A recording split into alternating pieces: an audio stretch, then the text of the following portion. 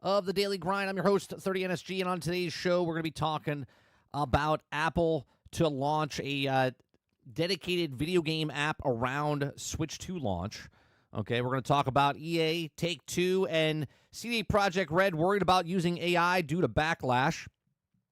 We're also going to talk about AMC Entertainment sets Memorial Day holiday weekend record for admission revenue, food and beverage revenue, and total revenue on the way to AMC's biggest weekend ever. So we'll talk about that as well. And we have other little stories here and there. We got Skull and Bones to talk about for a second. We got GameStop to talk about. And then we also have Mind's Eye to talk about. If you guys like what we do here, we do this Monday through Thursday from 10 o'clock in the morning till noon Eastern. Hit that like button. Hit that subscribe button. If you'd like to go above and beyond that, become a member as little as $5. Hey, chat, does my microphone sound soft, like lower to everybody, or does it sound good, okay for you? Because for some reason, when I'm monitoring it, it sounds soft. But what's going on, Eclipse? What's going on, Big Mo? Roic, Kylo. Who am I missing? Roic, I said Kylo. Roadkill, what's going on? Wonder Rose, Water Bear, good morning. It's lower, right? It does seem lower. I didn't touch anything. All right, give me a second.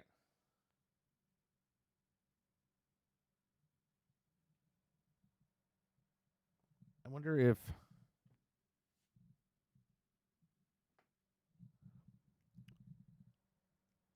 Let me know if that sounds better. Mo says it sounds fine to him. I think that sounds better.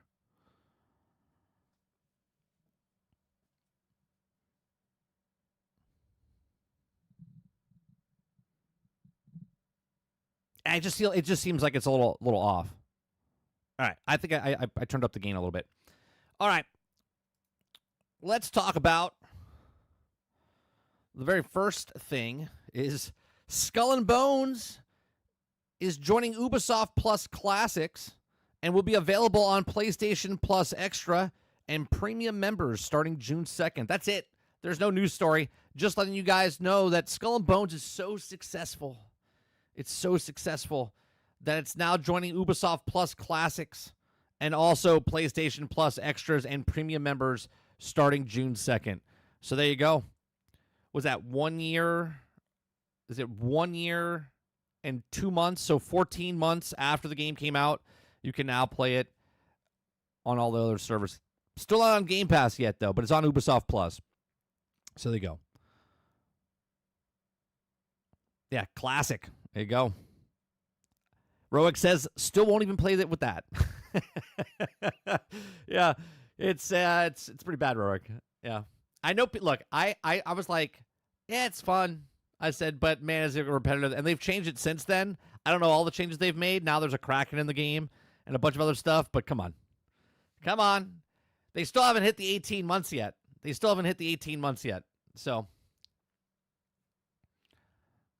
haven't hit the 18 months yet. Another story we're going to talk about real fast here is GameStop. Okay, GameStop purchases $500 million worth of Bitcoin. Look, I don't know if you know this. Everyone thinks that GameStop is selling games.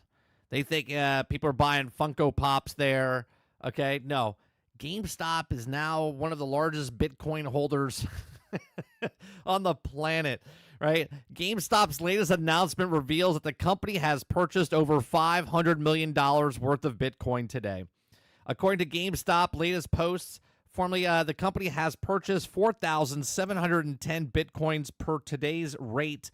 A Bitcoin is worth $108,000 at the time of writing this, and multiplied that by 4,710, and you realize that the company has invested $513 million in cryptocurrency. Okay, they announced it on Twitter. It says GameStop stock is on the rise too, recording the highest price in 2025's today. At the time of writing this, GameStop's corporate stock is at $35, $36.50 pre-market, a 5.96 increase over the past day, 11.71% increase year to date. The company observed a similar rise in stock on January 2025. However, today's price is the highest it's been for this year. At the same time, Bitcoin's price has been steadily increasing, experiencing 16.40% increase year to date. However, its price has fallen very slightly in the past couple days, dropping from 108,000 from 111,000. Last week, it's also last year's highest record price. On the topic of GameStop, the company has slightly shutting down more United States stores in the beginning of this year. Additionally, a recent claim stated that the most GameStop stores will have 100 Switch 2s at launch. What are your thoughts on GameStop purchasing a $500 million worth of Bitcoin? My thought is that GameStop is long gone. GameStop is a entity that you see there. It does sell T-shirts. It does sell used video games. Very rarely can you buy new games there because they're just not physical games anymore. So they're looking to diverse their portfolio, and they're going in on the Bitcoin, right? So I think this is sad. I don't know what's sadder, chat. I want to hear what you guys think. What's sadder, right? Because we're going to talk about AMC in a second for the theaters, okay? And you guys know I love movie theaters, okay? And we've talked about how theaters might not exist in the future, and I said, they need to turn it around, and we'll talk about that in a second. But what's sadder? People not going to the movie theater anymore, or people not going to GameStop to buy games anymore? Which one is sadder for you guys? Roadkill says, that's crazy. GameStop is buying Bitcoin. Like, what the fuck are they preparing to do? Well, they're worth like I think they're worth $8 billion, if I'm not mistaken. I think GameStop's worth $8 billion. House says, hey, Mike, a quick question. Do you think Bungie will go completely dark until early September before they launch? Well, you mean dark for Marathon, but not dark completely, because they still have Destiny 2 that they're still doing stuff. Crowded House says, does GameStop know something we don't? Yes. Yes, they do. Robert Jones, good morning. Oh, Jones. Yesterday, I posted something in our Discord. Hold on. Did you see the Battlefield 5? Because you said, is it dead, right? And I was talking from a standpoint. Where the hell is it? Yeah, right here. Okay. So this is Battlefield 5. Battlefield 5 sales first week, or first month, first 4 months, I think. Okay.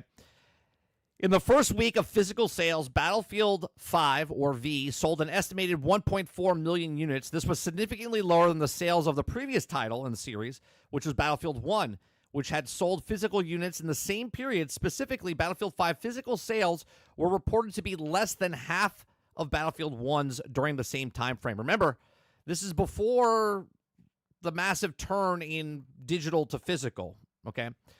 So Battlefield 5 physical sales were considered low compared to the previous installment of Battlefield franchise. During the first week of release, Battlefield 5 is estimated to sold only 1.4 million physical units, and Battlefield 5's physical sales were reported to be less than half of Battlefield 1's during the same time, okay? And then compare that to Black Ops 4, it was released. And then the stats of the Steam charts for that, let me bring those up real fast. Because yesterday we talked about it, but it was like right at the end of stream, and I had to run. So let me bring this up real fast. Because I remember buying, let's see, 2 months after the game came out. And again, we're using the Steam charts. This is not the one-all be-all, but this is like a barometer of what the sales were. So if we go back to when it came out, okay, this is when it launched. Look, it didn't become popular, right? I bought it here. I bought it in 2020 in December during the holiday sale, and I picked up 2 copies for $20. Okay? Not until they fixed it, September of 2021, which it launched in June of 2020. Not until September of 2021 did they make changes, and then all of a sudden people started playing it. Okay? So when we say the game died, most games have to make most of their sales in the beginning at full price. And this just didn't do it, right? This just didn't do it.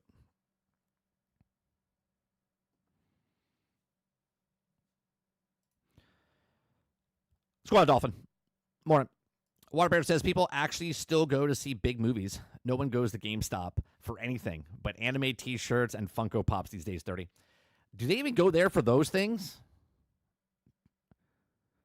Like, I honestly don't know why people go to GameStop.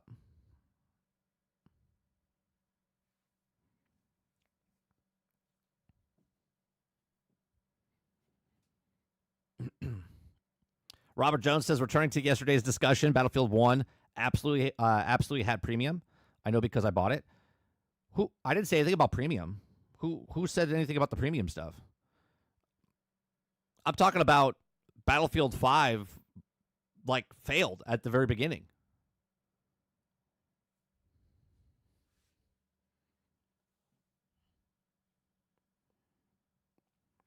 Battlefield 5, they told you not to buy it. It was a failure from the start.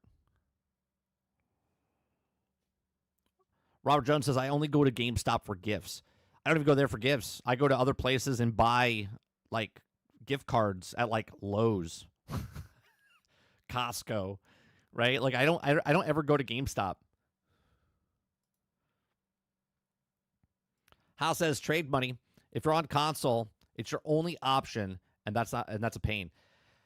I've never been, Hal, so I'll be honest. I've never been to GameStop to trade in anything. I never trade any of my stuff in. And now you really can't because you can't buy anything physical, really. But yeah, I've never bought anything.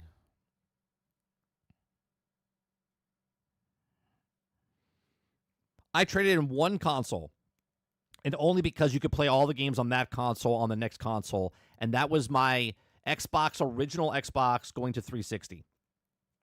I traded my original Xbox in for a 360, only because you could play the same games over on the 360, right?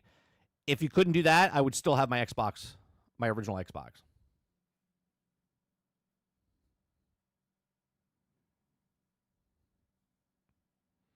Roadkill says I dabbled in some drugs in my lifetime, so I've basically traded everything and sold everything and then bought it all back every time. Big Mo says I go to GameStop for controllers and chargers, and there's pre-orders for consoles or collector's edition with status. Mo, you play Game Pass. Let's be honest. You play Game Pass, and there's Best Buy. You don't have a Best Buy? You go to GameStop over Best Buy? Most people just go to Amazon, right? How says that trade is how they justify the price of the Pro. Everyone said, I'll just trade it in my PlayStation 5. Most shopping at Game Pass, let's be honest. Coming in here every day with the hashtag, 15 hashtags of Xbox and Game Pass, and you're telling me you go to GameStop to purchase that stuff?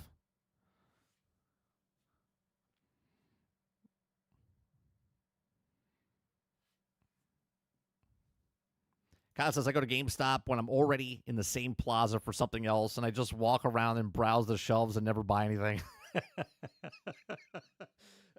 That's exactly what I do, Kylo. Like, I'm never going, I'm like, I have to go to GameStop. Never. I'm like doing anything else, and I'm like, oh, you know what? GameStop's there. Let's go inside there, and I'm like, I never buy anything. They're like, hey, can I help you? Is there something that you're looking to pre-order? I'm like, why do I need a pre-order from you? Can you explain to me why I need you to pre-order my stuff for me when I can just go home, click on the actual browser itself and pre-order myself if I did pre-order?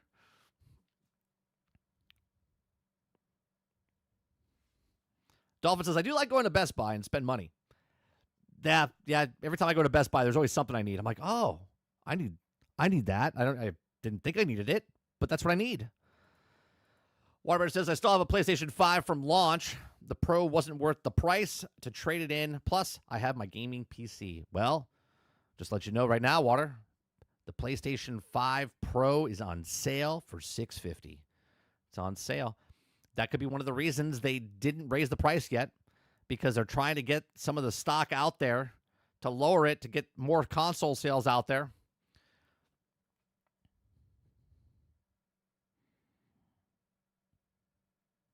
Rourke says, I go and do one lap around the store and leave. You walk in, you're like, hey, you keep your head down low because you don't want them to recognize you, Roic. You're like, hey, what's going on? Can I help you with anything? No, I don't need any help. I don't need any help. All right, have a good day. And you just walk out.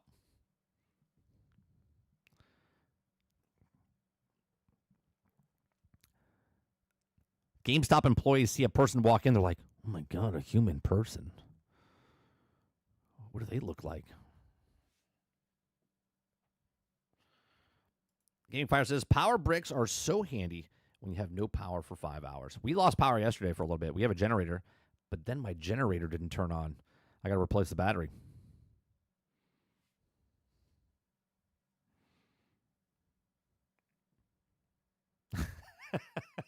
Robert Jones says, I go in, I look around, and I'd be sad. And then walks out. Kyle says, I do the same thing at Best Buy. I just like to walk around. Roadkill says, listen, Nintendo Switch to drop is looking pretty shitty. Is basically talk me out and not getting one. Wait, listen, Nintendo Switch to drop is looking pretty shitty. It's basically talked me out of not getting one. What are they doing? What are they doing, Roadkill? Nintendo talked you out of getting a Nintendo Switch? Is that what you're saying? Crowded says, I'm wondering how people are going to feel about the Pros model when they can't go to the GameStop anymore and you have to go through the trouble of selling everything online. Yeah, offer up, Facebook Marketplace. That's where they're going to have to go.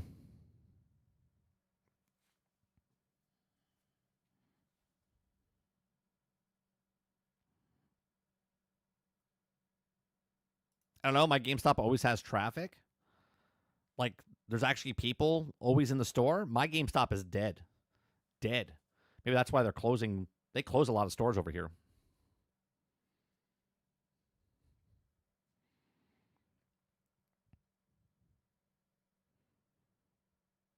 Kyle says, I will be in GameStop's #1 fan if they do a midnight release for GTA 6.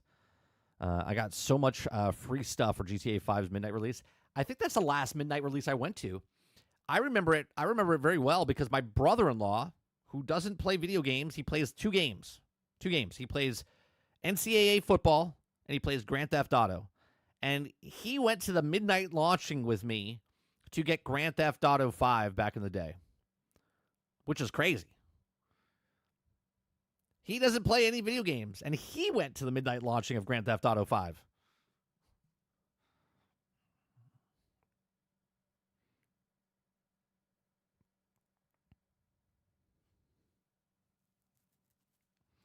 It was a fun time. I got like 4 free posters and a bunch of stickers.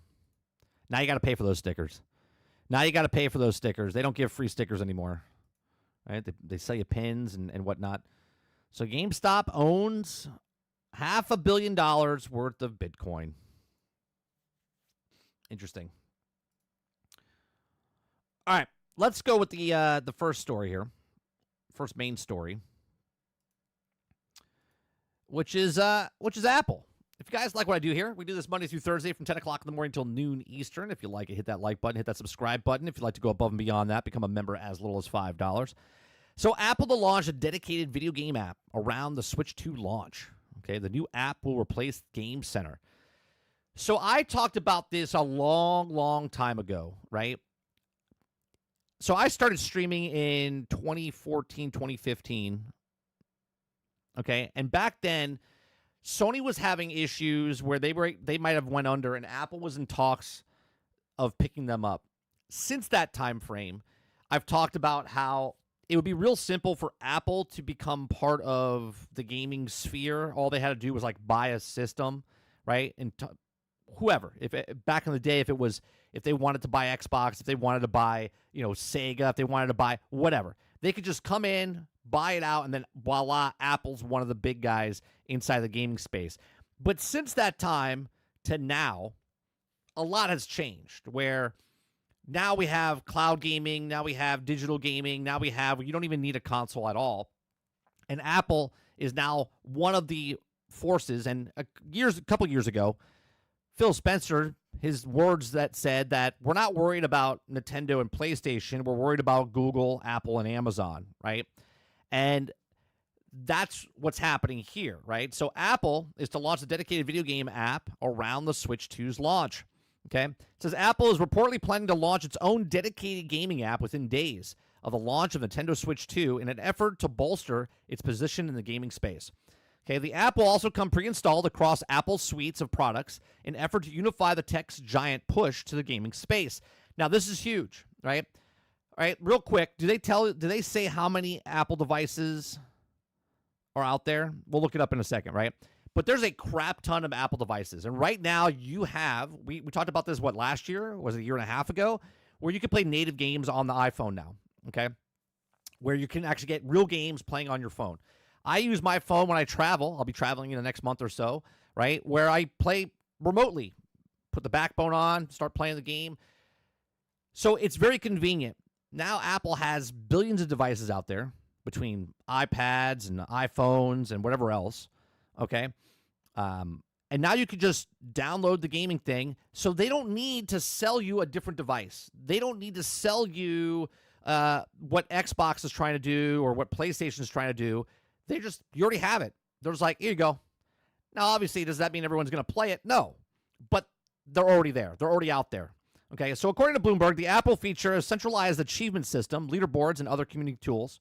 The app will be announced during Apple's Worldwide Developer Conference on June 9th, 4 days after the launch of Nintendo Switch 2.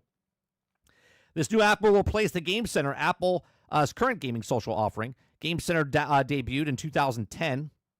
And while it remained part of Apple's video game infrastructure, since then it received a few meaningful updates. Apple's gaming app would also integrate Apple Arcade, which is a subscription service, gaming service, which also offers access to the new classic titles for a monthly fee. Editorial content about games and Apple platform will also reportedly be on feature with this new app. And this week, Apple made its first video game acquisition. RAC7, the two-person developer behind Apple Arcade 2019 hit Sneaky Sasquatch, will continue its partnership with Apple's internal studio to announce it on Tuesday. Now, speaking of digital trends, last year, Apple's Arcade senior director Alex Rothman cited that RAC7 Sneaky Sasquatch is one of the service major success stories, and we're here for consumers all over the world, those kids that want Sneaky Sasquatch birthday parties, he said, and I have no idea what the hell that is.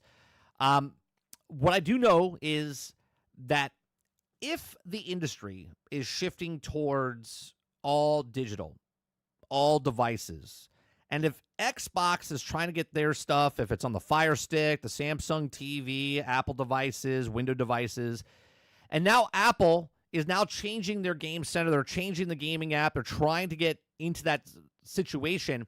Remember what I said, that it used to be Apple, Sony, and Microsoft all on one island.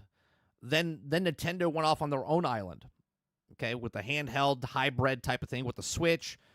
Then Sony went with the high-end. They went to their own island with the high-end gamers. And then Xbox said, we're going on our own island, and they went digital/cloud gaming, stuff like that, Game Pass. All of a sudden, Apple, right? We had Google a couple years ago dipped their toe in the water with Stadia, with the cloud gaming. A little too early, I would think, for what they did. Didn't have a good business model. They just kind of tested the waters out. Apple already has been testing the waters for years. You can play video games through your Apple TV. You can get it through your Apple phone, your iPads, whatever. So now they're shifting over. Now, I don't know how good this app's going to be, but the fact that they can just shift like this with the money that they have. Now, all of a sudden, let's say there's a new entity over here. Let's say everyone goes towards cloud. Everyone's going towards what Microsoft is going towards. Well, all of a sudden, now you have Nintendo and you have PlayStation, or Sony, I should say, which are still on consoles. They're massively on consoles. They need to sell consoles, and Microsoft just needs to sell. Now, Apple's trying to copy what they're doing. Well, let's say Microsoft, Apple, and Google are all doing their own thing over here now in this new island. Well, now Sony's antiquated, right? They're gone because they haven't shifted fast enough to get over here. So they could be the fourth one on the block, which they were number one in the consoles sector. But now if they have to go over to this sector, they could be third or fourth. I'm not saying that's what they are. What I'm saying is because of the shifting of what is happening in technology, all of a sudden, Microsoft has made the move about 2-3 years ago, and everybody else hasn't made that move yet in the console market, right? So it'll be interesting to see what happens. Let me know what you guys think. These are just my thoughts. Let me know yours in the comment section down below. Do you think Apple is positioning themselves to be a player in the gaming space, right? We know there's gaming there, but we as gamers, and when I say gamers, I'm talking about console gamers, PC gamers, we don't really look at Apple as a competitor, but they are, right? They are a competitor in the gaming space, if it's mobile phone gaming or now actual gaming, as we call it. Let me know what you guys think in the comment section down below. Let me know what you guys think in the live chat. Please make sure you share, like, subscribe, and if you like what I do here, check out some of our other videos. Thanks for watching. All right, let me see what you guys are saying here.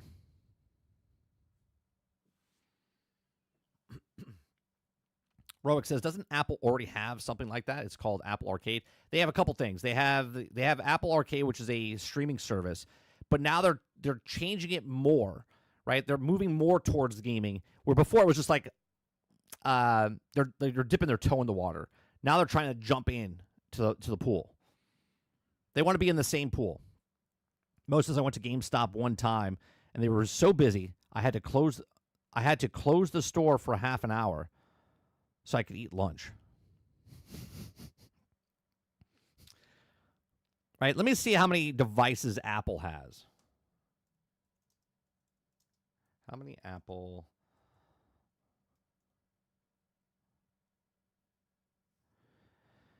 Okay.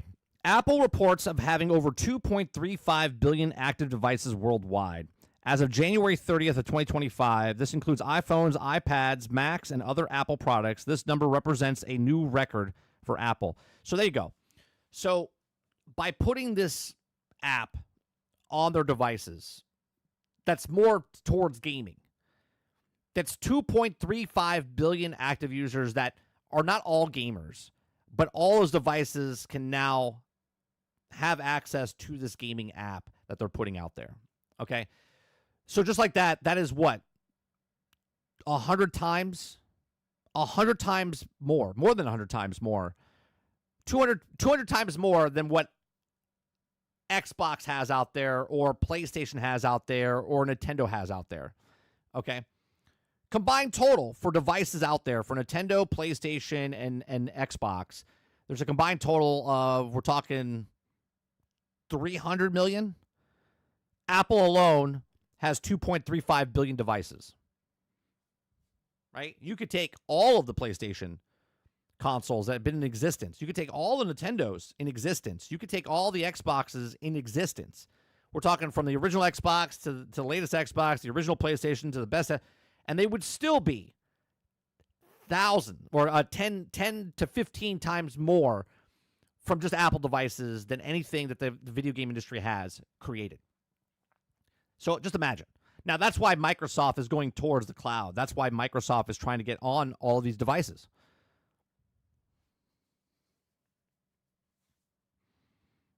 Oh, they closed it, not you.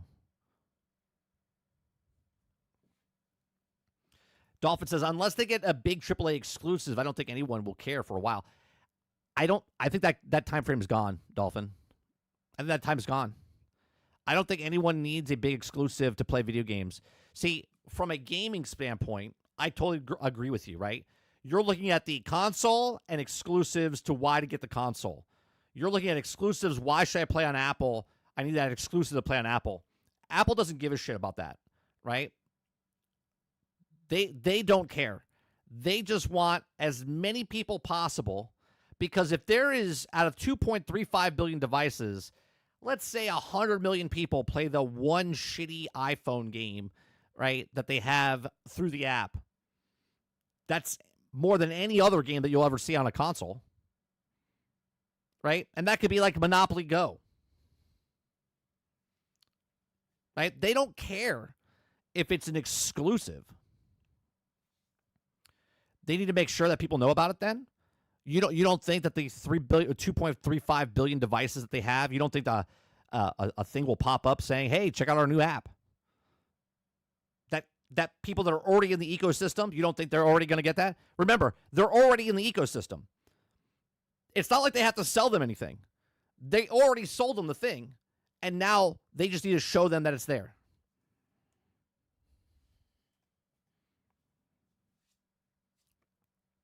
right? This is why we talk about the ecosystem. This is why we talk about that Microsoft doesn't care what game you play. They don't want the one game to be the game that you should buy Game Pass for. They're putting as many games on Game Pass as possible. If you're a real-time strategy guy, if you're a family sim or farming sim, if you're a hardcore JRPGs, action adventure, wide open, sandbox games, they're putting everything on Game Pass because somebody somewhere is going to go, oh, I like that type of game. And they're going to be in the ecosystem. Right? We as customers look at it and go, oh, this one game is sold 10 million units. But as the business, they're looking at, well, this sold 500,000. This game sold 1 million. This game sold 10 million. Roic says, with the newer generation, if they could play GTA 6 on the cloud from their iPad, I think that would they would without a question. Oh, for sure. That is another thing, though, Roic, right? We look at it as, even if you're in your 20s right now, right, you understand more mobile than people like my age. My son's 10. This is life. iPad, iPhone, they play games on these things, small screens, they don't care. They've conditioned them from birth to now. If you're 10, 12, 15, you've been playing games on a smaller device on your phone for a decade now, right? So they've already conditioned them. So by the time they're 20, by the time they're 30, it's going to be nothing. It's going to be, oh yeah, I play that all the time. What's going on, Sin? And we don't look at that. People look at that because we play the games that we play on the consoles that we play. We're like, this is it. If it doesn't do this, then it's not going to be successful. But the whole next generation is playing on mobile devices. Whatever it is. Android, Apple. So Apple's got 2.35 billion, right? Let's think about how many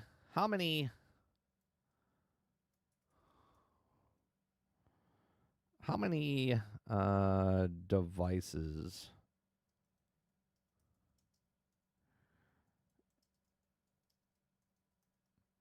Let's see. Globally, there are significantly more Android devices than Apple iPhones as of 2025. There are approximately 3.3 billion Android users. Okay. So 3.3 plus the 2.5, we're talking 6.1 billion devices. Since as I saw Mission Impossible over the weekend, I thought it was pretty good. I think I like Dead Reckoning more, though. Yeah, the part one was better. Sarge says this isn't about the games for the players. It's about the structuring and the ecosystem that you can also voluntarily pay to be a part of. Reoccurring revenue makes the bottom line. Looks good no matter what, how much trash. Exactly, right? Like, look how many bad things are on Netflix, right? How many shit movies and TV shows are on Netflix, but there's something there for somebody. Or I should say there's something there for everybody, okay? And as long as you're paying the $17 a month or the $15 a month or the $12 a month, Netflix is successful. They could have one show to promote and say, hey, look at Stranger Things. Stranger Things is such a big thing. But there's so much shit in all of that stuff, and yet they're successful because they're giving there's so much. They just want you in the ecosystem. You came for Stranger Things, but now watch something else. It's the same business model. Same business model. All right, so that's Apple's launch for the. We'll see what happens as it within a couple of weeks. We'll know what they're doing. The next story I want to talk about is EA, Take-Two, and CD Projekt Red, or Project Red, worried about using AI due to backlash. Okay, if you guys like what I do here, we do this Monday through Thursday from 10 o'clock in the morning till noon Eastern. If you like it, hit that like button. Hit that subscribe button. If you'd like to go above and beyond that, become a member as little as $5. Okay, we just have conversations. You know what I should do? I just realized we watched that one content creator like one or two times, the Real Fake Wizard, and I actually like what he did in the opening, because if you didn't know who the Real Fake Wizard was, he told you who his background. Like, why should you listen to him, right? Maybe I should do that, right? Like, who am I? right? So I've been playing video games for 47 years, well, 45 years, 44 years, okay? So I have a huge knowledge of video games, okay? Being on this planet for that long, playing the games since when video games started, basically, okay? And I also work in the film industry for almost 20 years, just shy of 20 years. So I have lots of education as far as movies, television shows, and video games, right?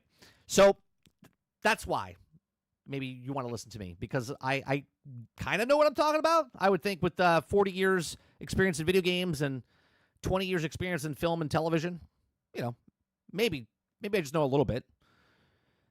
All right, so EA, Take-Two, and CD Projekt Red worried about using the AI because of backlash. Some of the biggest names in the gaming industry, including Take-Two Interactive and Electronic Arts, have acknowledged the use of AI technology in game development as a multifaceted risk, not least because of many players feel strong dislike towards such solutions. Look, let me tell you something. You guys know that I've been making videos. If you've been watching me, right, this channel alone, okay, I forget how many videos I have. I have like 1,200 videos, right? I do 4 episodes a week, okay, for the daily grind. I do podcasts. I do multiple podcasts. I do gameplay. I have like 1,200 videos. And I, just a couple weeks ago, made a full AI thumbnail, okay, about the John Walker Skip fight, right? Skip the boss fight. And I had someone go, why did you use AI? Like, because the people hate AI so bad, right? I was like, shut up. I was like, and obviously I made multiple thumbnails, okay? I tried it out. I tried out a full-fledged AI thumbnail to see what it would do, okay? And you could put multiple thumbnails, and it shows certain people one thumbnail and certain people the other thumbnail, and then it chooses which one is more popular. And someone disliked it, okay? So now let's talk about the AI being used to make video games. Okay, dislike towards such solutions, like while EA is some of the largest rivals, okay, it still is an artificial intelligence as a way of forward, and they're proceeding cautiously with the integration into everyday practices. Now, the earliest video game leveraging content automation technology dated back to the 1980s when developers first started experimenting with things like procedurally generation. However, it wasn't until 2010 as such solutions really started gaining momentum and evolving into more solidified systems in terms of large language models. Okay, the release of GPT-2 in 2019 marked a turning point in spawning projects like 2019 AI Dungeons, which showcased the potential of generative AI to drive not only level design, but storytelling. Since then, the tech industry has also preceded solutions of leveraging AI creation, illustration, textures, voice, amongst other types of media. Although the progress on this front is showing no signs of slowing down, it's actually exponentially speeding up, many vocal gamers fundamentally opposed to the idea of generative AI. Well, here's the thing. Movies used to be, and here's the comparison I'm gonna put. Movies used to put all in-camera special effects, okay? Like, for instance, there were special effects back in the 70s with Star Wars, but they were miniature models that they made look like large ships in space, okay? But they were built. Those things were built. But they used special effects, which is AI generated and stuff like that, to trick you to think that these were actual spaceships, to make you believe what it was, okay? No one had a problem.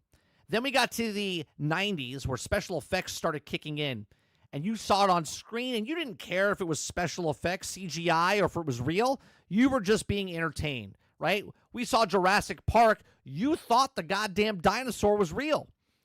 Obviously, it was CGI. Yes, they made the actual dinosaur, but they also blended it together to make it interactive. So you, the customer, didn't care if it was fake or real. You just wanted to be entertained. So the more that this stuff happens, the more people push back and say, well, I'm not going to watch it if it's, AI. You're not going to know. You're not going to know if it's AI. We watched the video last week.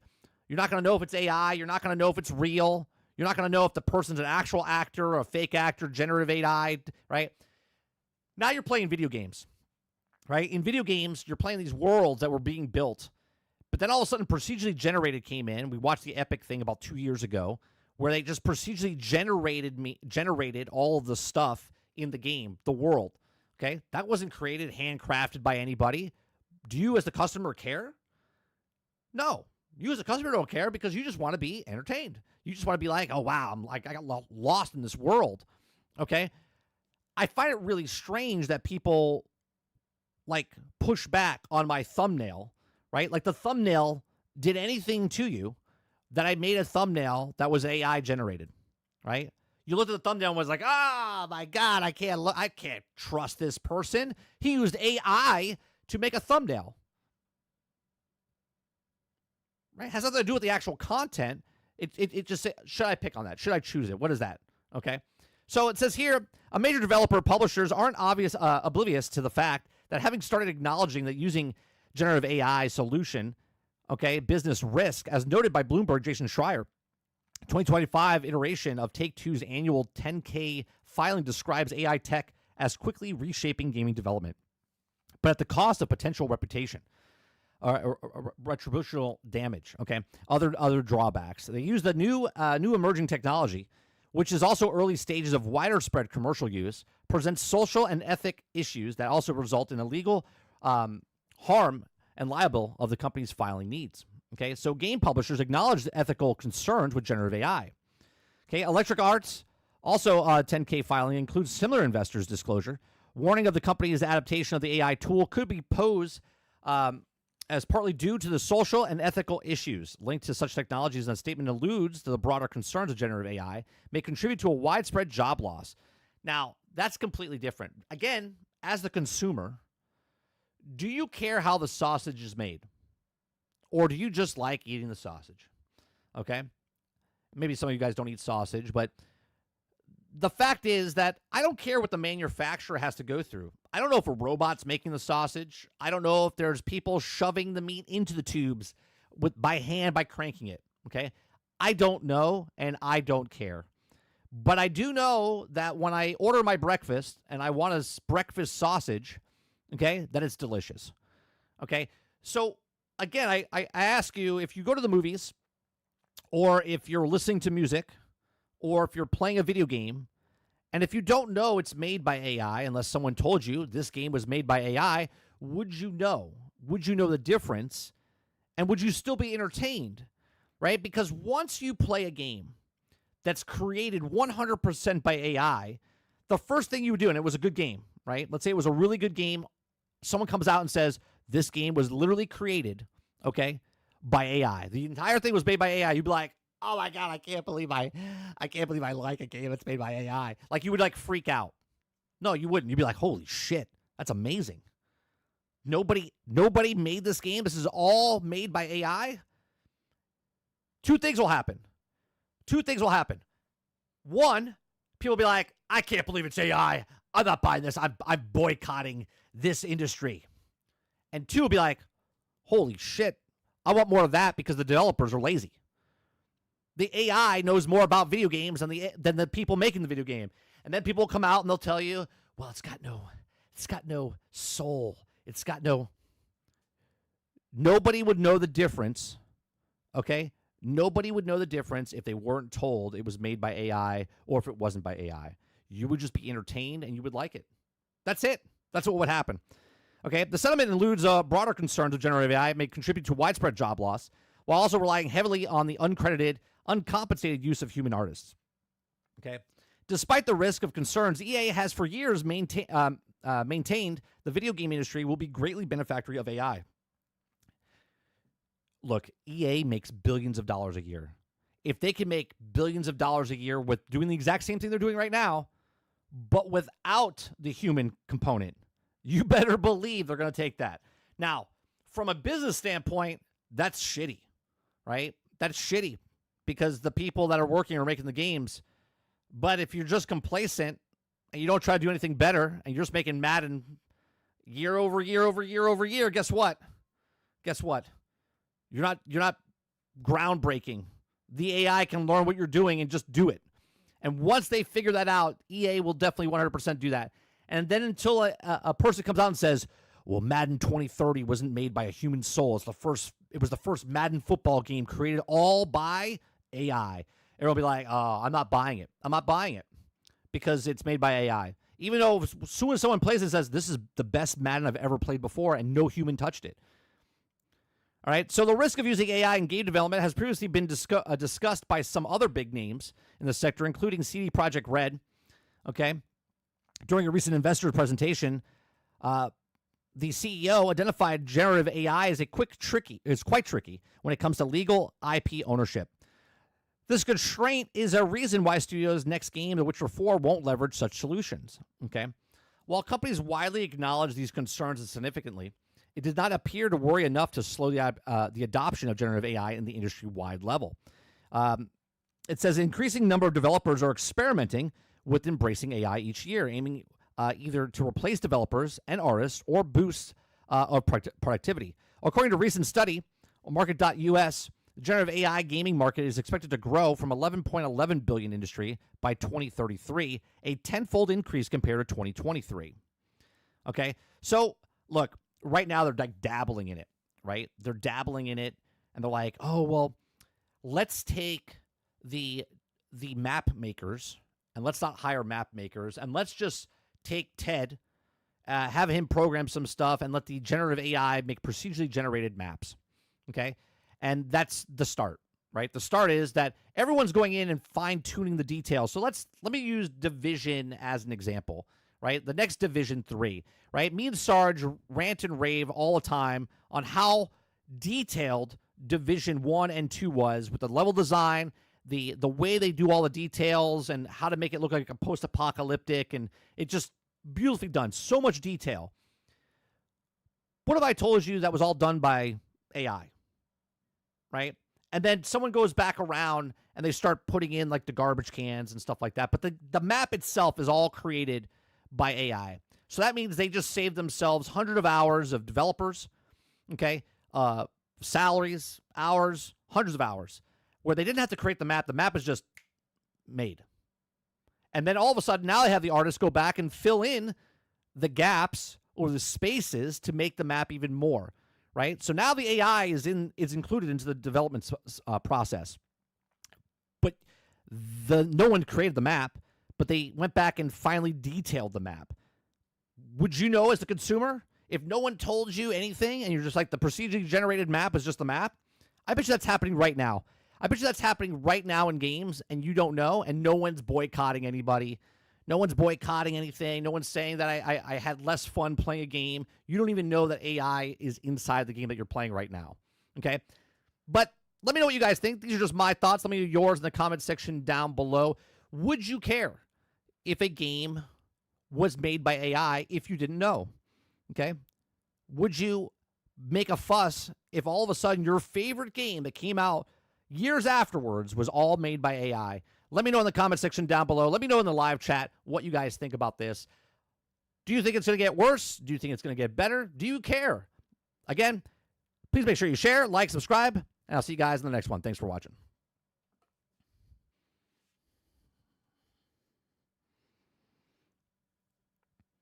Robert Jones says, if it's good, I don't really care.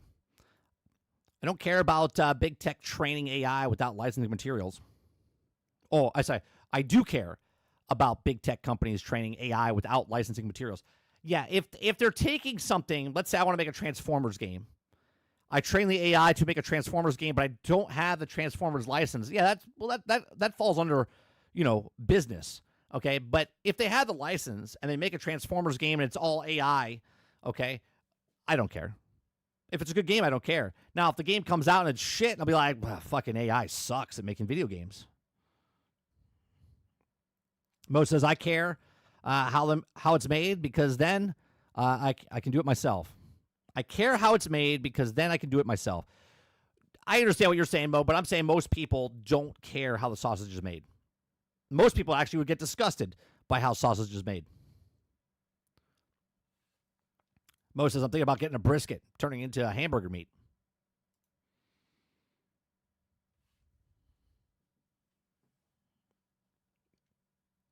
Mo says the finals has AI. Didn't they do voice lines from AI?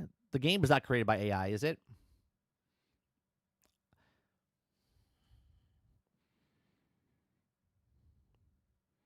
Water says, well, AI might make Madden better. Could. Can't make it worse, I don't think. Waterbear says, I heard Division 3 will have 16 times the detail. Kyle says, then games shouldn't be $80 if that's the case, in my opinion. I hate to break it to you. Kylo. The games will still be $80 because not only can they make the money now where they're not paying employees, but then they can lower the cost of the actual gaming product. Instead of making a $200 million game, they'll tell you it's $200 million, but it really only cost them $50 million because the AI created it, and they'll charge you $80 for it. Hal says, I think I have the Division 2 and the DLC. I should play that. It's good. Division 2 is good. Well, I'm not going back and play it anymore. I'm kind of burnt out on the whole what they're doing, but I played it for years and years, 5 years. Waterbear says, to be honest, if they didn't know, how couldn't tell the difference, then no, I wouldn't care. As long as the game is good, that's really all there is to know. Right. El Nita says, I don't give a shit. Give a fuck if it's good. Right. If it's good, everything is taken away, right, El Nita? Right? If the game is good, you don't care if it was made by dogs. Like, dogs made this game? Well, that's amazing. Right? Right? You wouldn't care.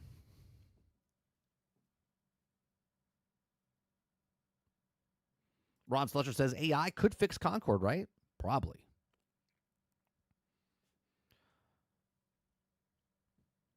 Waterbeard says, I think AI broke Concord.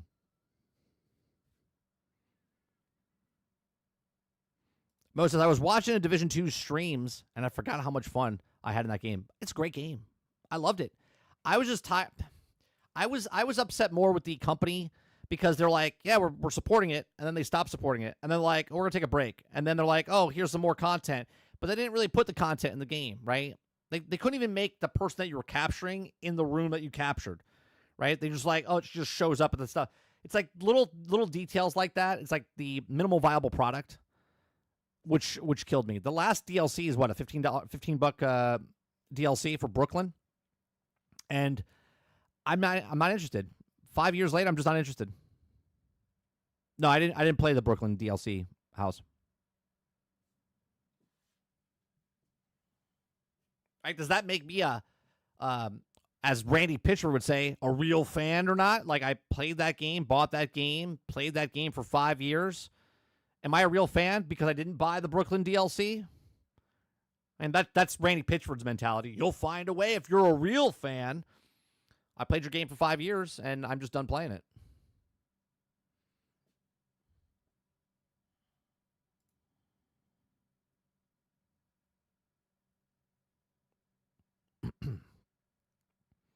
Yeah, it'd be interesting to see what happens with the AI, the way AI does, right?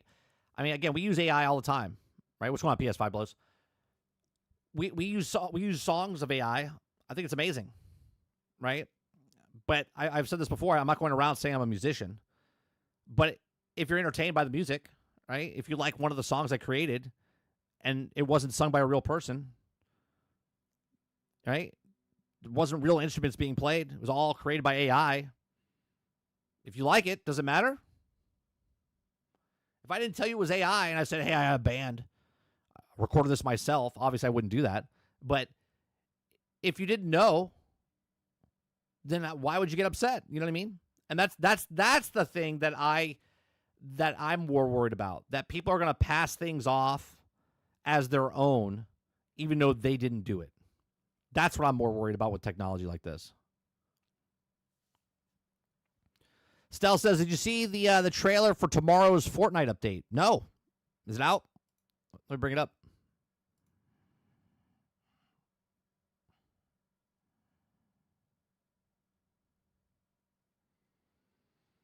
Let's look it up.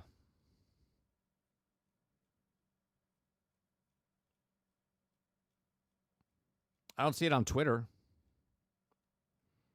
Did they already announce it? Did they already show the trailer, or was it like leaked?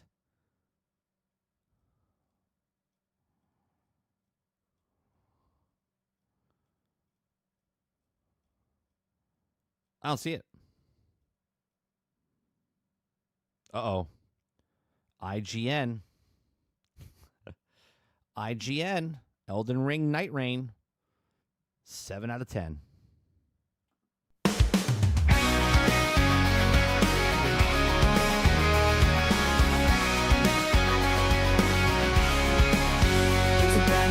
Just hit the scene, all the gamers hyped is the next big thing. AAA title or a quirky indie gem, what's the verdict? Oh, here we go again. Graphics are stunning but the story's a sin. Gameplay solid but it's just not fresh within. No matter how it shines or where it might land, IGN's got a score that we all understand. Graphics are stunning but the story's a sin. Gameplay solid but it's just not fresh within. No matter how it shines or where it might land, IGN's got a score that we all understand. 7 out of 10 is the favorite groove. No matter the game, that's our go-to move. Is it good? Is it bad? We'll never really know. 7 out of 10, it's the same old show. So when Elden Ring Night Reign is played exactly as it was designed to be played, it's one of the finest examples of 3-player co-op game around. But the harder to do than it should be, and playing solo is poorly balanced. Oh, well, you know who would love this? John Walker. John Walker would love this. John Walker would love this. Aku says 7 out of 10 because there's no journalist mode. Get good. 7GN. $5 super chat. Appreciate it. So ridiculous. They said it was hard solo.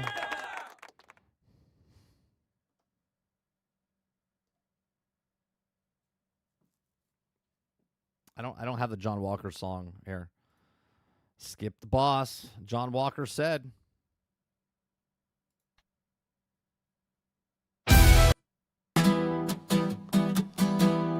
Well, I booted up south of midnight, feeling fine. Got my spells, my sass, I'm ready to shine. Then boom, big beast, 20 arms, breathing fire. I died so much, my controller retired. I tried to roll parry and dash on cue. Game said, get good. I said, nah, I'm through. And right when I almost snapped and quit, I heard a whisper, a gospel hit. Skip the boss, John Walker said. Just walk on past, don't be misled. Games ain't chores, they're meant for fun. So let that angry dragon stay undone. You ain't gotta... Yeah, I'd say you gotta get good. You gotta get good. People are upset because it's too hard solo. We can't make this stuff up. We can't make this stuff up. It's just so silly. So silly.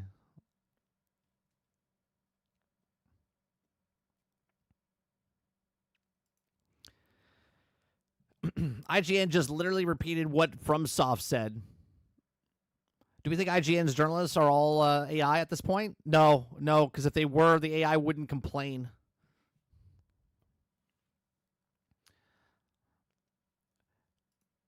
What is the... I guess I'll look it up. Was it Fortnite trailer stealth? We went down the rabbit hole here. We went to go look for Fortnite new trailer, and we ended up.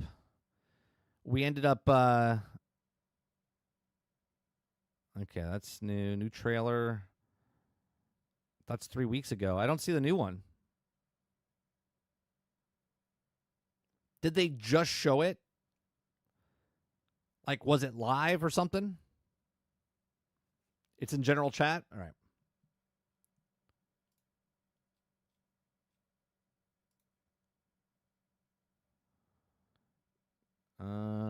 Thank you very much. Oh, retry. Something went wrong.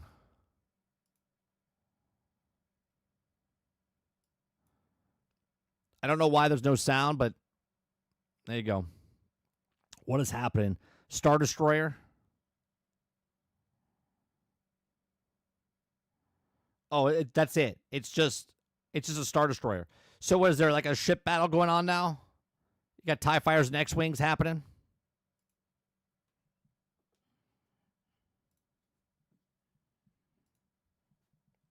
Interesting. Most interesting. This right here, okay, this right here says it all. This says it all. This is what Star Wars has turned into. What was a space opera about good and evil, okay, is now memeable. That's what it is. That's it. You put a longer one in general? Okay. Da, da, da, da, da.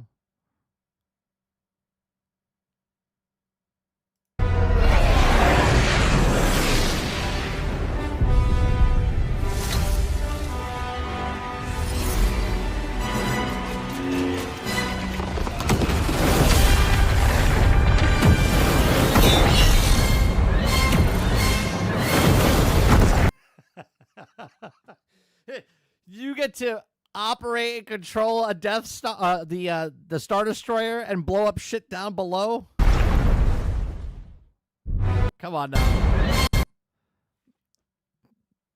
That's the Godzilla thing. Basically, you have to find the portal. Instead of going into as Godzilla and run around Godzilla, you get to be the Star Destroyer. And then the Star Destroyer you probably have to blow out of the sky. Bro. My son's going to have a blast.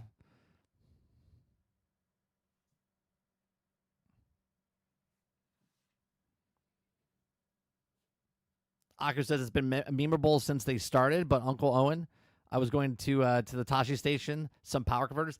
You know, I get that. What I'm talking about though is it literally turned in from, I don't know, it turned into a phenomenon, pop culture type of thing, and now you have Luke Skywalker and Darth Vader dancing in a game, right? We have people that look at Fortnite and look at John Wick, or they look at Darth Vader, or they look at Indiana Jones, and look at these guys, and they're like, oh, that's the guy from Fortnite. That's the guy from Fortnite. They don't say that's Darth Vader from Star Wars. They say, oh, that's the guy from Fortnite. That's crazy to me.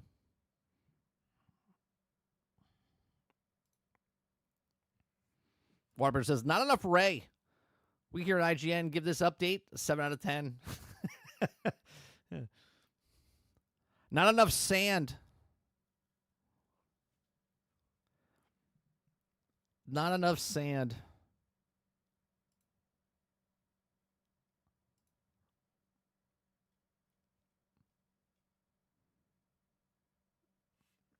Let me see what else is going on here.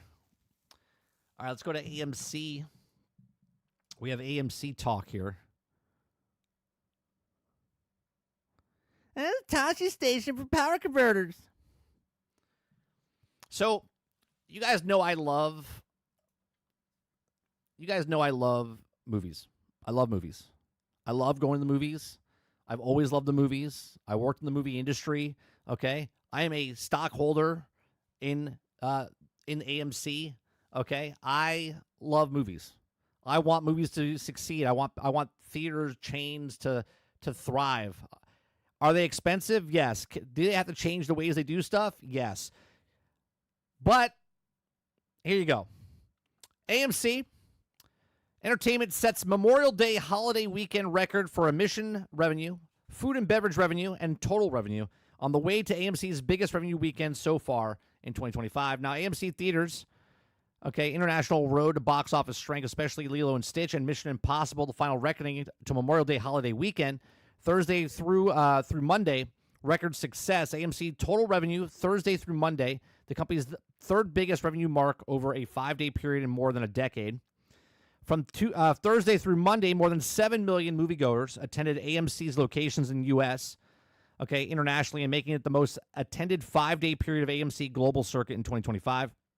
It says attendance also struggled throughout the entirety of the weekend. AMC's records highest attendance in Fridays, highest attended Saturday, and highest attended Sunday in 2025. I think Lilo and Stitch and Mission Impossible took in a total of like $350 million for the weekend, if I'm not mistaken. We'll look at that up in a second. Okay. All told, more than 7 million moviegoers visit AMC's in the United States. That's just AMC's, by the way. That's not the other movie chains out there as well.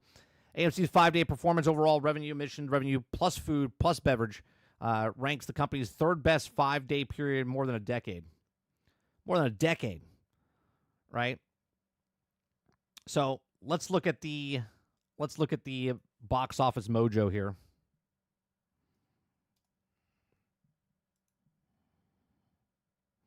Right, Lilo and Stitch on Monday brought in 36 million. Mission Impossible brought in 15 million. Over the weekend, Lilo and Stitch broke $361 million worldwide, and Mission Impossible brought in another $206 million worldwide. So combined total worldwide, obviously that's not just AMC, it's worldwide. They combined for almost $600 million between these just two movies, right? Which is good, and at the same time is bad, because yes, they made $600 million, but there's less people going to the movie theaters. Less people are still going to the movie theaters, but because theater prices are higher, because concession prices are higher, they're making more money. Okay, so Mission Impossible had 3,800 theaters, and Lilo and Stitch had 4,400 theaters. You could tell the difference between. So when I went to go see Mission Impossible, okay, IMAX was all sold out, okay? So the theater I went to was in one of the smaller theaters. We had this conversation about 2 months ago. I talked about how Disney has contract after contract after contract where they take the movie and put it in the biggest theater, okay? So obviously, if Lilo and Stitch is in the big theater and it holds 250 people, 300 people, but then Mission Impossible sells out, but they're in 75 theater seats, okay? Disney's going to outsell you because they're stopping you.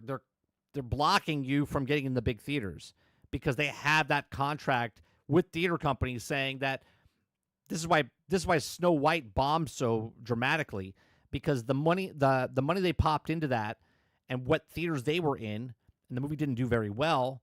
Well, it stopped other movies from not doing well because they couldn't get into the big theaters, right? So, for instance, in a smaller theater, you have to sell 3 full-out theaters for Mission Impossible in the smaller theaters than the one theater that Lilo and Stitch was in, right? So you can see that the difference, hence why the giant discrepancy from Lilo and Stitch to Mission Impossible. That also kids, family of 4 go into, a Disney movie where maybe 2 people go in on average for Mission Impossible type of thing, right?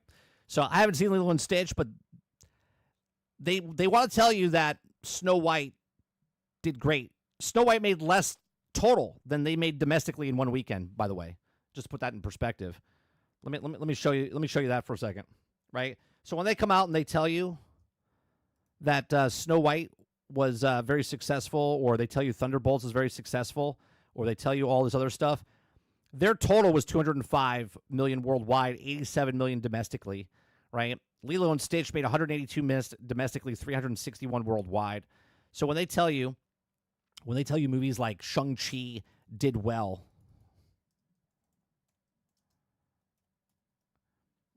right? When they tell you Shang-Chi did well and it opened up, right?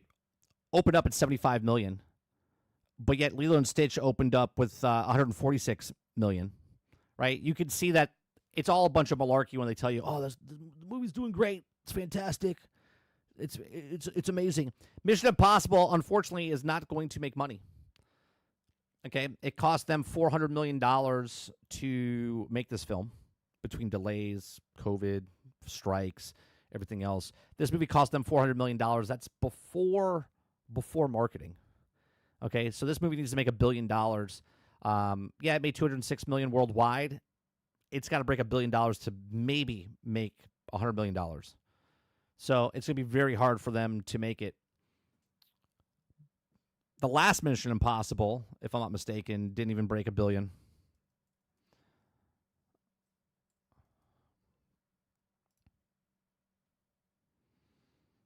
We got, that's the Final Reckoning. We had Dead Reckoning. Was that 2 years ago? The Dead Reckoning came out? Jesus. Right? That only ended up making $571 million. If the last movie if this next movie, part 2, makes what this makes, they possibly have lost $400 million. That's insane. And it's a good movie. But there's less people going to the theaters. Right? That's insane. So if we go to, what is it? That's 2025. That's Fallout. We got Rogue Nation. There's Ghost Protocol.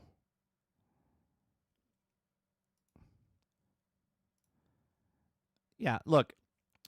Fallout in 2018 made $824 million. No, nothing in the Mission Impossible franchise has made $1 billion. None of them. None of them have made $1 billion. So this movie's going to lose $400 million. And it's not a bad film. Right? Not a bad film. So it's nice to see that people are going to theaters. But still, there's more people that are not going to theaters. There's less people going to theaters now. We did this story about 2 months ago. Less people are going to the theaters. But they're still making a shit ton of money because they're charging more. Lilo and Stitch was so good. I haven't watched it. We probably won't see it in theaters.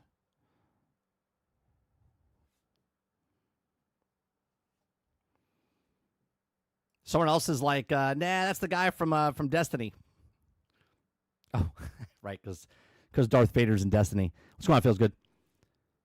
I'm waiting for the live action Elden Ring movie, A24. That'd be interesting to see what happens.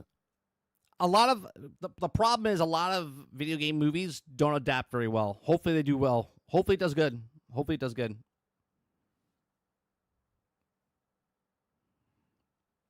Kyle says, yep. One weekend it earned more than Snow White did in its entirety. Yeah.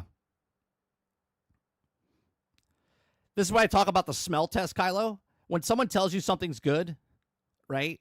And then you look at the numbers and you're like, it might from a viewer standpoint, you could say I liked it. But from a viewer standpoint, you can't say it's successful when, right? Like if someone watched Snow White and was like, yeah, it was good. Fantastic. But to say that it was a smash hit, that's false, right? That's false. I like Mission Impossible. It's going to be a failure to the box office. Now, think about this. I say all the time, 10 movies come out from the studio, 3 will make money, 7 will lose money. The fact that this movie will be one of those movies that loses money is crazy. The last one lost money because it was over budget as well. The problem with this is this is why the 80s movies were so good. 80s movies were so good because they only cost a couple of $1 million. A blockbuster film in the 80s was like $10 million. Now we're talking about $300 million, $400 million, and the industry's dying, right? Do you see any comparisons here about video games where video game AAA studios, quadruple A studios are making $250, $300 million, $400 million, $2 billion game? A lot of them can't make it. Hence, all of a sudden, the indies that come into the town where they only spent $30 million, $50 million, and they sell 5 million copies is much more manageable than these outright blockbuster films, right?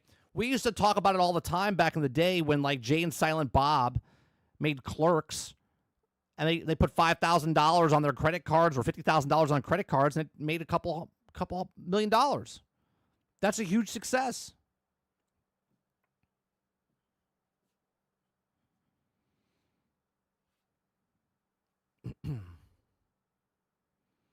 Hal says, can they start by removing the dusty 40-year-old carpets and mop the sticky floor shit?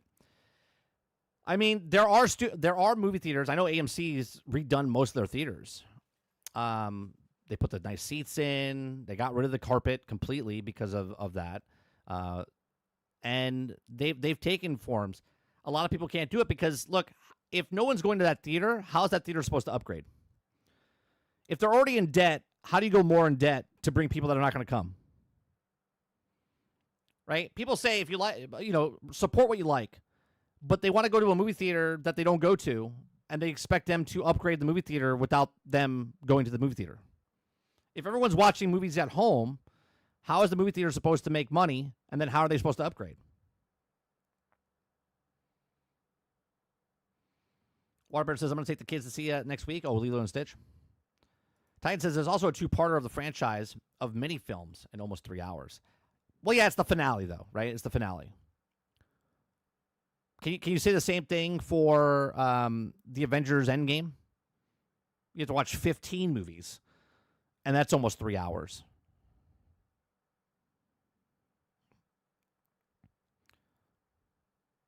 Roadkill says the horror genre industry is popping, dude. Watched so many of the new horror movies. I mean, well, horror movies are some of the most profitable films. That's why there's so many of them, because they're cheap to make.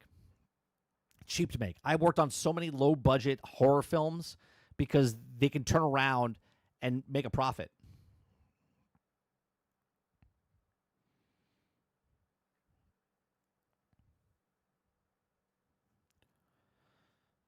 Roic says, my movie theater has reclining seats, and then a person comes around, so you can also order snacks and whatnot. Right. There's a couple of dine-in theaters like that. There's a franchise in Texas called the Alamo Draft House that has that, where it's like every other row. So they like removed one row of tables or seats, and they put like a table there. So then you can like sit and eat your food, right? And people come around, they take your order while you're waiting for the movie to start. They come around, they ask for your stuff. Disney does it. Lots of theaters do it. That's a nice thing, right? The food, you're coming there. Where if I'm going to pay $15 for food, I don't want like a frozen pizza shoved in an oven, right? I want like actual food, burgers, steak, whatever, right? I'll be willing to pay for stuff like that while I'm sitting down watching a movie.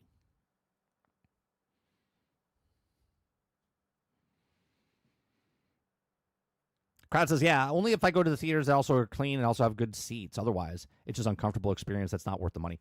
Well, if it's a brand new theater house, it's easier for them because it's brand new. They just built it, and it could be modern. But if it's one of those older theaters in your area and no one goes to the theater, how are they supposed to upgrade? They're like in debt, trying to scrape by, and they just can't do it. Now, obviously, if people support and do stuff for it, but they don't. Old theaters can offer discounts, right? But even at the discount, though, Titan, people don't want to walk into the theater where you have that musty smell. You know, you ever go to a dollar theater? You get in there and you're like, why does it smell like mothballs?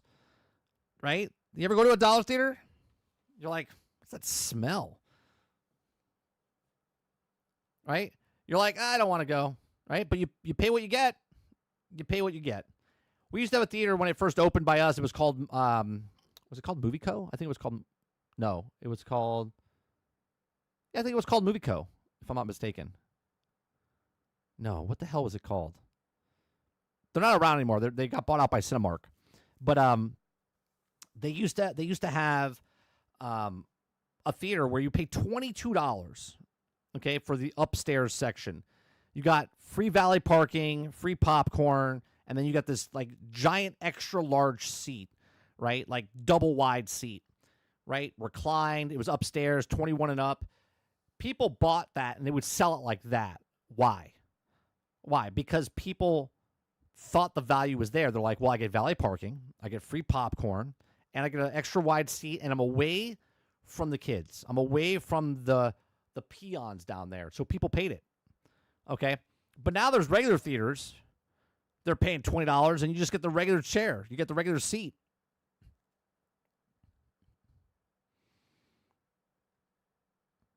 If it's that bad, either double down or renovate or close, I guess. Right. But put yourself in that situation as a theater owner, not a franchise theater owner, a theater owner. Right? You're an independent theater owner. You got pushed out because malls are closing. You're in a shitty mall. You're going up against Netflix and YouTube. People are stealing and ripping movies left and right. And your costs are extremely high. You want to put money in, but you're already in the hole. So you're like, I can stay afloat by just what it is, or I double down, put more money in, and then I go bankrupt. What do you do? Aku says, dollar theater, musty, dirty, and probably has several of your local drunks in the back making out. That's very true. Ron says, why is popcorn so expensive? Popcorn is so expensive because the movie theaters make money off of the concession stands. They don't make money off the ticket sales. I've had this conversation with the Disney prices. Disney has a contract. I don't know what it is today. So me speaking of this is 20-year-old knowledge when I worked in the movie industry, movie theater industry, before I got into the movie industry. Okay. Theaters make $0 off of the ticket price the first week. Okay. They make 100% of the concession stands. Okay.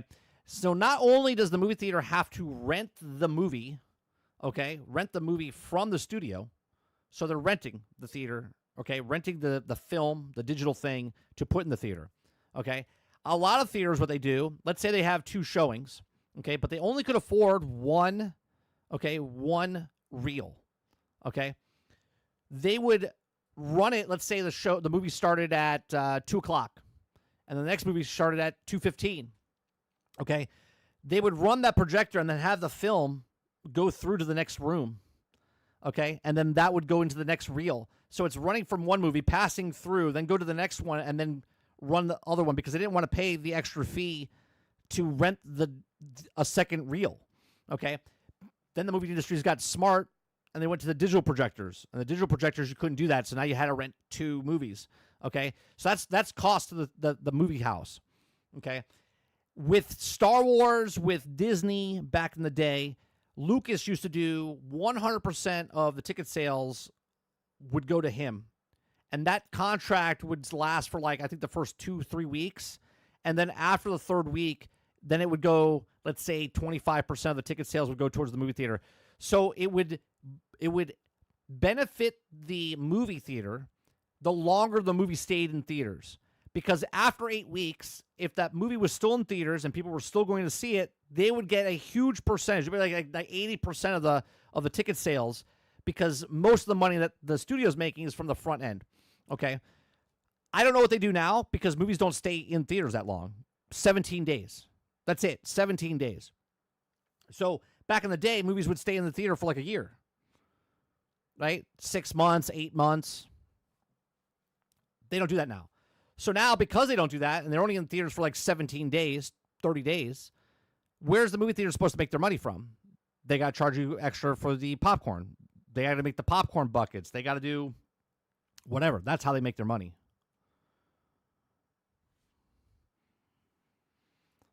I got Game Pass for movies. I can go whenever I want. Oh, do you got the AMC one, Mo, where it's like 3 movies a week?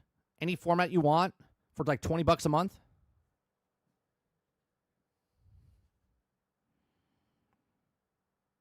Houses, I don't know, dude. Buy a mop, pay for cleaning company and steam cleaning. Musty, dusty. You can't get it out. You gotta do $1 million renovation for shit like that. It's like a fucking dungeon in there.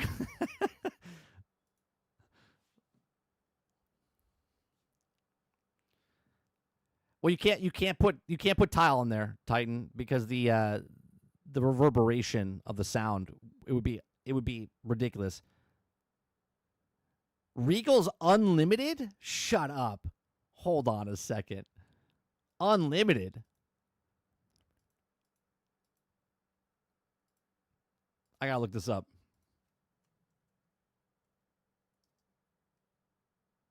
What is the program called?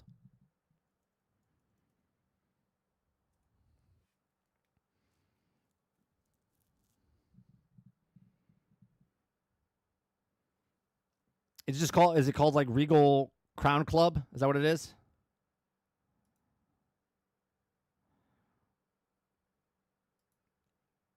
Regal Clown Club Movie Theater Loyalty Program. That's a loyalty program. What's earn credits to get movies, member exclusive deals. Upgrade your movie membership. Learn more about unlimited movies. What the hell? This is why they can't make it. Regal Unlimited Movie Theater subscription. Okay. See everything in Regal Unlimited. You can also see everything in the interests you in the big screen with no worries. There's no risk because the ticket is already paid for. There's no blackout dates, no limits to how many movies you can see in a day. In a day. Premium formats. It's also if you want to see the movie premium format like 4DX, IMAX. Perks are see any movie anytime. 10% off all food and beverage. A free large popcorn soft drink gifted of your own birthday. Early access to new movies and Regal Unlimited screenings. Opportunity to bring friends for free to select showings. Regal Unlimited, 100 credits per dollar spent. Birthday gifts, unlimited movie tickets. Movie subscription plans. Regal Unlimited plans start in either 3 months or 12-month subscriptions. You can either pay in full, committed up front, pay monthly, and you can earn free month to Regal Unlimited when you refer a friend. 21 for Regal Unlimited. Access to 148 theaters.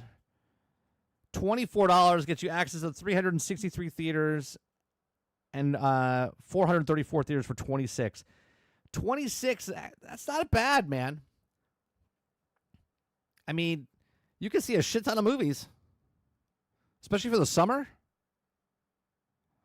That's crazy. So that's per person, right? Pricing per month plus tax. That's per person, $25 per person.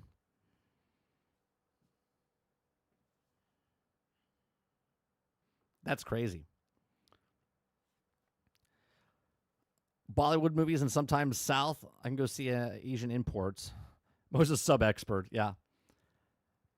Yeah, AMC has something like that as well. I think it's $20. I think it's $20. Let me see. But it's up to only 3 movies a week.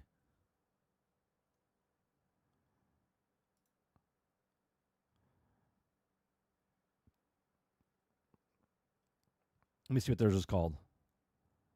Theirs is called Stubbs, or it's Stubbs Premium, or whatever it is.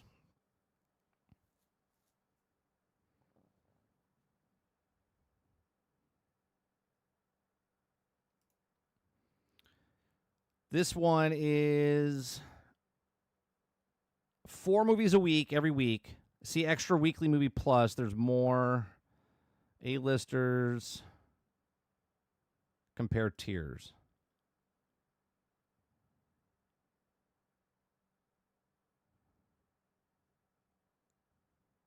There's something with it's like 3 movies a week.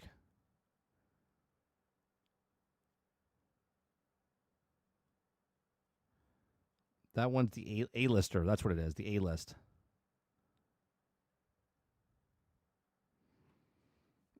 Yeah, this one's up to 4 movies every week. Right? No blackout dates. 4 movies every week. I mean, it's not unlimited, but you know, I don't know what the price is though. You got to sign up for it. I think it's like 20, 25, some of the same. I think it's the same price.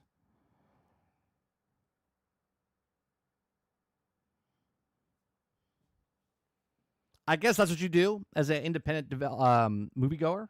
Like if you own a movie theater chain and you want to upgrade, I guess you try to make unlimited movies for a membership and have enough people that pay that membership to have the influx of cash instead of getting investors.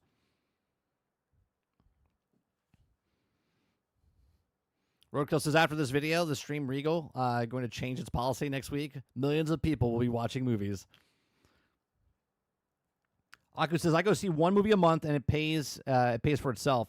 See more than that, and you're winning. Yeah, 2 movies. That's all you need to see. 2 movies and you'll be good. Regal is Xbox. AMC is PlayStation. AMC is the biggest chain. Yeah, they own like 1,400 theaters or something like that.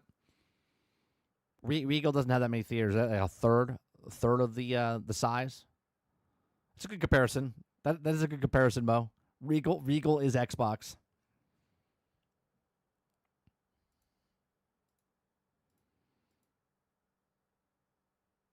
We have an AMC real close by.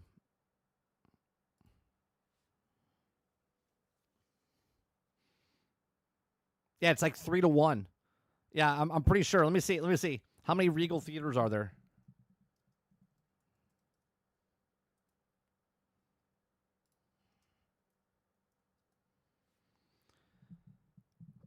Regal has 420 theaters. right? 420 theaters, a total of 5,720 screens in the United States. Okay. And AMC has 900 theaters and has 10,000 screens. So almost double. Almost double.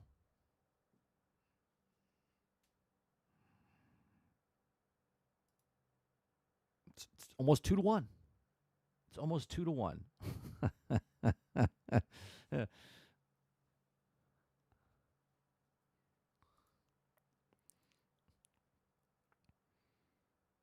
Yesterday we talked. We didn't talk about this, but we brought it up at the very end. So they showed the casting for the next Harry Potter, and these are the kids. Harry Potter HBO series cast Harry, Ron, and Hermione. Okay, I said that she looked like Jenna Ortega's like little sister. That's not her though, obviously. But those are the kids that are playing. Now, I know what people look at. They look at her hair and her ethnicity or whatever. I think she's fine for Hermione. I think these kids' lives are changing forever, by the way. I don't know if they're like 9 or 10 years old, but to get catapulted into these 3 iconic roles, you know what I'm saying? Like, roles come along once in a lifetime, stuff like this, okay? So these 3 kids' lives are going to be completely changed for the next decade. So these are the next 3, and it's different than the first time, you know what I mean? Because the first time, they didn't know their lives were going to change. And now all 3 of those actors try to stay away from Harry Potter as much as possible. So now you have these kids coming in, taking the place.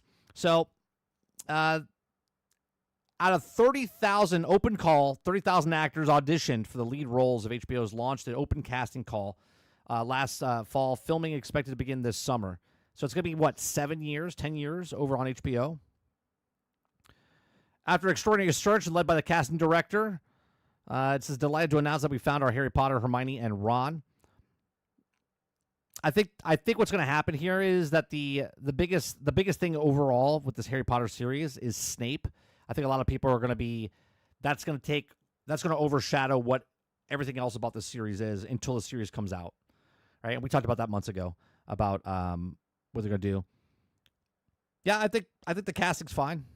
You know what I mean? I mean, her skin tone might be a little darker than normal because of in the books how they describe Hermione, because she is super white or paled skin type of thing. So it'd be very interesting to see what they do, but I think it's fine. It's not their fault, you know what I mean? They're just the kids that auditioned for the part and stuff like that. I think he looks good for Harry Potter. I think he's going to do good. I think he looks good as Ron. I think they'll probably lighten her hair, I would assume. But we'll see. Yeah, she's half-blood, yeah.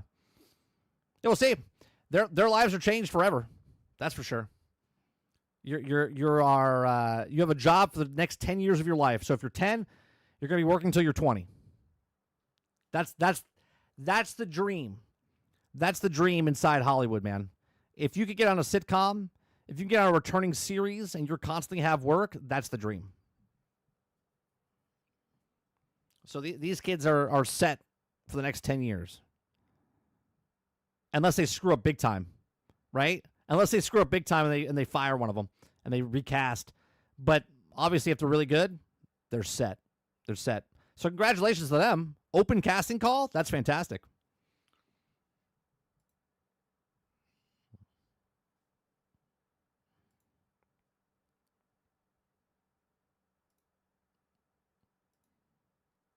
All right. We talked about Mind's Eye a couple days ago. Was it last week or was it it was 2 days ago, wasn't it?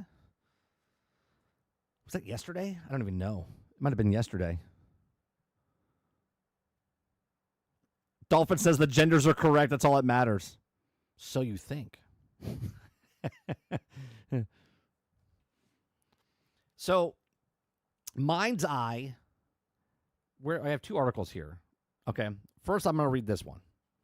This comes from IGN. Was it last week? I don't even remember anymore. Okay. Mind's Eye co-CEO claims that there is a concerted effort by some to trash the game, and the studio suggests people are being paid or using spam bots to post negative comments.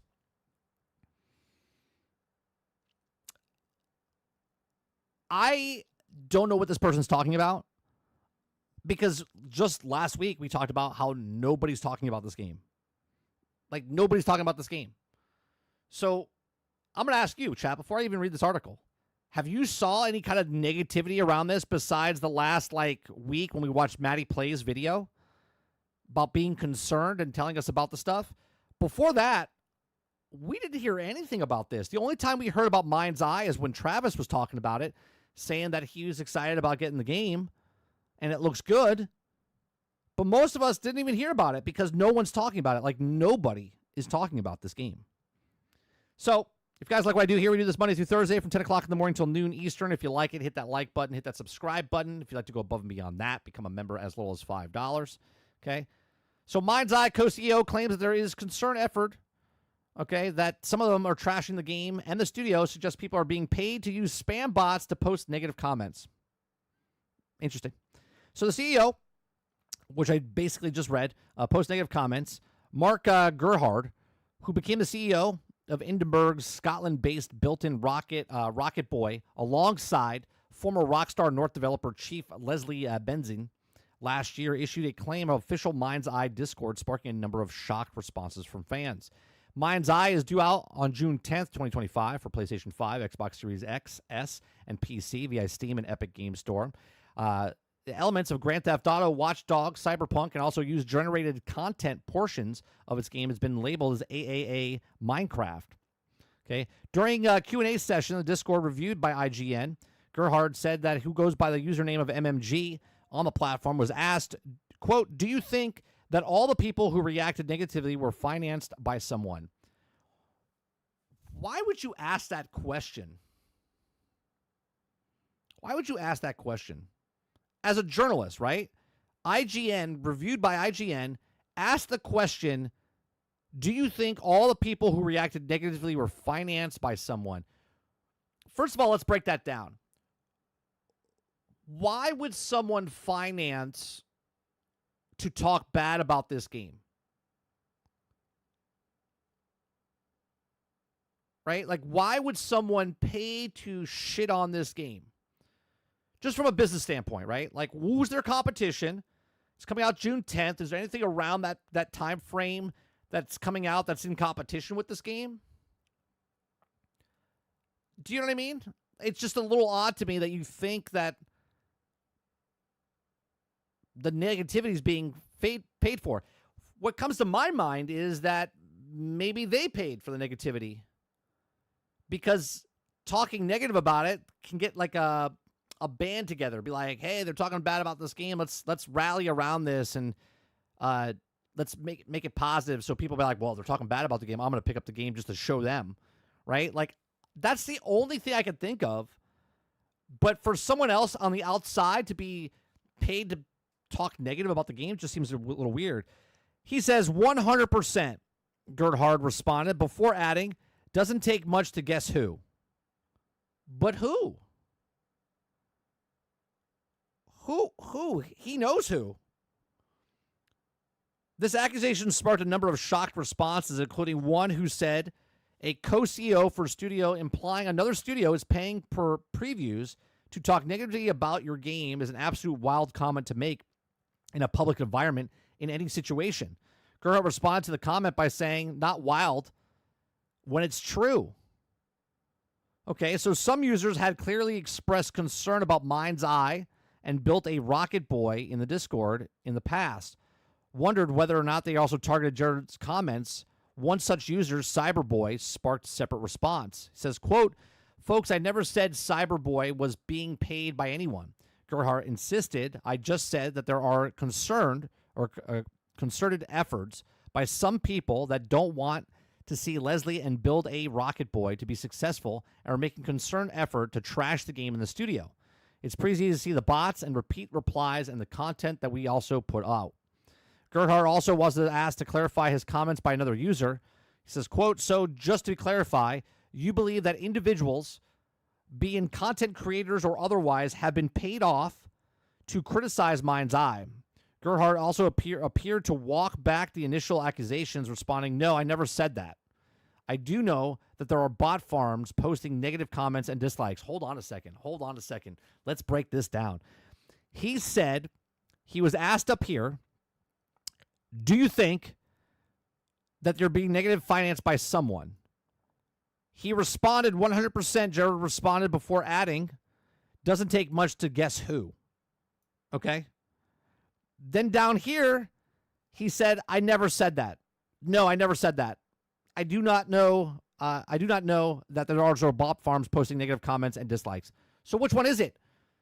You up here, now I'm just quoting what he quoted. If he said 100% responded before adding, it doesn't take much to guess who. Who? Who was doing it? Right? And then down here saying, I never said he did it. I never said I said it. What? The comments also still live on Discord at the time of the article's publication were picked up on social media and began to circulate online. Jared has so far failed to provide evidence to back up his claims. Build a Rocket Boy and publisher IO Interactive, a studio behind Hitman, declined to comment when contacted by IGN. Mind's Eye carries a $60 price tag. At launch, there's a tightly crafted linear story campaign called a single-player freeform. Okay, but there's also a number of missions: Horde mode, mission called Destruction Site, Shootout, and 2 combat missions: Honor Amongst Thieves and Friendly Fire. Also at launch are 6 races, 6 checkpoint races, and 3 drone races. If you get the premium pass, you get an extra Horde mode mission and exotic cosmetic pack. Stop. You're charging $60 price tag for the game, and yet you're charging for extra stuff. You get an extra Horde mode mission, an exotic cosmetic pack.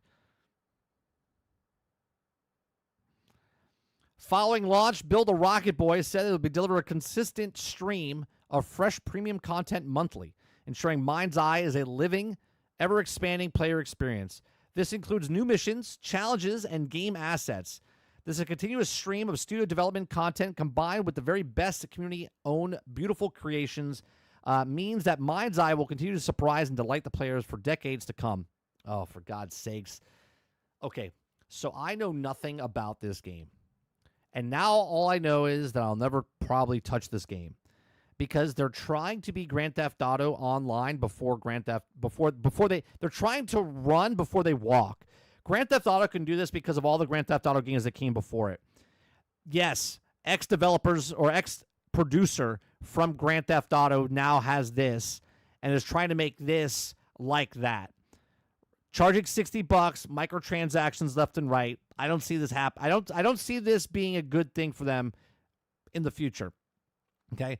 Build a Rocket Boy also confirms in 2025 roadmap of content. In the summer, there'll be community updates, new missions, and in the fall, new single-player modes, multiplayer and new missions, and also the winter free roam updates and new missions. Premium Pass owners will get extra missions and new packs throughout. Travis, are you here? If you watch this after the fact, Travis, I want you to defend yourself because you said that you don't buy live service games. You say you didn't buy live service games, and you've been preaching about this game nonstop since you first saw it. So I would like you to defend yourself. I know you're not here right now. About why are you interested in this live service game, especially since you say you don't like Grand Theft Auto. Right? This is interesting. So the guy comes out and says it's easy to know who's sabotaging us, basically. Okay? But at the same time said he never said that. But quoted that he said it. Very interesting. This game gets worse and worse as it goes, as we talk about it. We didn't know anything about it, and now I know just a little bit about it, and I'm like, yeah, I'm good.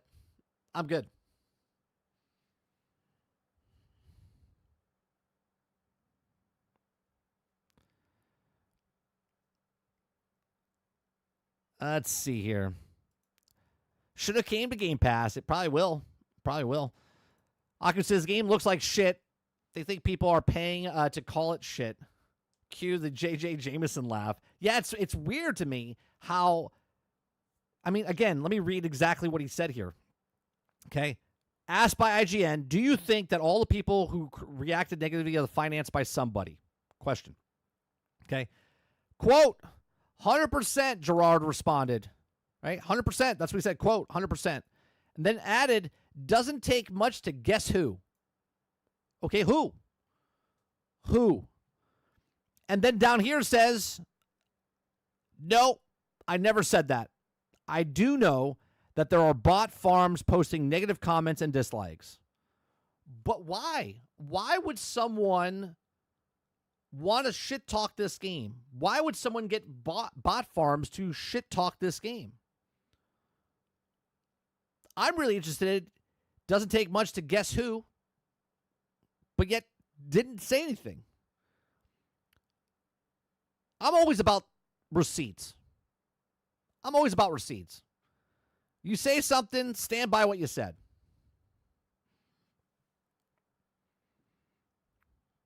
Z says they used to work for the company that does GTA, right? This is why he's making that comment. So, Z, are you saying that he's saying that it's easy to know who it is and he thinks it's Rockstar sabotaging their game? He thinks that Rockstar is shit-talking their game because he's working on this? Well, he produced it. Do we think, I mean, business is business, but do we think the game, which by those comments, do we really think that Grand Theft Auto is that spiteful? Rockstar is that spiteful for a game company? Where they're the largest game in the history of games? The biggest piece of entertainment? Eclipse says, so he thinks people at Grand Theft Auto or Rockstar are doing hate pieces on him. Is he, though? I mean, I know he's not saying it. That would seem kind of weird. Would he mean Rockstar, or does he talking about Take-Two?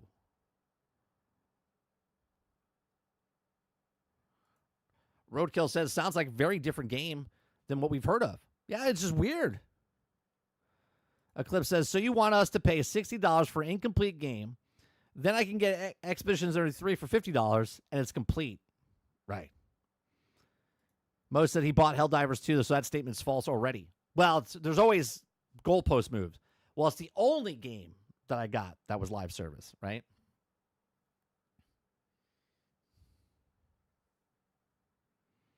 Aku says he likes live service games. He just doesn't want to admit it. Maybe he used to work at Rockstar. He's close friends with somebody and hates him now. Well, no, the guy did. The producer that was a producer for Grand Theft Auto, okay, is now making this game. He wasn't a developer. He was a producer. That seems very childish, right? Did they leave on bad terms? Is there some sort of history there? It's just weird. Look, it just seems weird that he says it doesn't take much to guess who. Great. Rockstar, Take-Two, Zaslav, whatever, right? There's a lot of people you could put in that pile, but then he says he never said it. He said he never said that, but he's been quoted.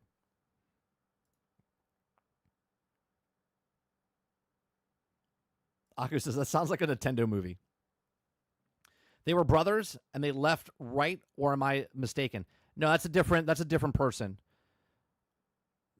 You're thinking of the creators of this is a producer. This is just a producer. You're thinking of Dan Houser, and that's completely different people.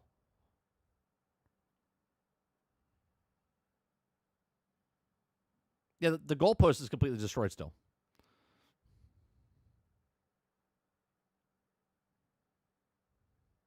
Didn't he get an Avengers and Suicide Squad? I don't know what story you're talking about, Mo. The person that we're talking about here, right, the producer, which is, where is his name? Mark. This guy, I don't believe, because Dan Houser is the main person. Oh, you're talking about Avengers and Suicide Squad. Yes, yeah. He did get Avengers and he did get Suicide Squad. You are 100% correct. And he also wanted Skull and Bones, by the way. He didn't pick up Skull and Bones, but he wanted Skull and Bones, which is a live service game as well.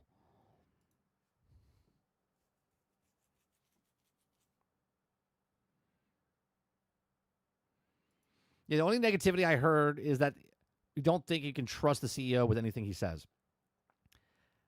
Yeah, from 2 paragraphs, from saying that he said something and then he say he didn't said it, just seems kind of weird. Which makes me believe that I don't want to believe anything this game is.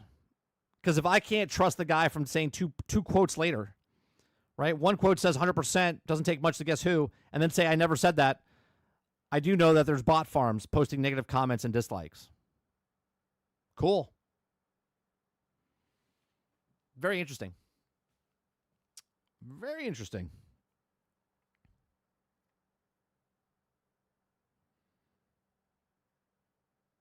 Well, from that, we go to this, which is GTA's rival Mind's Eye detail creation tool and ambitious post-launch plans. Okay. So, Build a Rocket Boy has revealed new details about Mind's Eye creation tool, as well as ambitious post-launch plans for the game, and these insights arrive exactly 2 weeks ahead of Mind's Eye mid-June release. Like, they're coming out with this stuff. Does anybody else find this kind of odd? Anybody else can find this odd in any way, shape, or form? Right? Get people hyped up for a game, don't really show any kind of gameplay, don't really know anything, don't want anyone to play it. Okay, and then all of a sudden, 2 weeks before the game comes out saying, yeah, we got a 10-year plan. We got a 10-year plan, and we got so much stuff coming to the game.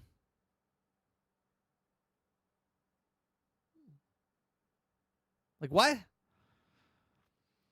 Right, so Build a Rocket Boy today premiered another Mind's Eye trailer, sharing its alongside new details about the game creation tool.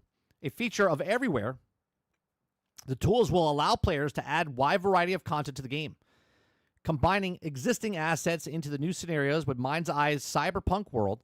The creation toolkit will be integrated into the Build a Rocket Boy's user-generated content, the UGC platform, which is also expected to support others Everywhere games in the future. Wait a minute. Hold on a second. So they're basically making the creation engine or shop, okay, which will also expect to support other Everywhere games in the future, okay? So while details of the UGC integration are still scarce, okay, there's also clear already that the game creation tools will be designed with accessibility in mind. Build a Rocket Boy describes them as deceptively easy to use, capable of creating both small and elaborate scenarios ranging from high-speed chases to stealth missions, akin to those seen in Mind's Eye's March 2025 trailer. The Scottish studio itself will be using these tools to produce a consistent stream of post-launch content, including new challenges and missions.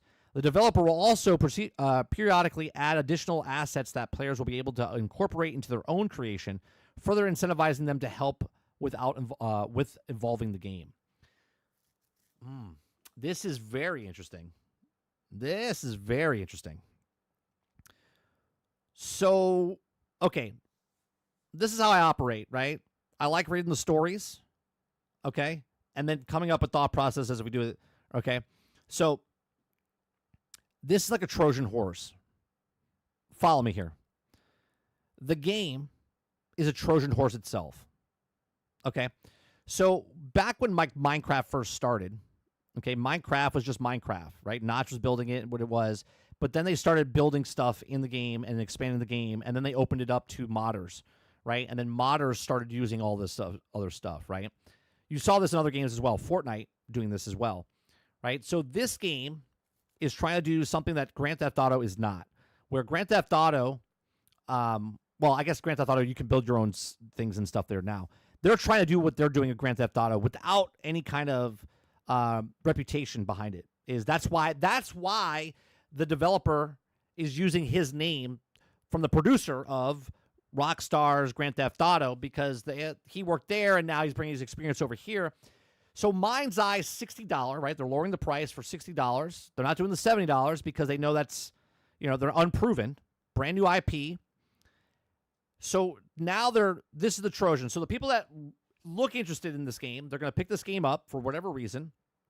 Now they have that game. And then when people start to make stuff, now the game now has developers that they don't have to pay. Okay, people are making the content that they don't have to worry about. They're putting it into the game and make it themselves and build this like community up behind them. Okay, so further incentivizing them to help them evolve the game. So this game doesn't seem like it's a full-fledged idea. It feels like they have a story. They say it was, 20, 30 hours, which is big. Don't get me wrong. But is it going to be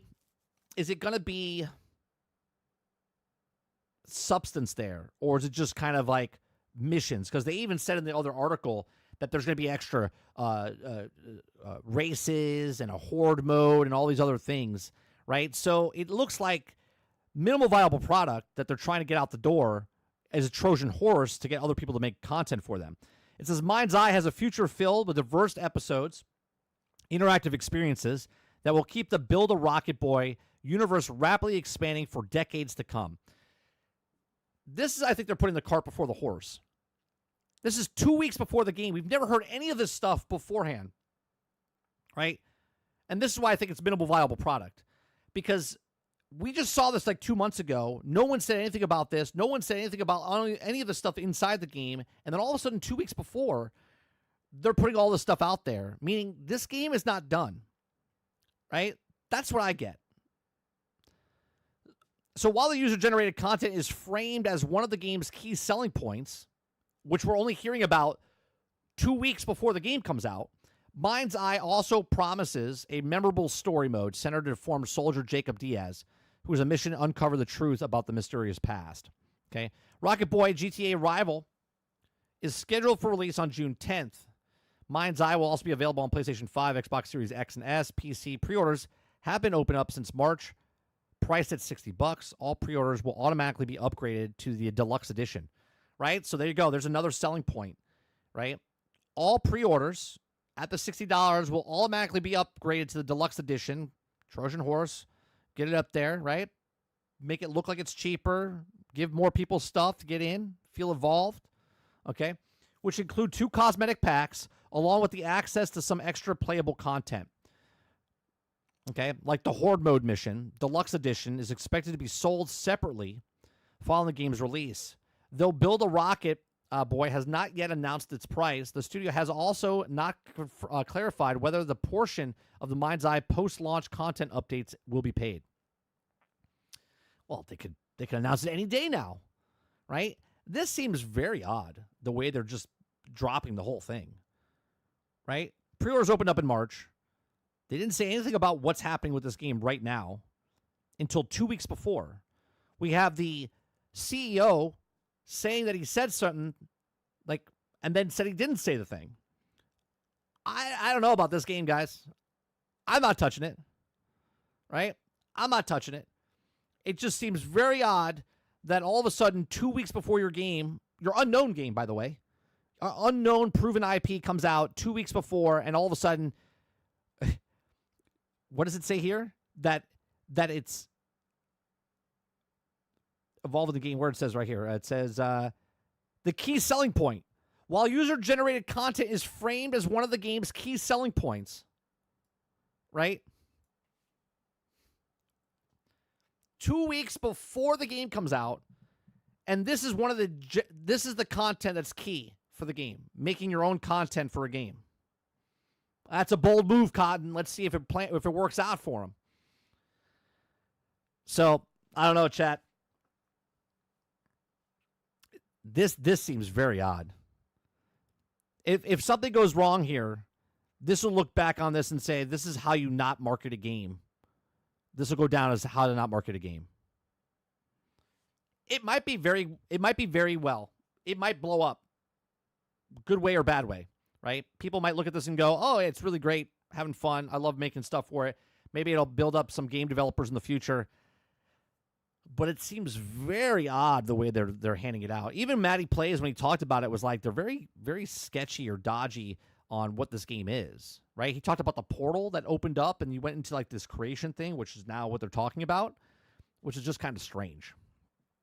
And that's the key feature of this game that we're just finding out about it 2 weeks before. Kraken says, okay, so where's the stuff? Show us the stuff. He wants you to build his game, right? He wants us to build his game.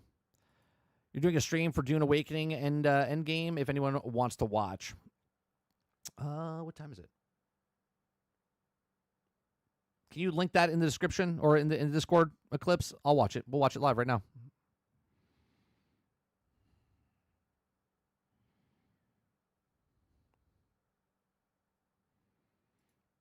Roadkill says, I think they're just playing a big shit and giggle game against Rocksteady. Aku says, Mind's Eye sounds like the day before. Sarge says, you guys aren't going to fall for this kind of shit again, are you? Have you learned any? Have you learned nothing? I mean, I've learned. It just seems very strange what they're doing. 2 weeks before the game comes out, and this is the key selling point, is the user-generated content.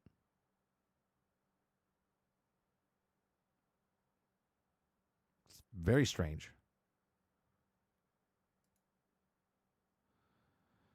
Thank you very much. Oh, that's Cyberpunk.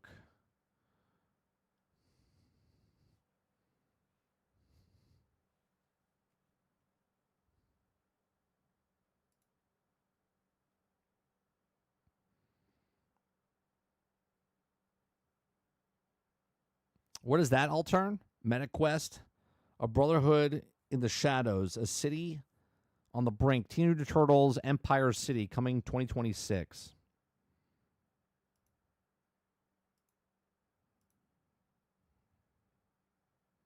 Do they? No, they show nothing. They show nothing. I'm not. That's dumb.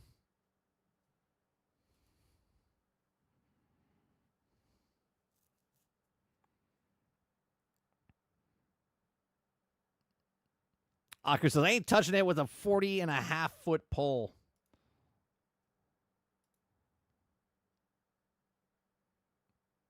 Where's the, is it on YouTube? I'm assuming it's on YouTube. I'll just look it up.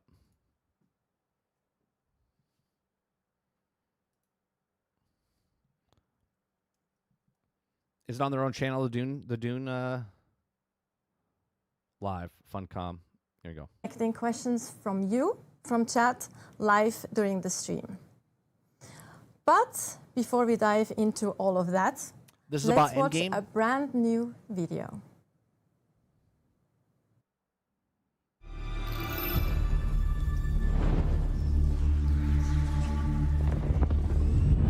Combat in Dune Awakening is the fusion of melee, shields, ranged, abilities, and vehicles. As you progress, your tactical options expand, allowing you to express yourself through different styles of play.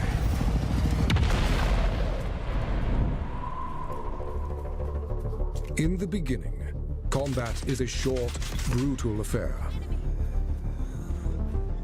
Do everything you can to knock your opponents off balance and open them up for a retaliating strike. With the melee. Keep an eye on your stamina, or find yourself in trouble. Early abilities change the paradigm. Use the voice to force your enemies to come to you. Shigawire Claw to stagger an enemy. Knee charge into melee range. Ranged weapons like the Mauler pistol allow you to maintain distance and take down enemies from afar,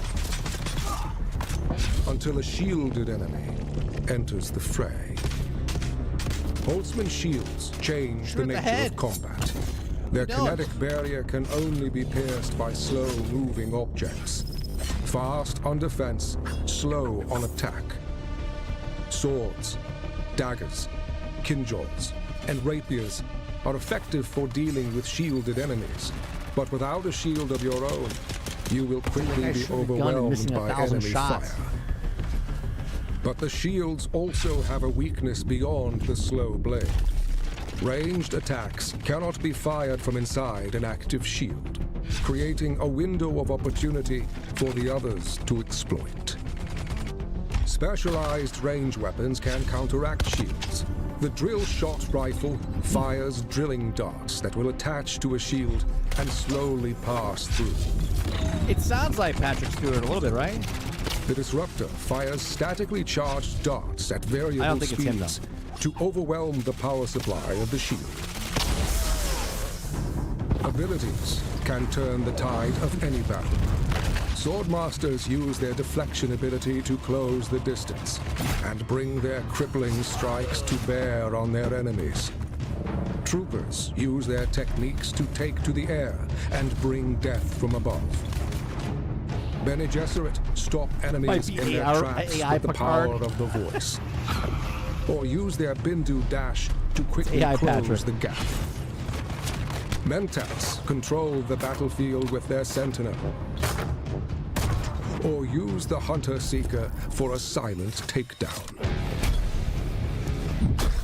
Abilities, ranged weapons, shields and melee work in concert to allow mastery. cool. But beyond mastery lies the spice. Consume it to awaken. Transcend human limits with new abilities and prescience, seeing what others cannot, the narrow path to victory. Combine these techniques freely to experience sandbox combat.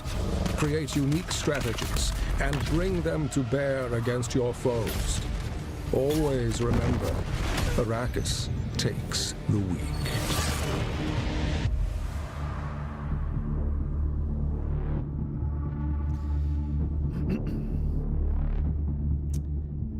Yeah, great. When is it coming out on console? To be announced. Download free character creator, benchmark mode, and Steam. When does it come out?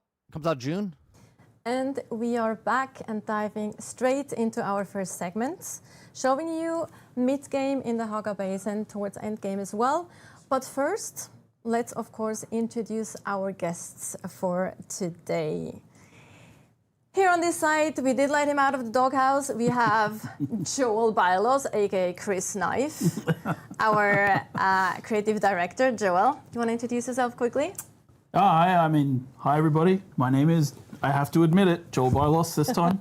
So because this is the last live stream, I'm going to admit that my name is Joel. Love it. It's fine. And yep, looking forward to talking about everything we're going to talk about today. Yeah. Yes, and on this side we have Scott Jr., our executive producer on the game, new face. Yeah. Finally let This me is out. Dune. Yes. The game is done. Exactly. But yeah, it's good to see you both, and good to talk about Dune finally. Very excited. So, Scott, let us do a little bit of a mid-game and throwback endgame. to We're gonna talk beta. about stuff. Players, as mentioned, have had, let's say, not a small taste, but a taste of the game, the survival aspect of the game. Maybe we can have an infographic where we actually see what the players in the beta were able to experience. Here we have a little infographic. First What 20 to was 25 hours of the most gameplay. valuable takeaway from this beta? Okay. I think getting the game in so many people's hands Haga Basin, so they can understand South region, what we made. When we act started one working story. on Dune, we wanted to make more than just a normal Eastern survival Western, game. We wanted to make a very early and Dune early game, mid-game first and combat. foremost. Assemble and and so drive that's a sand bike. not obvious, right, what we were doing, because we were taking a lot of risks trying to do some new takes on things to make them more Dune than survival.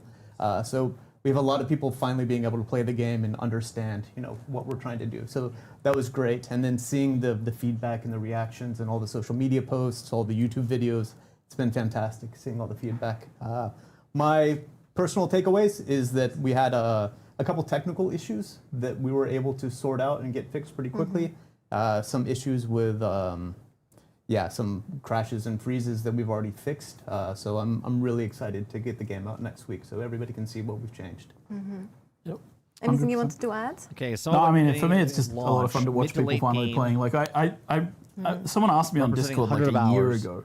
9 like, more regions. Tell us about the game. They wanted me to describe the game. They weren't in the beta. the and I full was like, story well, available at launch. It's very hard to describe because it's something unique. Overland Yes, map. it has some familiar survival stuff, but we've layered it all The underneath Harco the Village Dune hubs. IP. And it's really hard to describe how all of those things come together to create something that I feel is kind of unique and interesting, right? And so, yeah, I think it was fun for people to really get their hands on it. I mean, we've been talking with the closed beta players for a while. Okay, I'm going to pause it for a second. The Deep Desert, massive end game desert with hundreds of players, factions, spice loot, and Storm resets the map every week. Interesting. But seeing people buying as well, so yeah. 100%. I think What the hell happened? I think, you know, importantly, people finding out whether they like or dislike the game as well, because I really like people to be able to make an informed choice about what they're buying as well. So, yeah. 100%. I think one thing I can add to this as well is like for It'll me, having a click bit more of a back up bird's eye and view then of slow back how down. the developers and the teams are reacting to this, because me too, we have been so close to the game for such a long time, you can't really judge it anymore, like from a normal like gamer perspective. And then seeing all those amazing kind of, obviously there was feedback as well that we kind of needed to address and things, more on that in a second. But it was just so fun to see how everyone kind of was like, no, we have something here, like people are enjoying it and they're getting it and they're like having fun playing the game. And that was really great to see from that perspective as well, like this overall. And the moments like people almost getting eaten by the sandworm, right? You know, those are very tense moments that happen in the game. And just seeing the reactions for people has been fantastic. Exactly. Yeah, there was one thing I really enjoyed was also like watching people coming in. I don't want to say skeptics, but they kind of, as they hit the beats of the game, as they progress through the game, in the beginning they're like, okay, this is this and this is this, and they kind of type of feel. and then like they're like, wait, you can combine the suspensor belt and the Shiga claw, and you can, oh wait, you can do these things.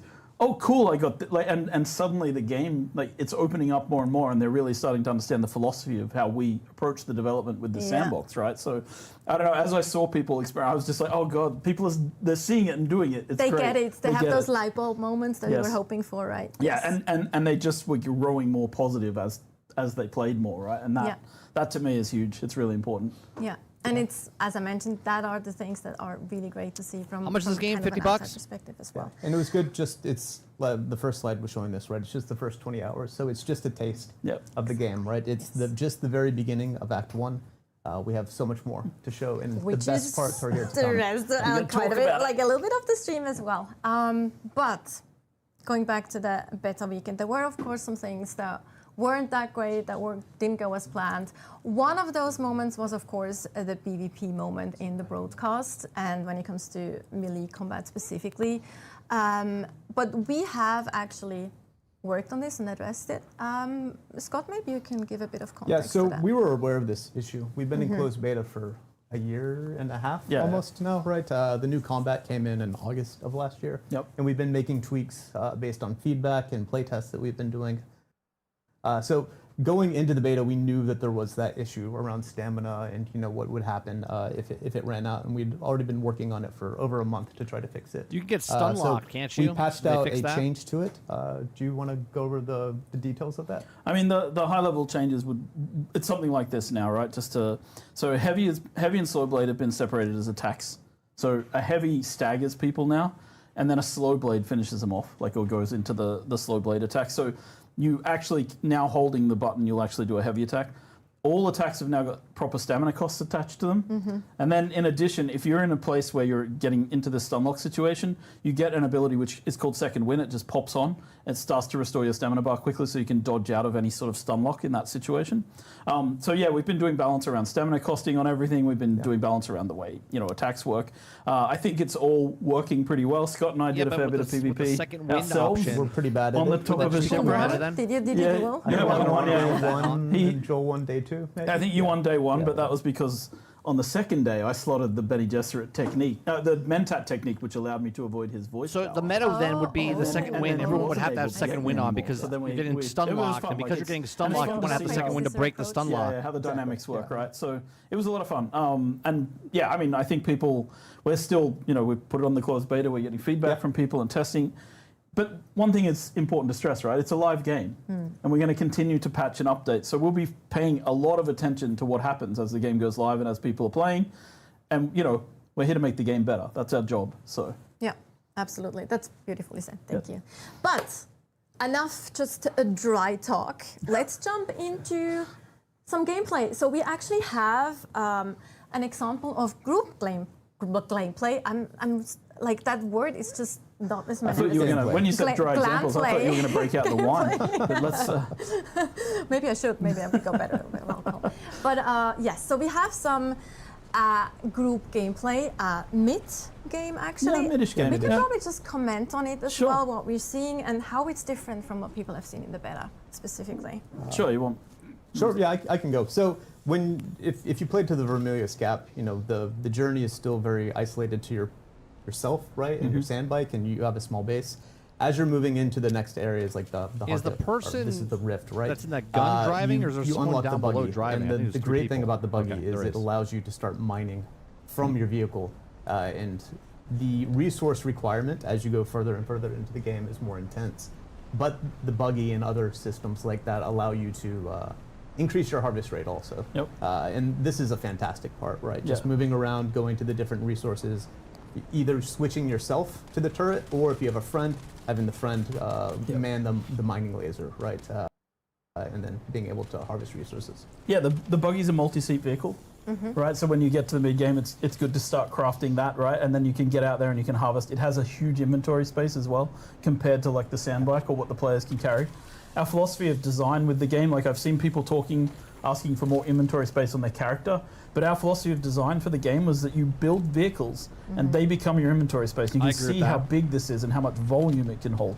So the buggy really is like your mining vehicle of choice. Yeah, as it's you get like, into the why mid-game. have a And if you're vehicle playing with friends, if someone's you on the can just turret, store shit someone's on in the you? driver's seat. You can have Like a friend more in the stuff on passenger you. seat as well. You can bring multiple you people. want the vehicle but to you can store also stuff. just like do this alone, jump between seats. In the interaction menu, you just select I want to drive now. I want to sit in the turret seat and mine. But I want to talk a little bit about this location because we're in this place called the Haga Rift, and as you can see, it's this dark, gloomy. It's basically a geological ditch. And Herbert talked about this in the book. He talked about the folk of Pan and Graben. And this Graben are these big ditches, these big chasms that you have on Dune, on Arrakis. And in here, it's like the sunlight doesn't really penetrate to the bottom. And down here, there's been this ongoing war of attrition between the Atreides and the Harkonnen. Right, I'll over turn, this right? shipwreck, Like which I is always say, if you're central gonna put to something in this a area. game, And like then as what's you the come benefits up out of the if Haga you Rift, could just come store back all into the these stuff other on areas you? of the map, It's and like, it's like well, it's why a would I make a different vehicle? style and Why would I make tone to the this? desert. And I know Right? people So have been concerned, you store the same or stuff at that you least store on you, been but if you worried want that, the like, vehicle, make everything's the one vehicle, biome, then but as store you it go down inside into there. the It Rift, makes you much more feel sense. It's a very different place. And shout out to our world director Jeff. Like one of his big key points about the world was making sure that we had a lot of verticality. And I think Haga Rift is like an absolutely perfect example. And you of how progress, you can just right? keep You have the going bike, down then you and have the down through these galleries, buggy. and there's bases built up through the You have the entire side. It's helicopter. just this really fun place to be. It's like, make it deeper, make it deeper. Exactly. I remember he mentioned that. And this is where all the lights come into play. So headlights on vehicles, personal I lights. would on also players like come though in. to At upgrade this the point, this vehicle is where you itself, because start if your choice is bringing helicopter or things, choice and is yeah, bike, it's maybe fun. you can And it's upgrade so them huge to get a because little then bit you extra fly more and you don't space. stop it too. It's Yes. like But maybe the wide bike and upgraded is not as much as the to explore that way. vehicle And upgraded. You know, the music and the setting and the Yeah. atmosphere when you're down, right? You've been in the harsh desert and the Vermilius Gap with like the bright lights on you the entire time, going like from shadow to shadow to preserve water. When you get Like, down bike there, maybe like, the holds, music like, team's done a 20. very good job of just setting the atmosphere. and then it can go up to like Feels 30. almost cool. But Is that then it? this starts at When you're down 25 That's our base in the distance and goes up up to there, like I think. 40. Where we're heading. So you can see the Yes. wreckage of like the wall. You can see that's a deserter base. Like because of the war of attrition that's been happening here, some of the Atreides and Harkonnen have deserted, and they've set up little camps around here, and they create like they're obviously hazardous. But now we're coming to a base that we created for this, and this is the Atreides base building set. Yeah. And this kind of, I think this is a Awoo. woo. Awoo. This is a great example of what you can do outside of the square blocks that everybody was seeing in beta because they only had access to the first couple of sets. glitchiness. Yeah, and what's important as you get into the mid game, you start building up your infrastructure, and that's just as important as your equipment. I'll or be your honest, all this vehicles. stuff gets me So excited even if 'cause I you like doing stuff lose like this. A vehicle, right? Like you make your buggy and you get unlucky enough to get eaten by a sandworm. Like the infrastructure will allow you to get back on your feet way quicker than that first. Can we way getting- can we stop for a second and show a pro tip here? I yeah. really want to pro tip something. So, can someone Absolutely. go and use a chest? Yes. Oh, you want to mention my favorite thing? So if you go to the Wait, is that a chest? Yeah. Okay. Go to. So if you're in a chest in the game and you have a vehicle anywhere on your land claim, you can go to the top of the inventory on the left there, where it says backpack.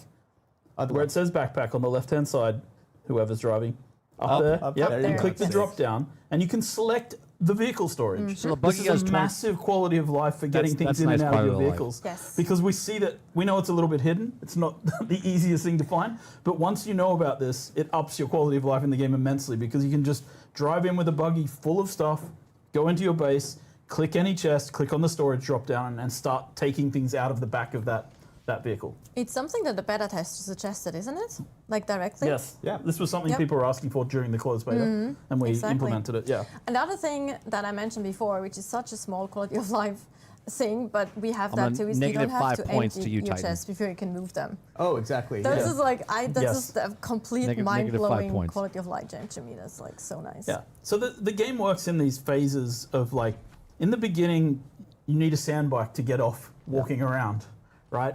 Then you move to the phase where you want a buggy to help you to harvest and That's gather what I'm saying, resources. Sarge. I And mean, then you look, move to the phase where you want to start building. Your I'm not first the biggest ornithopter. fan And of so we have an Doom. example I- of this here. I do And enjoy it, The vehicle building in the game but is I very like what you're cooperative, doing right? in You this can game. see that these different, If you know, we're, this was we're now Star Wars, adding I'd be all permissions over to it. allow people I'm to kind help of us interested to work just on because this the IP is ornithopter. as So well. this, you know, these guys are all in a group, and so people can cooperatively build. And of course, I think this is the medium, the assault ornithopter, as we call it. So it's the medium tier.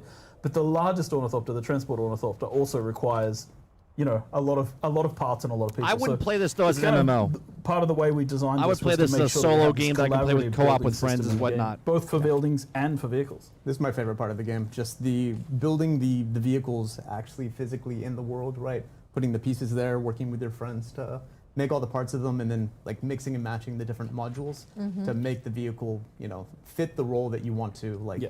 use the vehicle with for that moment.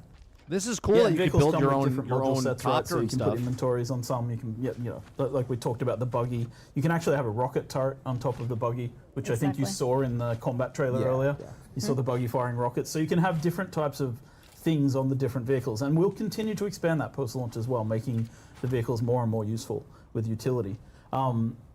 Yeah, it's fun, right? And then I guess the other side of this is that we can start talking about variants and swatches, which is our He's actually customization going to system. change in a second. We'll Yeah. actually see that. So there we go. yeah. Oh wow, So that's cool. This, Yeah. this Atreides ornithopter. these guys are aligned with the Atreides. Boo. Boo. So here we just switched out the Atreides. How do you get and those, a though? variant, just Do to you put earn the them in distinction game? in place, a swatch Are they allows automatically you to change unlocked the at the color very sets, beginning? but a Or variant do you have to allows pay you to for change 'em? the physical visual. The actual so this model, is the yeah. this is the shape of the Atreides. It's got the hawk-like lines. It's got the sharp angles. Boo. And the Harkonnen have more of an insectile kind of feel to them. Yeah. And so yeah, this is and you earn these variants in this case by leveling up in the factions, which is a part of the mid game. Which we aren't really showing a ton of that today, but as you join a faction, go through their quest lines, you earn access to these kind of variants and Okay. things like that, and then you're able to use the Atreides colors and swatches and variants. Yeah, both on vehicles and your armor, right? So Yes, Is vehicles, that armors. glitching or is you that, can is that represent normal? with your I mean, I know that's how Harkonian the- clothes running in the I know that's the how deep it desert, flies, but yes, it looks perhaps. weird. And that's it's important to note that like a lot of our philosophy around this was as well, like you create, so let's say you create a tier 4, like a mid-tier armor set, and it's like a scout armor. You can variant swap that to look like any other scout armor in the game. You can't turn it into a heavy armor or a combat armor because All right, Aku. we want people to understand in PvP what they're fighting. But you can change it into any other visual of a scout armor, and it's the same with social clothing. It's the same with, you know, obviously combat armor, and it's the same with still suits, Yeah. which I mentioned, which are kind of our 4 major armor types in the game. And as you mentioned, oh sorry. No, I And was that's just going to say social medium, social scout, combat, and Still suits. Still suits. Yeah. Yeah. Yeah. And what they're showing right now is the vulture mode and Yes. the ornithopters. So Sorry. ornithopters are great, right? Because you have your helicopter mode where you can move in all directions. You can switch to the vulture mode, and then it's more of like a glider where you're going up and down to gain speed. Yep. Yeah. Basically a airplane mode and a helicopter mode, so to speak. Yeah, right? Sort of. it's like a hover mode and a glide Yeah. mode, right? Yeah. And the vulture mode allows you to be more maneuverable. You see that they have a boost module. Actually, this is fun. Like when you get to too high an altitude, you start increasing your fuel consumption, which prevents Yeah, I don't people know if I from want to going get it too right when high it comes out. in the game. Comes out what, Also next good week? to 2 know weeks? for people who want to stay close to the ground. I gotta finish some of the games I have. Yeah, and now we're flying through an area of the map known as the Shield Wall, which is on the para-northern side of the Haga Basin. We can talk about the para-directions at some point, because that's always awkward and weird. But because para-north is really south in relative terms to the map. But this is these are rocky areas, so the sandworm is less of a threat up here, but the enemies are much harder, and the resources you gather up here are much more value, right, to what you're doing. So these are areas where you harvest. And the first time you're coming here, you don't actually have an ornithopter. More than likely, you don't, right? So then you're having to make the choice of do you bring but your you're also buggy interested gear, in which is Mind's really Eye. high, We just really talked about hard to that, get to, Travis. or do you go with your And that's a sand live bike, service game. Did you know that? climb Did up you know the that was a wall? live service So game? it's, Because you say you don't buy live ultimately service it's about games. choice, how you go to each of the biomes, and then which vehicles you bring, right, which enable different mechanics based on the one you want. Yeah, and this area we're in now is known as the Uldum as well, and the Uldum has a little more plant growth and a little more greenery, and that's because the Uldum is an area where they were doing experiments on some of the land, and we won't talk too much about it, but yeah, we're gonna fly over. I guess this is our second base. This is our second base on the Shield Wall. Yeah, so this is the Lots of guild shields. base. So this is further I into like the game. this People have stuff progressed a in bit. the game. They're Like building the probably bases, so we divide the game into 4 resource phases. stuff, the Survive, protect, management. expand, This and gets me control. like Valheim. So this would be Dragon here. Age, You're you know, either on the Dragon or expand Dragon or the control Wilds. part of the game. Arc. The sort of last 2 phases, right? I like so all you've that got stuff. a bigger guild. You're working with a larger group of people potentially. You can still play the game solo at this point. Everything just takes a little. Oh, longer what a and is what a little harder to do lie, on your own, right? Travis! And Get out of you here. can still do Months it. You can ago, craft these we didn't even know ornithopters. about the game There's months no ago. problem. But You know, lost we encourage interest people months ago. to play together and work together in a multiplayer game. And we're showing off some building sets we've never shown before. Yes. These will be the Twitch drops. These are Twitch drops. Yeah. Exactly. So the one this is actually the Chome, that one's Chome building set, but those round windows and the ceiling pieces, pretty much everything that's more metal than white stone, those are actually going to be Twitch drops that you will get. So they kind of expand on the existing Chome tier set, which I love them. I think they're very cool. Yeah. They're really cool looking. Yeah, and you can see what we'd expect a guild base to look like, right? Lots of production going on. It was something that we were really pushy on in the game development, making sure that the fabricators actually show the I items. can literally being look it up crafted in as they Discord craft, when so you see first brought it them up, Mike. form up Did you see inside this? the Did you see fabrication this? Go units. watch And the yes, I trailer for know that. That this wasn't- isn't exactly something from that was like Jim 2 Moore. months ago. This is one of the places where I was like, I have to make a concession to the game. They don't have fabricators. They're not mentioned in the law, but it's fine because it's cool. Looks cool. Rule of cool in some cases. Absolutely. And this is a vehicle fabricator, yeah. There's also circuits. Have we ever talked about circuits before? Nope, not actively. You can. Okay. Please feel free. They're pretty neat. It's not as intense as Factorio, right? Making blue science or anything like that. But you are able to set up different circuits in your base, so you can have some containers feeding into some fabricators feeding into others. Yeah, it's like You'll never have 100% No Man's Sky type of automation stuff. like you would get in a factory builder game. But it does enable you, as you get to mid-game, to start having a fair bit of automation in the game when you're playing, because water and electricity become quite a burden. You mean if after we don't watched the start Matty Plays upgrading video your and then they started pointing stuff infrastructure out? we That were was talking about last week, before. by the way. So we introduced that was last passive week. ways to get water, which is a huge help, because water in the mid and to the end game even is really important through all aspects, not just survival but also crafting. For my fellow law nerds Not out months there, ago. we call the passive water generation Days wind ago. traps. I was just about to say there are actually some wind traps on this, and Yeah. we've seen some while we walked by them as well. And yeah, it's just you also see here how much bigger those refineries are. We also saw a spice refinery as well, actually. Yeah, there was the spice round refineries there, tubes. yep. Yep.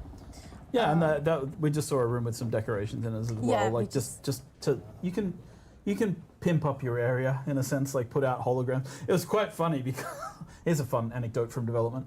The artist made a bunch of the artist made a bunch of pot plants for people to put in their bases, and I was like, guys, it's June. There's no water to water those. So we have a things. lot of holograms In your planted now. buildings, yeah. I was like, They we look can great, have. though. Then I keep saying the word holograms. Sorry, everyone. Solido projections. Solido projections. Solido projections of You'd be plants. yelling at yourself. Oh my god, I'd be so mad. I'd be so mad if I wasn't me right now.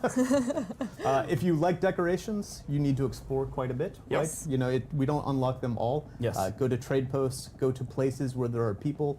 You can unlock tons of the stuff that you're seeing around in the Yes. base here. Exactly.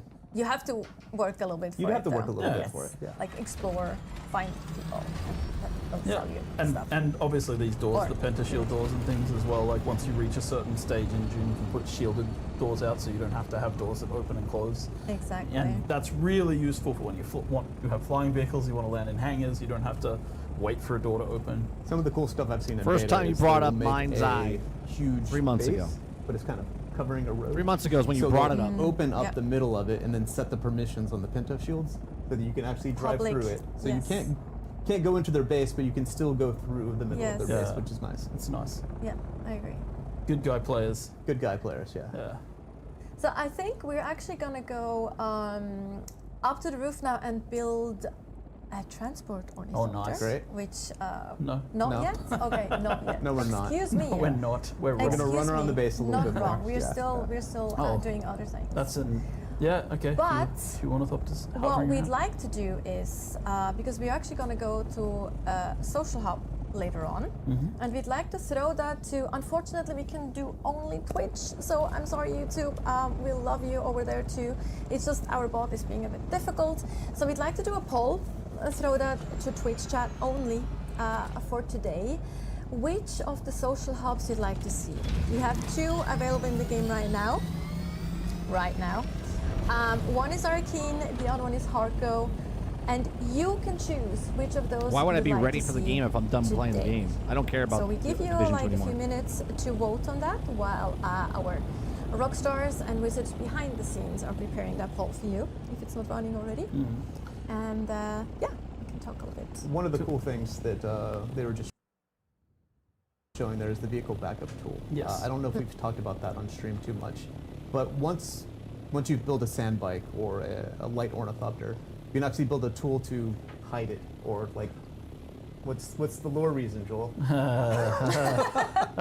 Let's go with the Ritchie's perfected miniaturization Sure, technology, sure. and the player is able to miniaturize their vehicle, and it only works for vehicles that have nothing in their inventory. Correct. Yeah. And 2 types of vehicle: the sand bike and Yes. the light scout ornithopter. Yes. Yeah. Oh, we're flying past. Highly recommend always using it, right? When Yes. you're going to a location, Yes. land, store your vehicle. Yes. Don't let it get destroyed by a sandstorm. I learned Exactly. that the hard way myself too, so I will never do that mistake ever again. I see we've gone with spoiler Ooh. territory here, and we're flying over the giant Oh. power station of Is that a Misatara. worm that's dead there? Don't look. I don't want to talk too much about it, but we'll let people figure that out in the game. It looks cool. From It's my afar, so favorite I was like, location. me It's- too. It's Mine really too. absolutely amazing. Mine too. And the Mine too. story involved in it is So really cool. please look forward to Yeah. it. And there we have someone doing their vulture roll, which is very nice. Can you hit your scanner as well, whoever's flying? I'm gonna shoot it. Okay, Yeah, so yeah. like that's vehicles obviously get like players got hand scanners probably in the beta, but now you're up to the stage where you actually have a scanner and you're scanning entire like islands by pumping C. So the idea is So that, how does this again, work as you where progress, someone can just everything fly over just your takes a shit? step up in how quickly you can do things. they can We just land wanted on your the game to base and then feel, get inside your well, you've base? put in the effort to get this vehicle. We're going to give you the convenience of being able to scan an entire island very quickly, right? Yeah. This is a trade post. This is the Crossroads trade post. Look at the poll. It's super tight. I love that. Like right now, Arcane is slightly winning. So let's go, Harco Village Harkonnen. is cooler. I agree. I agree though. Well, both We're going I to love how see you some just footage from Harko no matter what we Pocket do. your that vehicle. both You're are just like, super cool. But I do like. put it in there. Yeah, just because you're an evil person and I you am. like Harkonnens. I am just like Something evil about for that life. whipping noise. No, you know the fun part is I always try to go evil in like games where you have a choice and then I end up I see. good It said anyway. Yeah, change because bad you can't bring zones. yourself to do Feel it. bad for those No, characters, So- right? I'm just, yeah. So these are the pilots. It almost that were looks like disabled Star in the beta. Wars- You may have met Star one of Wars the The Old first trade Republic a posts little if you're bit. playing. And we're going to Arcane, by the way. We're going to won. Arcane? Yes. All right. Okay, It's fine. so we're going to go and visit Arcane. All right, that's cool. The pilot only takes cash. So you can't have credit, you have to have cash. So we're heading to Arcane. She doesn't use it on sunscreen, that's for sure, because she was really sunburned. Like, so let's just get that out there. Yes. But yeah, you need to have the cash on you as Yeah. well. One of the features in the game that we haven't really spoken about too much. I mean, well, we have a bit. We've spoken, but I don't think people picked it up in the beta. Oh, here we go. Well, I'll let us arrive because this is cool. This is Arcane. And as we arrive in Arcane, so Yeah, one of this the features we have reminds in me the a game lot is of the Star Wars CommuniNet Galaxies. system. And when a player opens their CommuniNet, they can choose radio stations to listen to in the game. a la like a Fallout game or a GTA game. And this guy, Finn O'Gary, he runs this trash shop, but he actually has a show on the Atreides radio.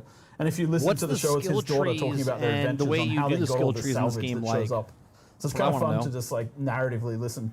You know, we tried to connect everything in the world. This is again, I want to make this point because I feel like I see it sometimes online, and it's a little, let's say, disheartening. People, we were advertising the game and saying the word MMO, and then people were like, oh, they took all that off, and we took it off because we do feel like this is a huge world completely worth exploring with lots of other people, but it's not an MMORPG, and people were getting confused by that. Yeah. So we took it down. But I think it's clear when you look at places like our social hubs, our exchange system, our banking system, that we have a lot of elements from those style of games here, right?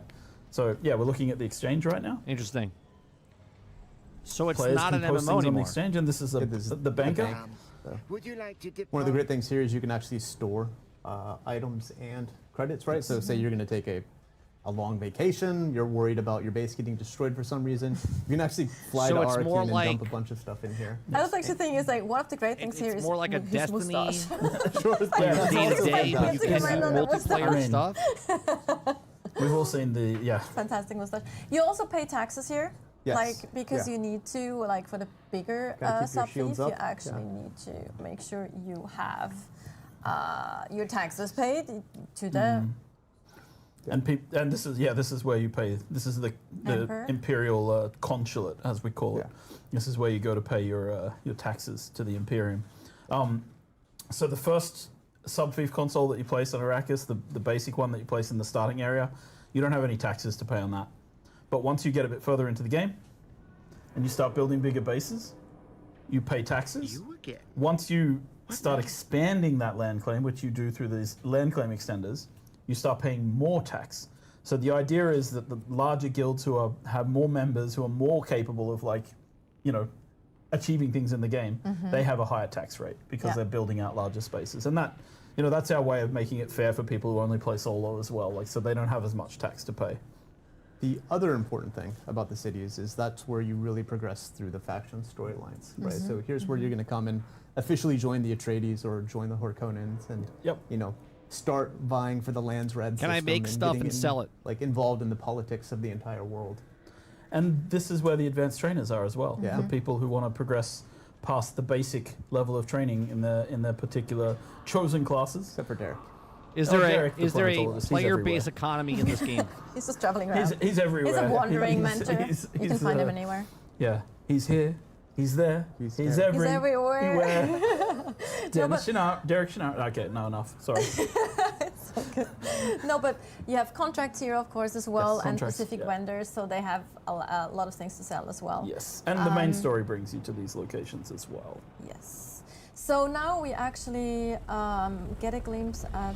Travis, the question is, Yes. So you can It's use not. It's pilots not in the meant for you. trade post to fly to the hubs like we showed, and you use those same pilots to get back. But once you have your own ornithopter, you can just fly to the edge of the Haga Basin map, and you'll get a prompt asking you if you'd like to go to the overland map.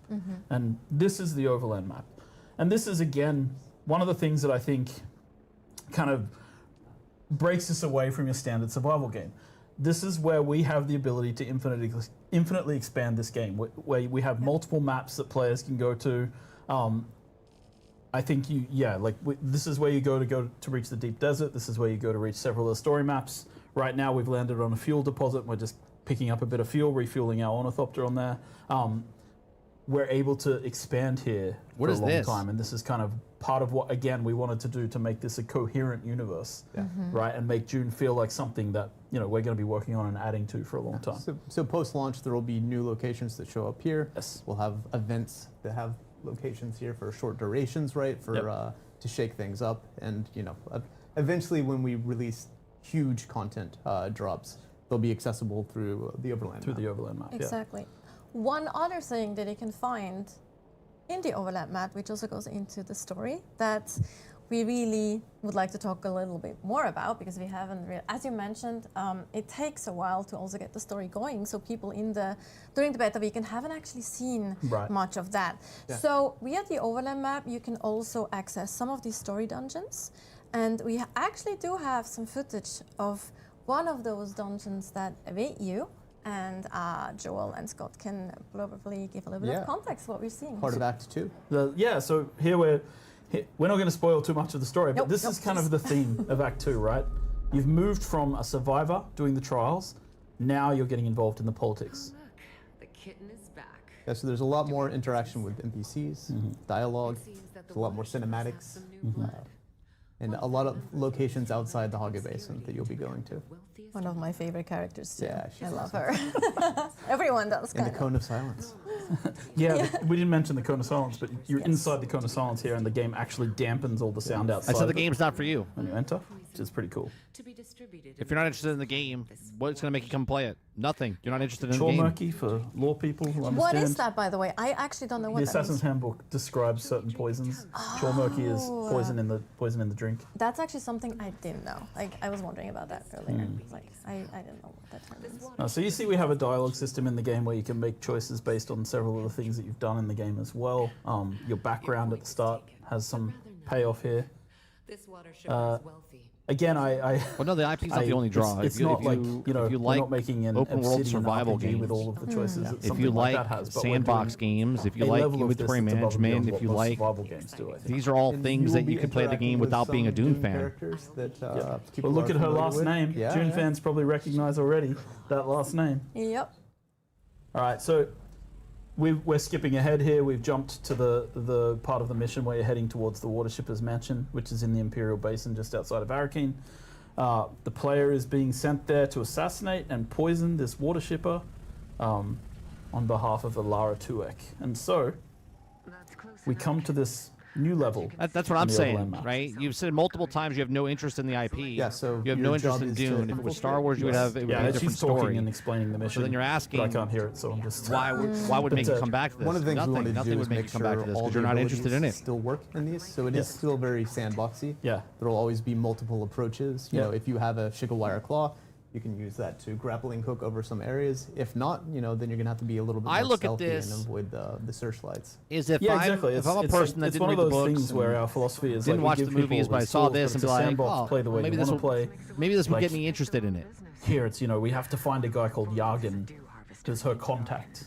He's supposed to be waiting for you by one of the storage sheds. And so like it's like we're quite nice to people. You might get spotted, but you can escape the lights quickly. Yeah. That's the one we I'm found not. here. You can read the dialogue here. It's fun. One of those ones. And again, depending on your background, they actually get different choices to to the dialogue. Character creation is important. Why don't we just have this conversation in that spotlight over there? This he's a grumpy guy. I agreed to help Alara with this. It was because her old man. Yeah, I get a lot of big vibes of Star Wars Galaxies, even Star Wars: The Old Republic. Especially when he talks about the place. Got it? You'll appreciate this option. Good. Then ask you questions. It's like, so which background? Guarded like a princess's virtue. Which background do you have to get that option though? That one's for everyone for free. It's for everyone. That's for free. Okay, there you go. I love that we have it in a video too. But there's so many little Easter eggs and fun things that you also wrote, like especially also for like weapon weapon descriptions and things. descriptions, item Super descriptions. fun. Like everything's connected. Like for those of you who do like lore and who know Dune lore as well, you will find a lot of connections. But also for the ones who don't, It's been a while. Yeah. it's super fun to just. He's also Find explaining the different ways that you can approach this quest right now. So he's sort of explaining to you, there's like two paths that you can take. Like you don't have to go this way, you don't have to go that way. Here's how you can get in, there's how you can get in, right? So as a player, you can approach this, again, in kind of that sandbox approach. It's like, again, I don't want to oversell it. It's not an immersive sim where you have Yeah. like the Dishonored level of, Yeah. but you can definitely find alternate paths into the mansion to achieve your mission. And I think that like a shout out to the story content team with Nice Bernard shot. and the boys, as I call them. They've done a great job with these, setting them up. And here's what Scott was talking about, where you you know, oh, like I've set the game up in this way. I'm a Benny have to Gesserit. dodge I'm the just going to lights, stun this guy. But they actually see you. And then I'll you be have able to time walk to past him. dodge. He won't even notice me. He won't call up. He won't call the guards because he doesn't see me, right? And so you can use your abilities, your skills that you've picked up in the game to just pass through these areas, and yeah, it's kind of fun, right? And we just wanted to show that we have more than just, you know, the basic survival game. There's way more going on here. Yeah. Especially, like, I think it takes about, if you, let's assume you ignore everything else, because there's a lot of choices for you how you want to approach Dune Awakening and what there's to do. But let's assume you're only going for the main story and like those cinematics and things. So it takes you, I did talk to Niels about it as well. It takes about 30 hours until the story really gets going. Yeah, if you're playing by yourself, just Yes. experiencing all the survival elements and going that's a at it fair alone. 50 yeah, bucks. 30 hours It's to get 30 to hours part to get in. Yeah, it's. I mean, it's deliberately. I mean, obviously, like, that alone, if you just played the 30 I'm not hours, I think would be defensive worth it, about Act right? 1, but yeah, the first part of the game is deliberately somewhat light, just to give people that, like, learn the world, acclimatize yourself, like follow up on the Fremen. You have the Fremen trials, and it's super interesting, and then we start introducing and layering the politics of the universe and more of this stuff, and more of your personal story, like what's going on, why are you the one being asked to do I this? remember what's saying the happening, stealth and right? gunplay was And terrible from the ultimately, start. it is I remember getting a survival little bit of first, pushback right? from So the Travis player needs saying to learn how to it's survive good. in Arrakis, right? And then they it's fixed it. a Now it's very better. harsh environment. There's a lot of mechanics I haven't to played it figure since they out, fixed and then, it, you but know, you have to make your way through there and figure out how to get outside of the Haga Basin right before you can experience, you know, more of the politics and intrigue that are going on. Exactly. And I really love that we have, I mean, the beginning of the game is kind of story driven, right? You get context to what, where you, well, a little bit of context what's actually happening. You have a person that talks to you and helps you at the beginning, and then, as you mentioned, it goes more into learning the actual mechanics and the tutorialization. I would have to go of back the to the game, video and we give you time to get and a bit listen, acquainted which with I'm not going to everything. do. Or But I'm pretty not sure everything, but a lot of the you things, and like the a basic few other people were mechanics, and defending then the stealth. like approach you again with the story a bit later on, and I really love that too. I love this guy, but we're cutting now because we're not going to spoil too much of what's going on. No, exactly. So obviously we don't want to show too much. There's more to this dungeon. What we're going to do now, though, is we're actually going to watch another video that's going to lead us into our next segment. So enjoy. Cool. Intense.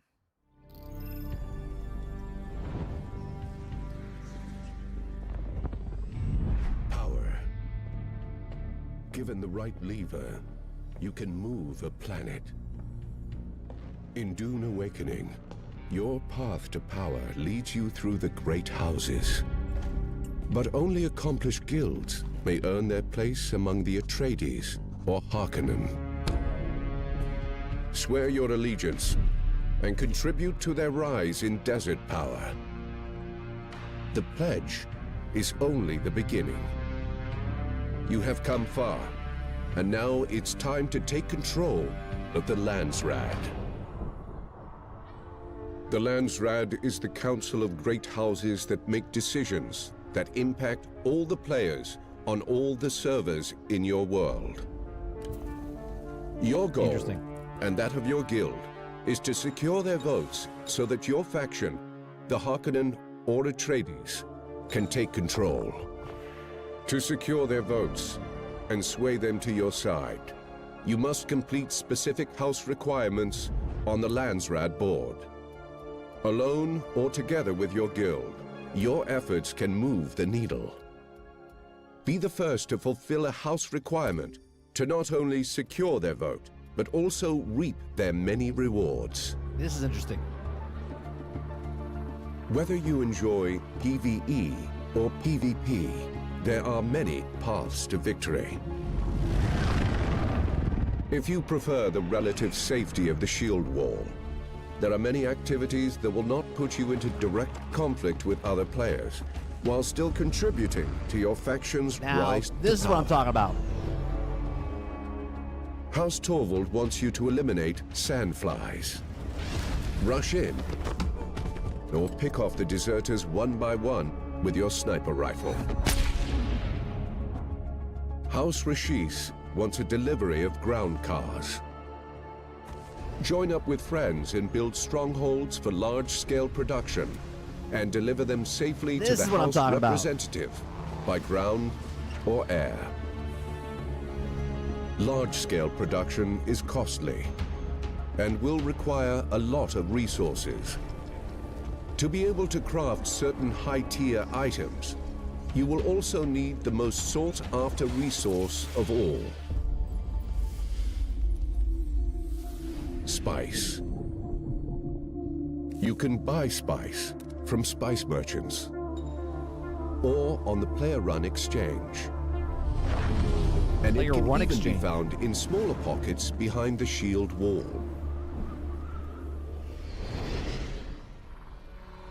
But to collect industrial quantities, you must venture into the unknown. That makes sense now. The deep desert beckons. Here, Okay. violent Coriolis This is storms Endgame. sweep across the vast expanse of So sand. I can partake in Endgame without Resetting the being map part of Endgame. every week, revealing new resources to mine and points of interests to explore. This ever-changing environment offers endless exploration, but also endless conflict. Each house in the Landsraad desires a specific control point in the deep desert. Seize it and hold it over time to gain their vote. Fortify it and be ready for a fight. Other players will soon come to take it from you.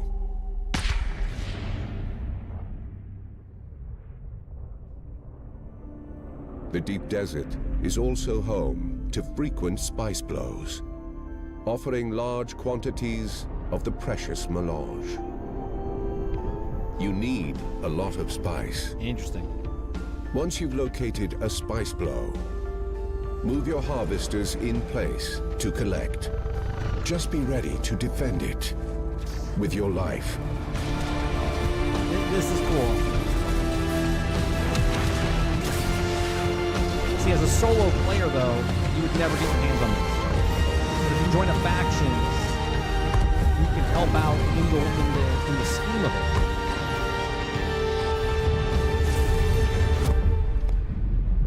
What's up, buddy?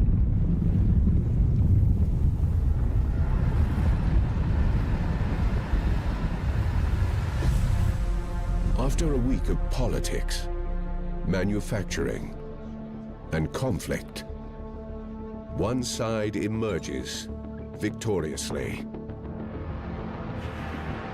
The Harkonnen have seized the Landsraad, and the leaders of the player guilds who contributed to their victory all get to vote for a decree that will impact everyone on a server belonging to that world. That's very cool. They choose to unlock exclusive weapon imports rights. By decree of the Landsraad Council, under the seal of His Imperial Majesty, a trade consortium has been authorized to visit Arrakis, providing Harkonnen players with exclusive access to a unique weapons vendor in Harko Village.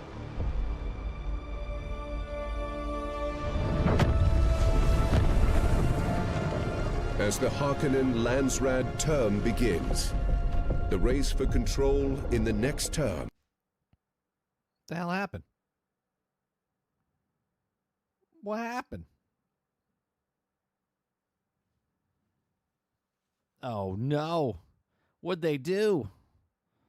They're still live because their logo's at the bottom here. Welcome back. No technical problems at all. It's all fine.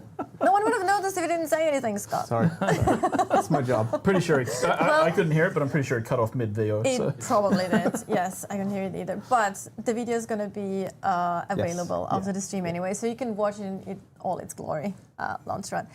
Talking about Landsraad, so let's go to the next segment. Endgame and Landsraad. So we know people have, of course, expectations of what the Endgame and Landsraad, and especially the I like desert that I can looks partake like in the and Endgame what it's and for help with and the how people Endgame use without the deep being desert in the and how it PvP works. section. A lot of those things. But I think before we go into more details and show some really exciting gameplay as well, Joel, I think it'd be cool to talk about the vision for what the end game is supposed to be, right? Yeah. Yeah. Yeah, I think, like going back to when I joined the project, like, so this is 5 years ago, right?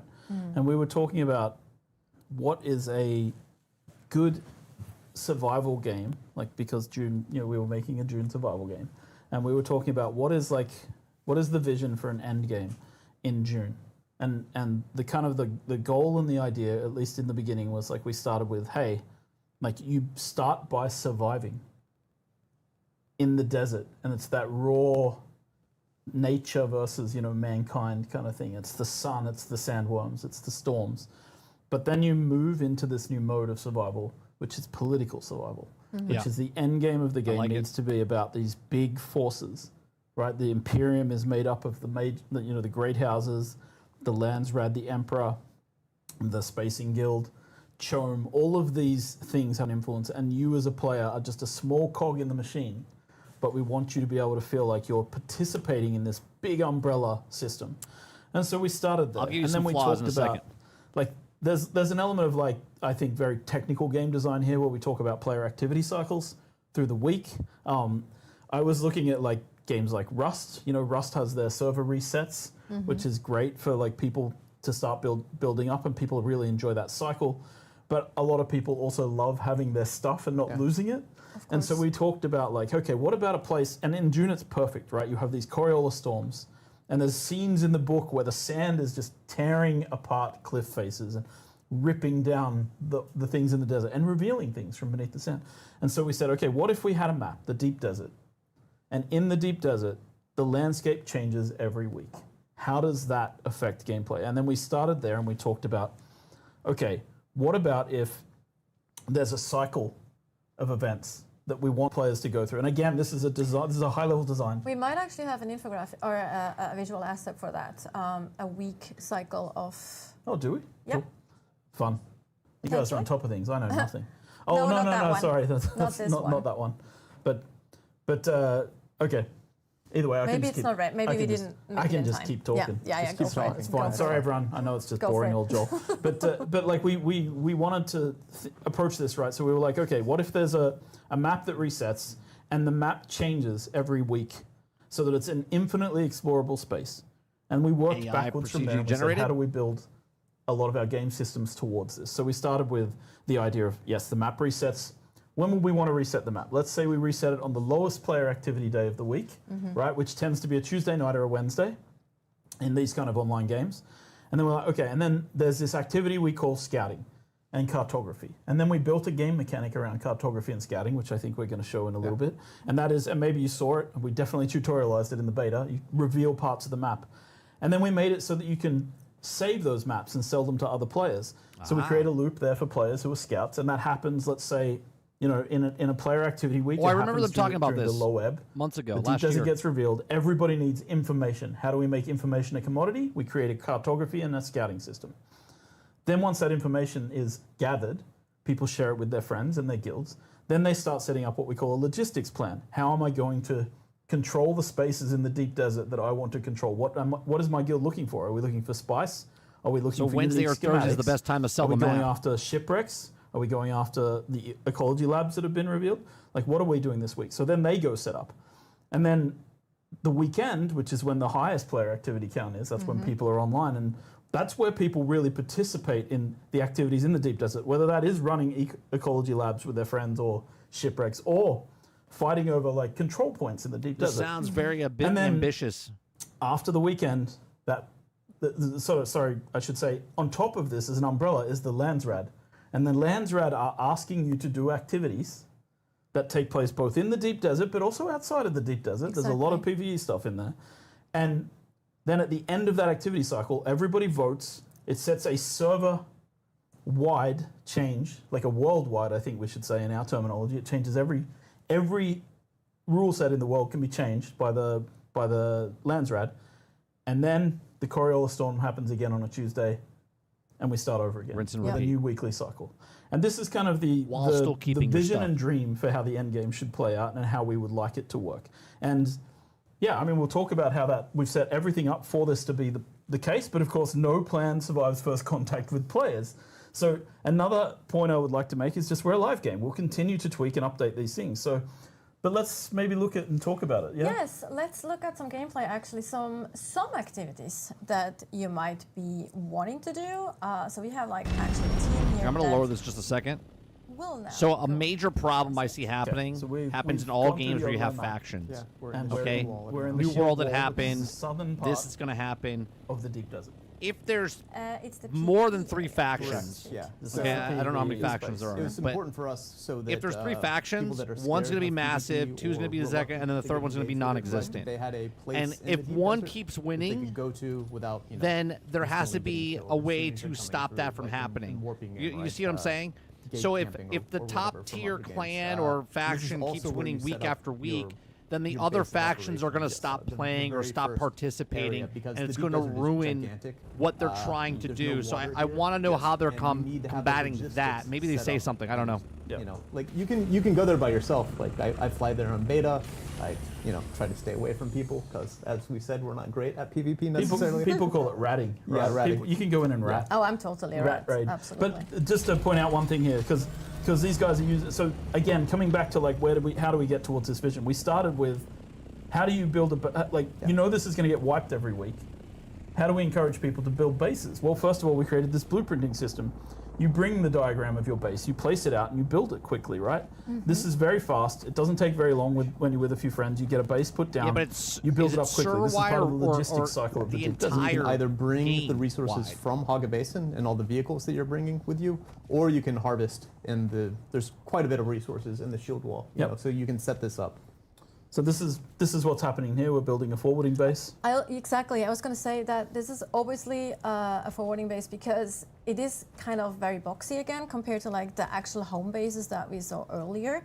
Because this is all about efficiency, right? Yes. And like fitting They already answered that question, Travis, if you were paying attention. The storages and the all the machines that you need. Now my brain just stopped working. Fabricators. Fabricators. Thank you. Yeah, and we made a change, or not a change. It's just the building costs are different in the Deep Desert, so it costs half as much to build Yes. everywhere. Building and you is get 100% faster, when yep. you're breaking things down. You- Just because we know you're going to be redoing this every week, Yep. there's Yep. going to be some loss, right? So we're trying to make it easy and accessible in the ways that we can, while still keeping the threat there. Yes. And the intensity, right? Yes.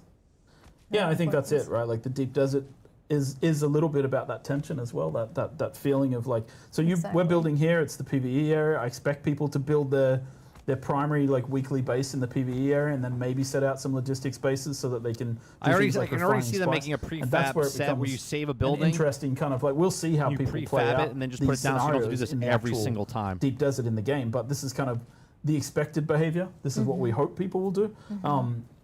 And we've tried to build all the mechanics into place so that people can do this, right? And that's been a large part of it. You also see co-building here. There's actually several Yeah. people working on Yeah, this. everyone's working together, right? Yeah, And which that's is super nice that's too. the guild focus as well. Like it Exactly. is a multiplayer game. It's really important to make sure that people can play together and do things together. And I think the fun part in this game and this style of game is that it extends beyond like the traditional MMO experience of like we can fight things together, right? And we can role play together, but you're not building things together, you're not crafting vehicles together, right? We have those options, which is nice. Exactly. And it's just cool to see how quick you can use the blueprint system to get like a gigantic base, right? Yep. Even though it's utilitarian, right? But yeah, it does what it needs, and it's quite impressive. Yep. I know that people were also wondering that you won't be able to, copy that your setup inside. So this is literally the blueprint is for the building itself. So everything inside. Correct. Yeah. Yep. Yeah. You still have to put the placeables in. So we're behind the shield wall. I think we've just left the base now, Yeah, we're actually and we're just showing a little bit of the Yeah. PvE area here. so this as is well. this is behind the shield wall, and then you come out into the Deep Desert, and this is like I think. Oh yeah, sorry. Behind the shield wall, there's also PVE elements here. This is the PVE space. Yeah. So there are things like shipwrecks that you can raid. There are like eco labs behind here. So there is a section of the Deep Desert. I know people are really worried about doing PvP. There is a whole section here. It's 24 kilometers long, where you can actually go and like do the PvE part. And we're about to see. Well, this will take a few seconds. We're actually survey happening. We're in the middle of just the survey. surveying the- So now we're surveying the land in this section, and we'll see the segment reveal itself. And this is like one of the PvE segments of the Deep Desert. And what you'll see here is that we've surveyed one square. And just to give some context, that's one of 81 squares within this map. So there are 81 of these squares. It's huge. Yeah. There We're are actually also seeing the sync chart that you mentioned earlier. yes. as well. To answer your Some question, Sarge, insight. on the so now cartography stuff. I don't know whose name it is, but whichever player it is crafting have to explore they their- have surveyed. Camille's Now they're To going to survey. craft a sync chart. The sync They have chart. crafted a sync chart of the deep desert. It tells you in the information which sector of the deep desert, who created it, how long ago it was created, so you understand whether the information's out of date or in date. They're going to share that sync chart with their friends. Yep. And then their friends, hopefully, will be able to switch camera perspective and see their friend apply the sync chart, That is which the saves plan. them having to Yes. explore. Yeah, So this is that Exactly. cartography loop. You could go out with like a Oh. really quick ornithopter. Look at this. That's the deep desert over there. Oh, sure, sure. To the left. But you can go They out will- with like an exploration kit, right? That's Yeah. really fast. That Yes. you can go around. You don't have much harvesting abilities, right? And then Yeah. you scout the area, bring it back, and then your base can roll out with your transport. But they already said that, ornithopters, Travis. your It's not your forced harvesters, PvP. Exactly. sand crawlers. Depending what your plan is for today. Yeah, Yeah. what Which people- doesn't what necessarily people have need. to be PvP. There's actually a lot of other things, Yeah, that exactly. I, might I, bring you to I the expect deep people desert. in guilds to be figuring things out and how they're going to work together to do these things. It's But there's definitely roles interesting. here, right? Like again, we tried to really build this game with different roles for different people within guilds. Exactly. So the idea is, oh yeah, maybe I'm just the scout, and that's what I do because I hate, going into fights. But I go out, I bring back the information. Then people who like building bases are planning like what our logistics are going to be and what we're going to be doing this week in the deep desert. What do we need to harvest? What do we need for our crafting? Are there uniques that we're looking for? Are there specific uniques? I think one of the really important points about the deep desert is that like the unique schematics, the imperial permits, which maybe people saw, the purple ones, they're on a limited loot setup. So you don't get the same ones every week, and the layouts of the deep desert change. Here we see the trading system. The sync chart's been traded. And those schematics you can only make a certain amount of times. Yeah.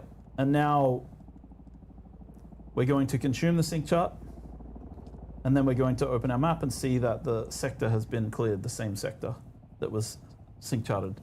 So this is kind of cool. You can create copies of this and pass it off to your guild. You can create copies and sell them on the exchange to other players as well.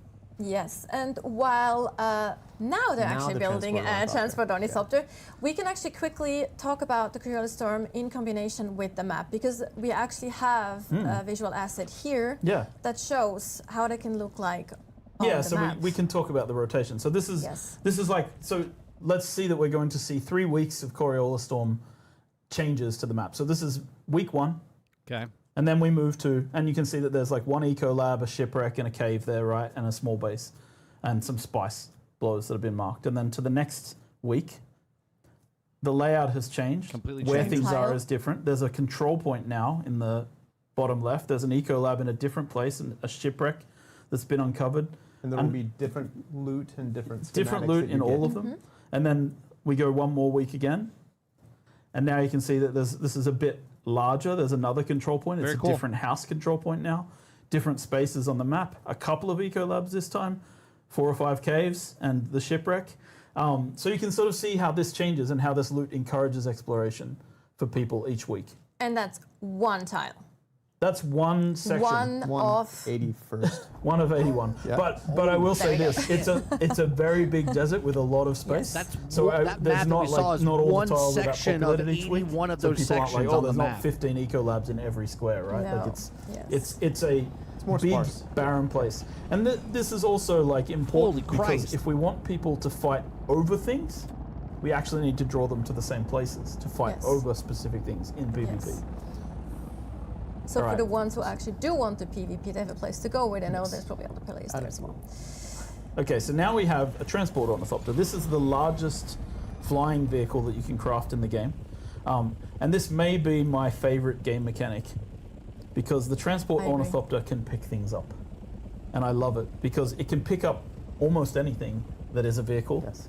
right, in the game. So one of the things you'll see in the mid game is like the buggy is really hard to get to Bro, places, right? Even though it I can mines see so much more than you can ever possibly mine YouTube yourself. videos But it's a pain of right, to get giant over the clan shield wall or factions to get it out here. moving together So like a a good tactic like a with the military with the buggy, unit. though, is to use it as storage Just and use being a transport on so- the helicopter to pick it up Like and carry that it. would be fun. Are we going to show That would be an fun if you example can of get carrying? him with I a guess with we a are. Yes, we Yeah, are, guild because what we're actually preparing that for works here like a is well-oiled spice machine. harvesting So the team's going out to do some yes. spice harvesting. So we are actually gonna Okay. pick up a Yeah. harvester. So now we're coming out into what I call the real deep desert, right? This is actually what you think of when you think of Arrakis from the movies, Holy right? So Christ. this is so yeah, we just got the nice tutorial pop up talking about the deep desert. Yes. So this perfect is the timing. Arrakis that we know from the films.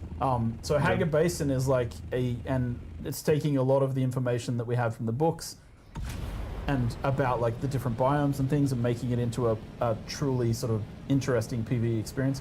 But this is the true deep desert Look, of those Arrakis. spice This went is off the in the place background where over there. people are scared to go. This So is now where the people are gonna Fremen go live. over We're there 'cause they passing want outside the shield wall spice. now. This So now you're is calling your where friends, the War of Assassins calling and the the PvP cargo is allowed to have containers, spice flow. the spice. And you can see a spice blow in the distance, which draws people from That's really cool. miles around to go there, right?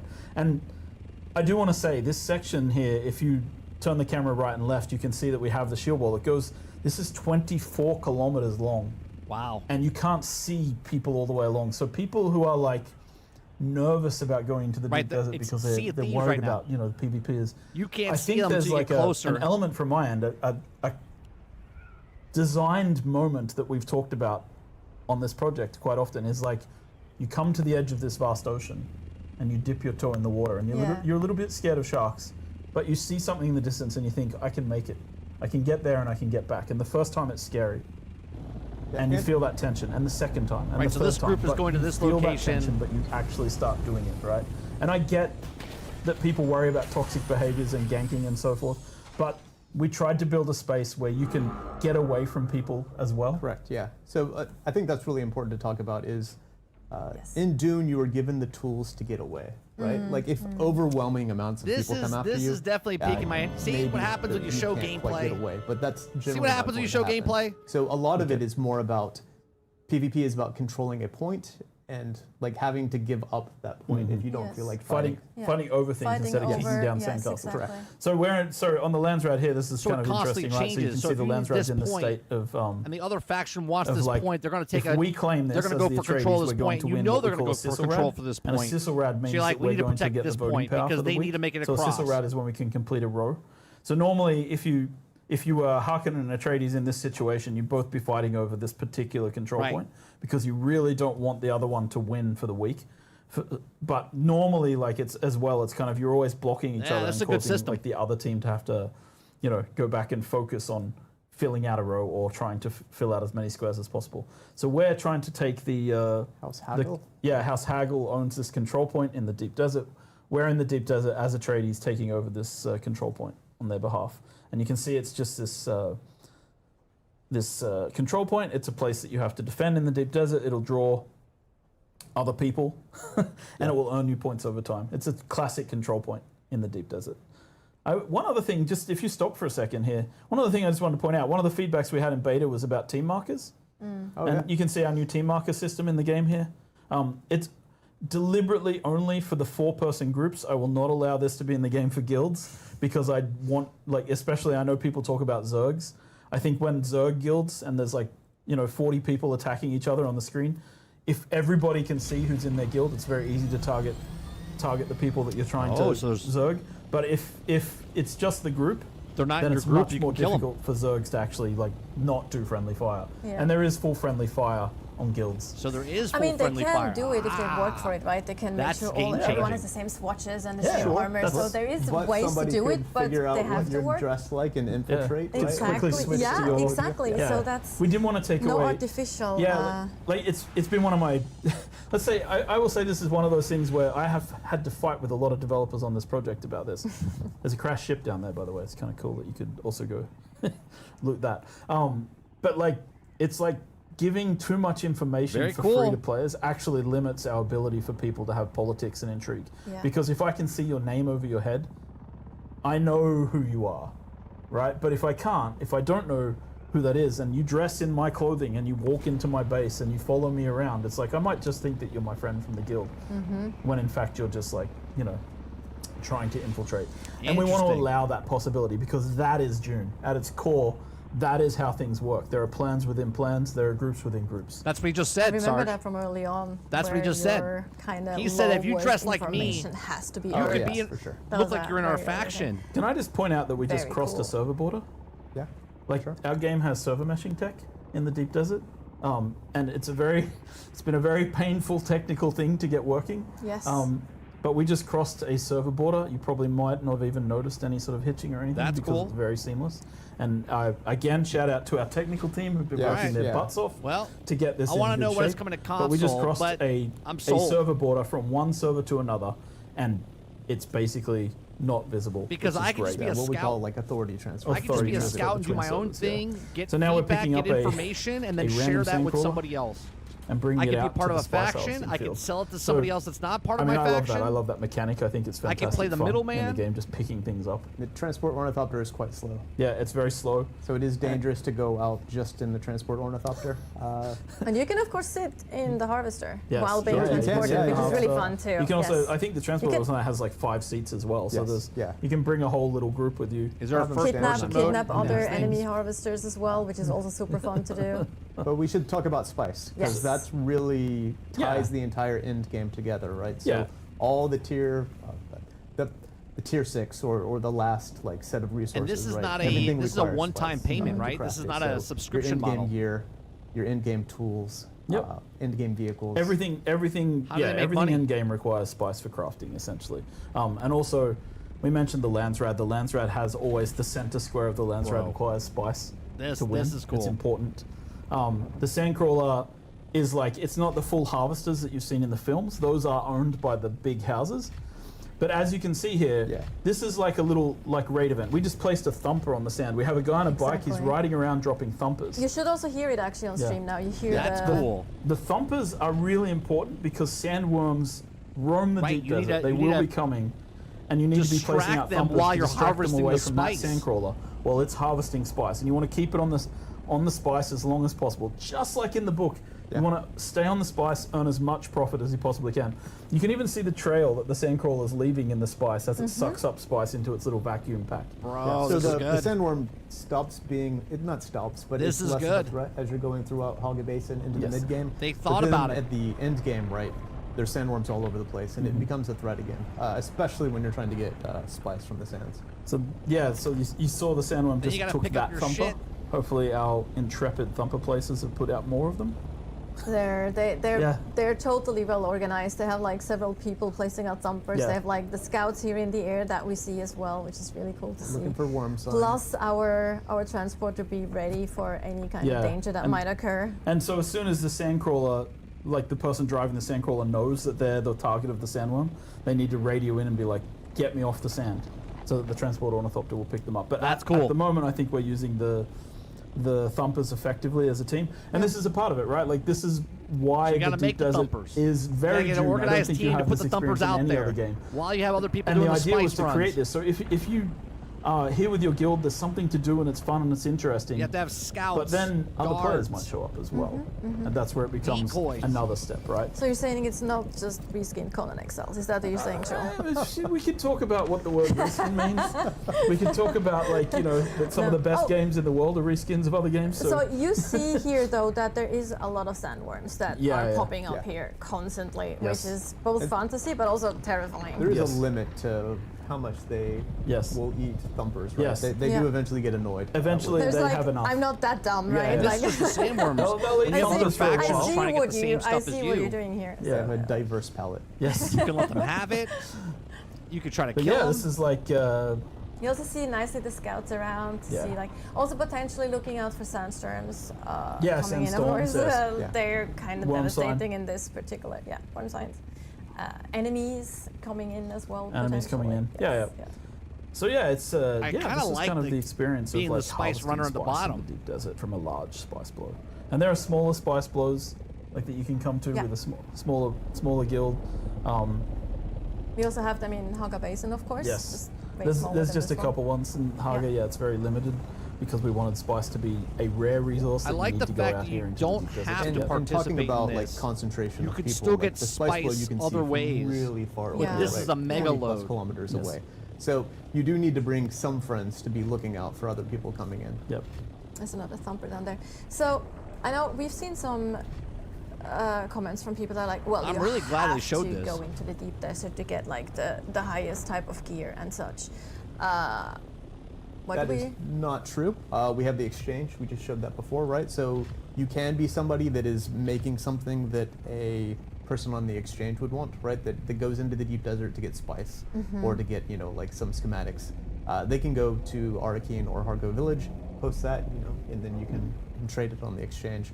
Or you can meet up in person and trade with the Picking up the PvPer. crawler. I think Oh, there oh. might have been some we can't hear it though, but there might have been some rumblings and some indication that Yep. We, I think that they got worm sign big and they need to threads move. is Yeah, we potentially do have a coming. known bug in the game where the spice color disappears from the sand. It's still there. Yeah. But yeah, so it's Yeah, happening. yeah, Sarge. There he is. That's why they and there's the we can grandfather actually hear worm. that that's shy. grandfather It's great seeing the worm. little sandworm. Yeah, the right little by the tiny big one on the side. You can see the scale. little baby like getting into the action there, This is the ringmouth worm. That's the ring mouth. Yeah. and The, that's gonna swallow everything. I that's might in as the well- middle. I might do the They're same like just thing. everything there is Eclipse.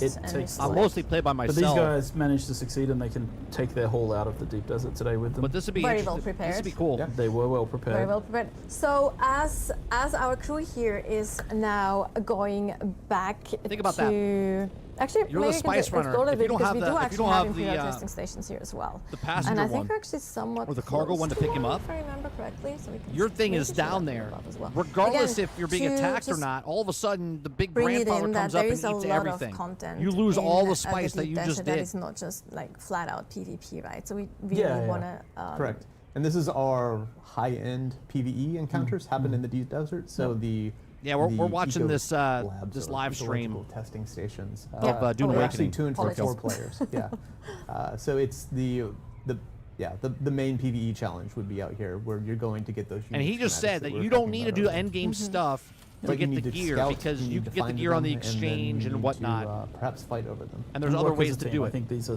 tuned towards minimum 4 people. Yeah. We Right, so- actually showed one in our combat stream. Yeah, the second 2 part, streams yeah. ago. Yeah, Yes, exactly. exactly. They're like kind of wave based, kind of very different approach than the Imperial testing stations that we have in Haga Basin. Yeah, and they're different every week. It's the entrance Yes. to Quality Station. And you It know, really like is as like the game Sea of continues, Thieves. as we go through live and we continue But you're to in the update and sand expand, there'll instead. be more things that show up on the map, for example, Fremen Sieges Once you go and in- things once like you go that into the that- Dead Sea. that people would expect to explore. So things will be Exactly. uncovered. And as I mentioned, like the layouts for the deep desert, they're handcrafted. desert. We have a cool system where we like build the layouts by hand and generate the spaces between them with the sand. So it's kind of like we fill in the gaps That's with cool. the sand.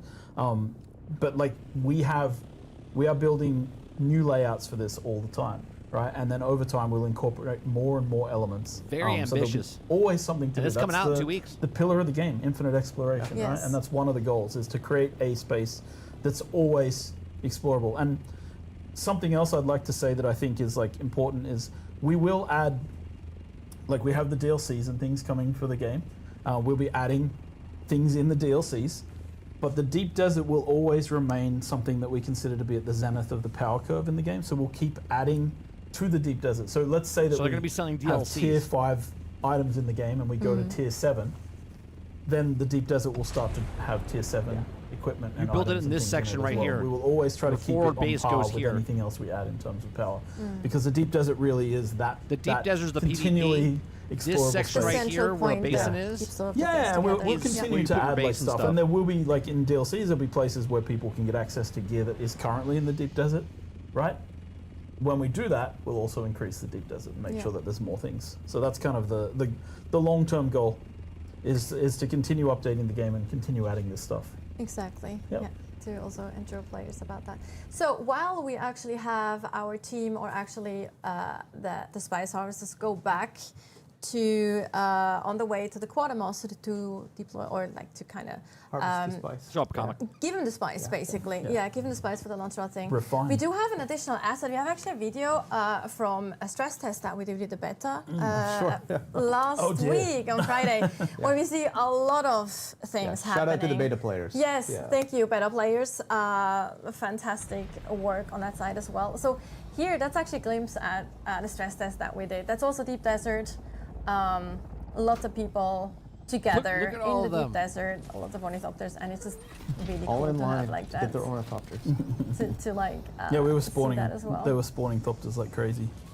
Someone's flamethrowing, throwing bombs. Players never behave when you put them in the same I'm space. getting. If I'm I remember, getting that's actually Camille with the Star flamethrower. Wars Galaxy vibe. We were- yeah. No, not Camille. Sorry, Ignacy. I mean, that was Ignacy. The context of like the a stress soul, test, yeah. by the way, was like we were testing people crossing the server boundaries with our mesh servers I and love that fighting little on them. ornithopter back there. Sorry, it's like, it's just sorry, go ahead. And fighting along the server boundaries just to see how the performance was. So you'll see people firing rockets, and yeah, it was a cool test. I think we got a lot of very useful data out of this. Yep. And seeing how people were fighting together.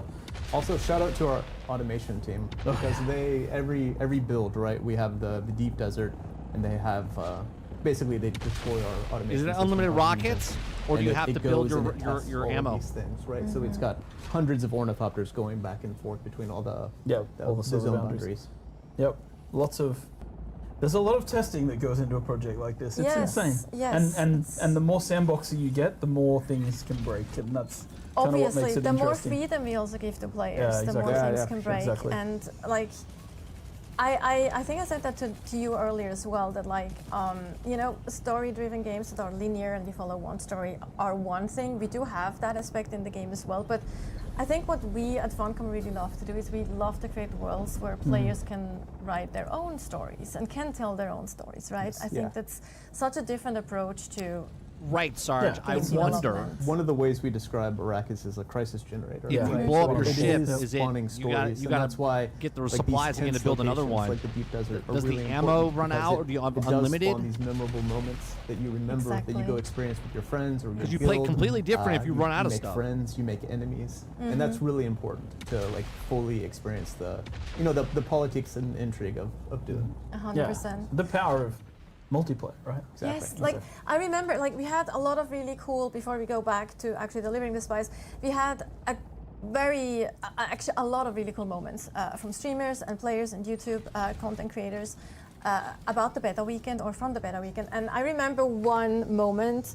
I call it the GTA moment, where one of the streamers, I think, he was harvesting one. something or something. Yeah. Oh No, no, he was getting- downed. he was downed by an enemy. He was Yeah, downed but yeah, not out. yeah. And then the Yes, other one yeah. comes in and just drives over the enemy that was like targeting him, Yes. and he couldn't stop laughing. Yeah, It's yeah, like these little moments that make, that create those stories that are so fun to share as well and are unique to you then. And it's like, and that is, I think, where for me, that satisfaction of really creating those worlds comes. Yeah, I think is one of the things like we get a bit of I mean it's fine, like we get feedback like, oh, jank, right, like Yeah. oh, being able to stand on top of an ornithopter is janky.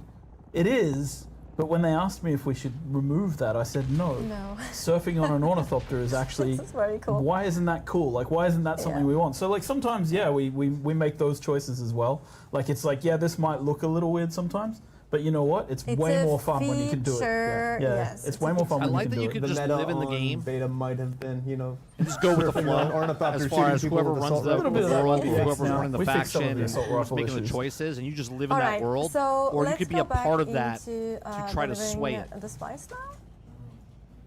Oh, actually, no. Let's talk a little more. I actually wanted to ask you both a question. You actually have answered that recently in an interview, but that's not the reason I'm asking, because I plan to do it anyway. It's like, what is each of you's favorite thing in the game? I mean, you mentioned a few things that we saw, One's gonna like say the exploration. transport ornithopter and stuff, but I'm pretty sure there's other things that you're particularly proud of. So, survival games for me, one of the best things they do is they make the world more interactable than other genres, right? So I think the team has done a great job of like using the harvesting system. Not only does the cut array like cut up the resources and get it, but you come across these like wrecked ornithopters. And every time I come across one and I'm cutting off the wings and getting the resources from it, it just feels great, right? Because it makes the game grounded. So I would say that whole entire system there is really unique with what we're doing. Yeah, I mean, for me, it's I think I'm thinking about the one that I mentioned in the interview as well, probably. But like the Dew Reaper, and the way that you, because I like. Look, I made Conan. We made Conan, and Conan's a bit more stock standard in the survival sense, right? You're chopping down trees and you're harvesting rocks. And when it came to Dune, we had the design principle of like make your designs fit Dune, do not make Dune fit your designs. And it was like, what is harvesting water look like in Dune? And there's a line in the book where Duke Leto is looking out a window and the sun's rising and there's all these people out in the fields harvesting dew off the flowers. And you're like, that's how precious water is on this planet. And that's a moment that our game needs to have. And so it isn't just like the confluence, it's like, yeah, it's cool, this action of like sweeping the dew off the top of plants using this little Holtzman field that drains the water up into, and like, not only did the animation team and the effects team nail that, and the audio team got like all of that works, but it's also like the back end, the time of day, checking when the dew harvest time is optimal. That's cool. Feeling like, and it's so satisfying to be out there like 10 minutes before the sun comes up, and you're filling just liter johns full of water because you understood the game system and you understood the timing. All of those things come together to create an experience that I think for me it's just like, you can't have this experience in any game except Dune. And to me that's the most precious thing, right? Like I feel like it's so good when all those things come together. Like as a developer, that's just the most rewarding stuff. No, you right? can do that, Sarge. And it feels good. I don't know if you can do it off the other people's vehicles, but you can do it where you're harvesting so much parts off because I crash think ships it really and whatnot. nails it, right? Yeah. Like I can't speak more preciousness highly of of how water cool in that Dune. works, right? Totally And get it, shout out to the yes. team who worked on it and everybody who did their part. 100%. No, I Because get ready. that. Because games are made by teams, right? To That's the refine other thing. spice. Yes, absolutely. So we actually made it now to the quartermaster, and we are So we're going to deliver delivered the spice. Yes. Try to win the lens ride. Okay, so these Took a while guys, to get back. ask you, so you, because you're sort of you're I'm a minor sold. house or a minor I'm house sold. under the umbrella of the Atreides. I'm intrigued you by this deliver game. Landsrad bribes to the quartermasters. I of want to the know when Atreides, it's and going they to make sure console. they get where they're 'cause supposed to go. my PC. So now and we're streaming this will delivering be for House of terrible Lex, and we're delivering for you guys. spice. And the House of Lex are Probably part won't of come the out till, like, manufacturing next year. unit, which is where they. And so we're I might delivering have to buy. 500 I might have to buy this spice on PC and then play they're it on gonna make sure that it PC reaches them, off and then stream that will, and maybe record in a it. moment, change the lens rad. So you can see how you have an impact now. So lens rad is there under the social tab. This board refreshes every so often. So it's been a few seconds since the last refresh. Now we should be able to see our borders refresh with a certain amount of spice. Oh, we didn't go to Alexin. You're on the wrong one. You need to go to Alexin. It's in the middle. The middle. Yes, and then we can see that we've delivered some spice and the goal amount has gone up. So that you can see that we've increased our goal amount with House of Lex in there. So we've worked towards Yes. gaining So we haven't favor. worked like once 64,000 more to once go. we hit 70,000 points, and we can do any of these activities to earn points, like the control point. We can claim those, we can those deliver fields. spice melange. But once we've can done see the enough to different earn that center square, different then tiers. it'll flip to be Atreides and say that we've claimed it for the week. Exactly. Yep. So that's. Great. Nice. So that was a little bit of a glimpse of what mid and end game can look like. Obviously, that totally depends on what you like to play and how you like to play. There's quite a lot I of haven't even options. played it. You We played it, showed you Eclipse. a few of them, an approach of what can be done. We're also jamming like dozens of hours of gameplay into like a very quick presentation. Yes, 100%. Like this is very like preparation is everything, which is of course true for the game specifically as well. But before we dive into the Q&A, we are gonna take a quick look at the Mentats. We're taking a look at. Oh, it's cinematic. So then, you're not quite dead. Great plot. Developed out of the need to replace thinking machines, the Mentats trained on the principles of philosopher Gilbertus Albans, became one of the most important people in the Imperium. Able to calculate immense amounts of data and devise complex strategies, they are the most advanced tacticians on the battlefield. Combined with advanced assassination and combat technology, you will be able to think many steps ahead of your enemies.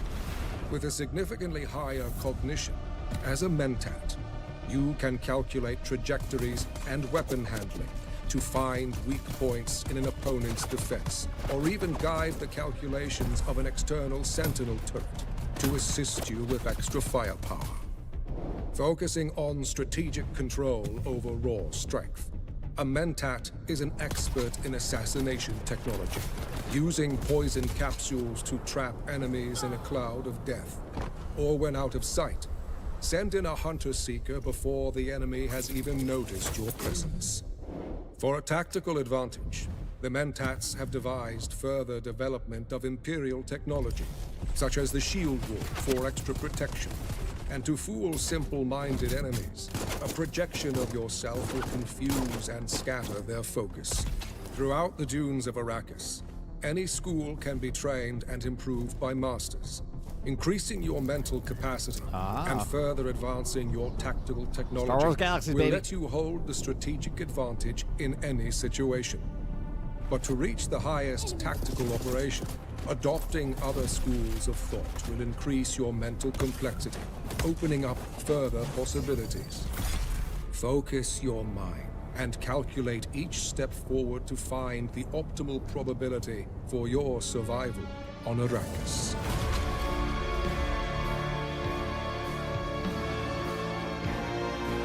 June 10th, PlayStation Xbox release to be announced. They probably won't announce it until Summer Game Fest.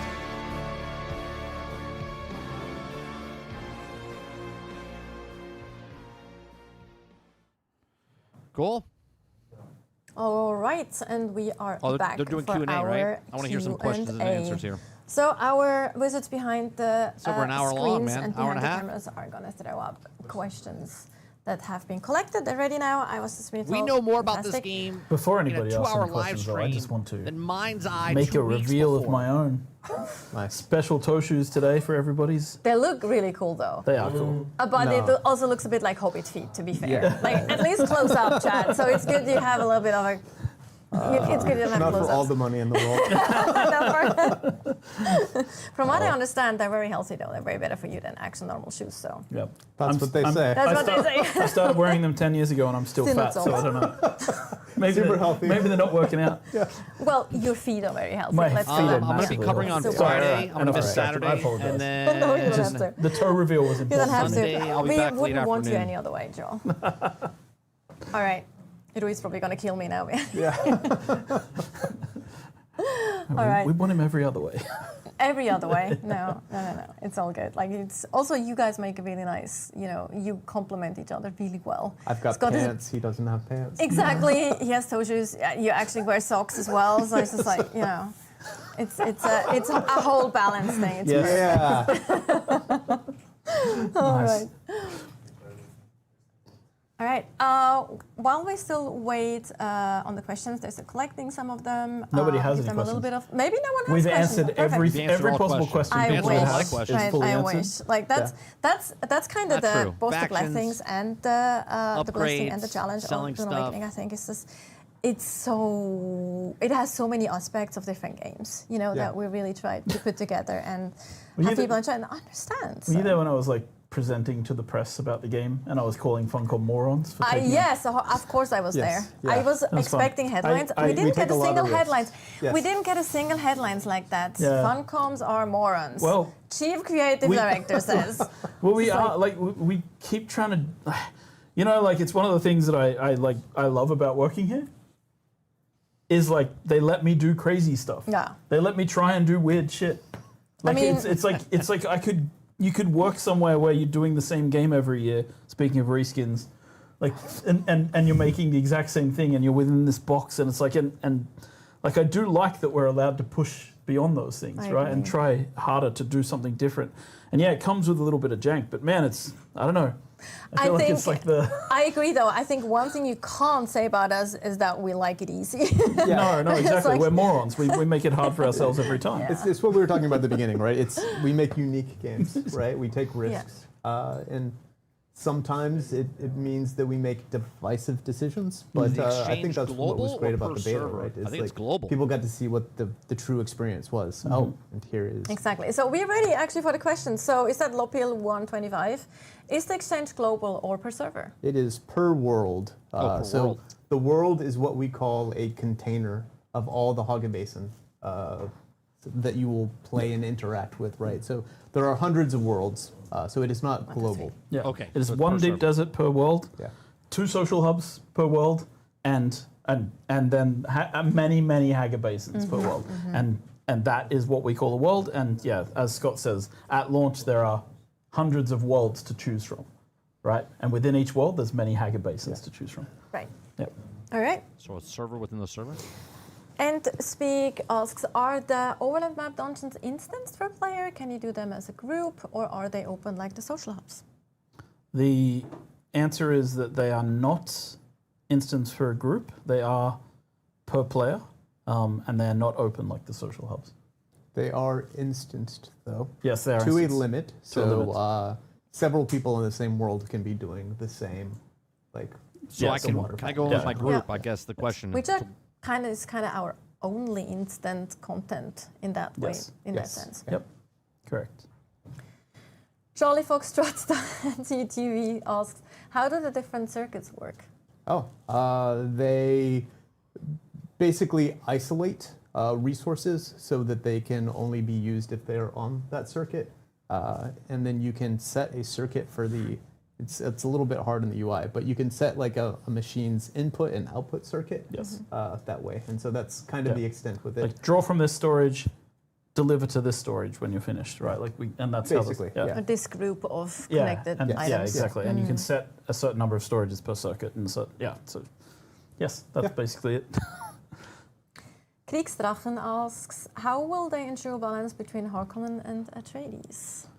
There are systems. I think I talked about this in that other. You when I got you that just question. mentioned as well as I like hedged it we last time. have, but We you have didn't some want to systems, spoil but I'm it, not going which to we talk should too much exactly, about. exactly. And then when we introduce a third faction, which we are planning to, it will also have a role in that balance. But that's basically what I can say right now. But ensure is very hard. Like it's very hard to like be 100% certain because, you know, when you give players choice, they choose. Right. And so you can't That's my guarantee that concern. it's going to be 100%, not 100% people on Atreides on a world. But I think we have pretty good systems in place to make sure that at least feels like it balances itself out pretty well. Yes, and the deep desert is not Atreides versus Harkonnen. Yes. It is every Yes. person for themselves, right? So even if Harkonnen are kind of dominating a server or they're 60-40, they're going to be fighting themselves in the Yes. deep desert as well. And that's actually something I forgot to mention when we were talking about the Landsrad. Like the Landsrad, you can see the different within top the guilds. factions who the top guilds are and who contributed the most. Because a part of the Dune thing is that like it isn't that like everybody in Atreides is a monolith. It's actually like people want the Duke's attention, so they want to be further up. And the same with the Harkonnen, right? Like I want the Baron to witness me, so I'm trying to get to the top of the list of guilds. So there should be inter-guild competition even within the factions. So they overall are working towards the common goal of the Landsrad, but they're trying to beat each other to be the best in the Landsrad. So they have the most voting power, they get the rewards, etc. Yeah, especially also because like one Atreides guild might be focused on PvP, the other one might be super opposed to PvP. Yep. So they definitely don't want the PvP guild to like get, we want full PvP. So Yes. they will, work against them and like, Yes. we want to be top because we want to have more say in which decree we're actually going to have next Be year. interesting to see what happens. exactly. So- a crafting guild's going to want the crafting decrees. Exactly, And yes. they're not going to want the PvP full loot decree, right? Exactly, So there's going to be yes. that kind of competition even within the factions. Yes, exactly. So, yep, good question. Cypher asks, can our bases get raided? So not in Haga Basin. They will be safe in Haga Basin. In the deep deserts, it's a bit different. Yeah, in the PvE section of the Deep Desert, no. Yeah. But in the PvP section of the Deep Desert, there is a mechanism by which bases have a vulnerability window where they can be raided. It is a very short vulnerability window. So there you go. You and can be again, attacked. I would point to the law of the Dune universe. So I'm sorry for everybody who hasn't read the books and doesn't know a way in which shields can go down for a brief period of time. But it is worth looking into because then you'll understand exactly how the mechanics can work. And I know I'm being needlessly cryptic, but I'm sure there's people spamming in the chat about it already. Let them figure it out. Oldman Alchemist, if I don't take the mission to talk with House Atreides or Harkonnen, will I be content locked as far as progressing, sorry, No, the that's main story and the ability to craft? No. Yeah, no. The story, I mean, while it involves So you don't even House need to be a part of Atreides and faction, you just Harkonnen, live in the it world. is not about that. It's about you and your role on Dune. It's your quest to find the Fremen and wake the Exactly. sleeper, right? Yeah. So the main story follows that. What we were talking about and what we were showing earlier with the different faction unlocks, like in terms of the visuals and those things, you're locked out of if you don't want to join a faction. But those You are can't get, pure vanity. but they're pure vanity, right? No mechanics. But yeah, you can't. But one thing you cannot join the Landsrad unless you have aligned yourself with a faction. You're aligned with a faction to participate in the Landsrad. That is the one hard requirement that I think faction alignment has in the game. That's it. Otherwise, yeah, you can do all the content without joining Atreides or Harkonnen. I also think when it comes to progressing, during the beta weekend, you were still very much in the tutorialization part of the game, Yes. right? Yeah. So I know that some players were like, whoa, this is very linear and things. But the thing is, things open up quite more once you're past that tutorialization section as well. So you won't be actually locked progressing when it comes to crafting or where you spend your points. Yeah, and in the opening, Intel points specifically. in the opening of the game, after character creation, you actually get a choice as to whether you want to play with an unlocked tech tree or a locked tech tree. The reason we put that there is so that people who are advanced survival players or people who've played Dune before can just go, okay, I want the unlocked tech tree, I know what I'm doing. But I recommend, and we recommend, that the locked tech tree is for people who are playing the game for the first time and really, because there are so many, we've been talking about it a lot today, there are so many mechanics that are just kind of Dune mechanics that we want people to learn and we need to teach them. And it's going to be hard for you to know what to do. Like, you don't know about dew reaping and times of day when you should be out harvesting dew unless you follow the tutorials that we put in place for that, right? So it's just that. Or that you need to go to shipwrecks to craft better weapons. Yes. Yeah. Yes. Koopa is asking, is there a level cap Yes. Yeah. I believe we're at 200 Yeah. currently? currently. But you can respec. Yeah. Yes. So it's 200? I believe it's on a 48-hour cycle. So even if you cap out and you play something and you decide you The don't sound's like it, cutting in you and can out, Salty. Yeah. Just switch to something refresh. else. And there's a point where you run out of, you stop getting unlock points for your tech tree, intel points. And then we have a mechanic in the game for you to go around and unlock more intel points by going to bases in the world, like enemy bases and outposts. So there's a level cap that puts a stop to some of those progression things, and then the next step from there is for you to go and explore more and enjoy the game more. Because we do want you to make some choices. Right? Yes. Yeah. Yes, exactly. Also, there's different level and skill point caps, right? Because you have a character level, you have skill points, and you have intel points. So Yes. there's 3 different Yes. caps that you Yeah, particularly exactly. hit. K69N is asking, is it possible to lose all your gear in PvP? So not in PvP in the base level. In the deep desert, you lose resources that you're carrying, Solari and Spice, and you take durability damage to some of your gear. Right, that's what happens every time you die, PvE or PvP. But if there's a specific decree from the Landsrad which enables full loot PvP in the deep desert for 1 week, then that's the only time in the game where you can lose all your gear in PvP. That's it. Or if you're fighting in the sand and a sandworm comes and eats you. Yeah, sure. If you I try guess to you fight can the lose all your gear in sandworm, PvP, but yeah. we count the. Yeah, is the sandworm PvP really? No, it's PvE. It's more like PvE, but yes, 100%.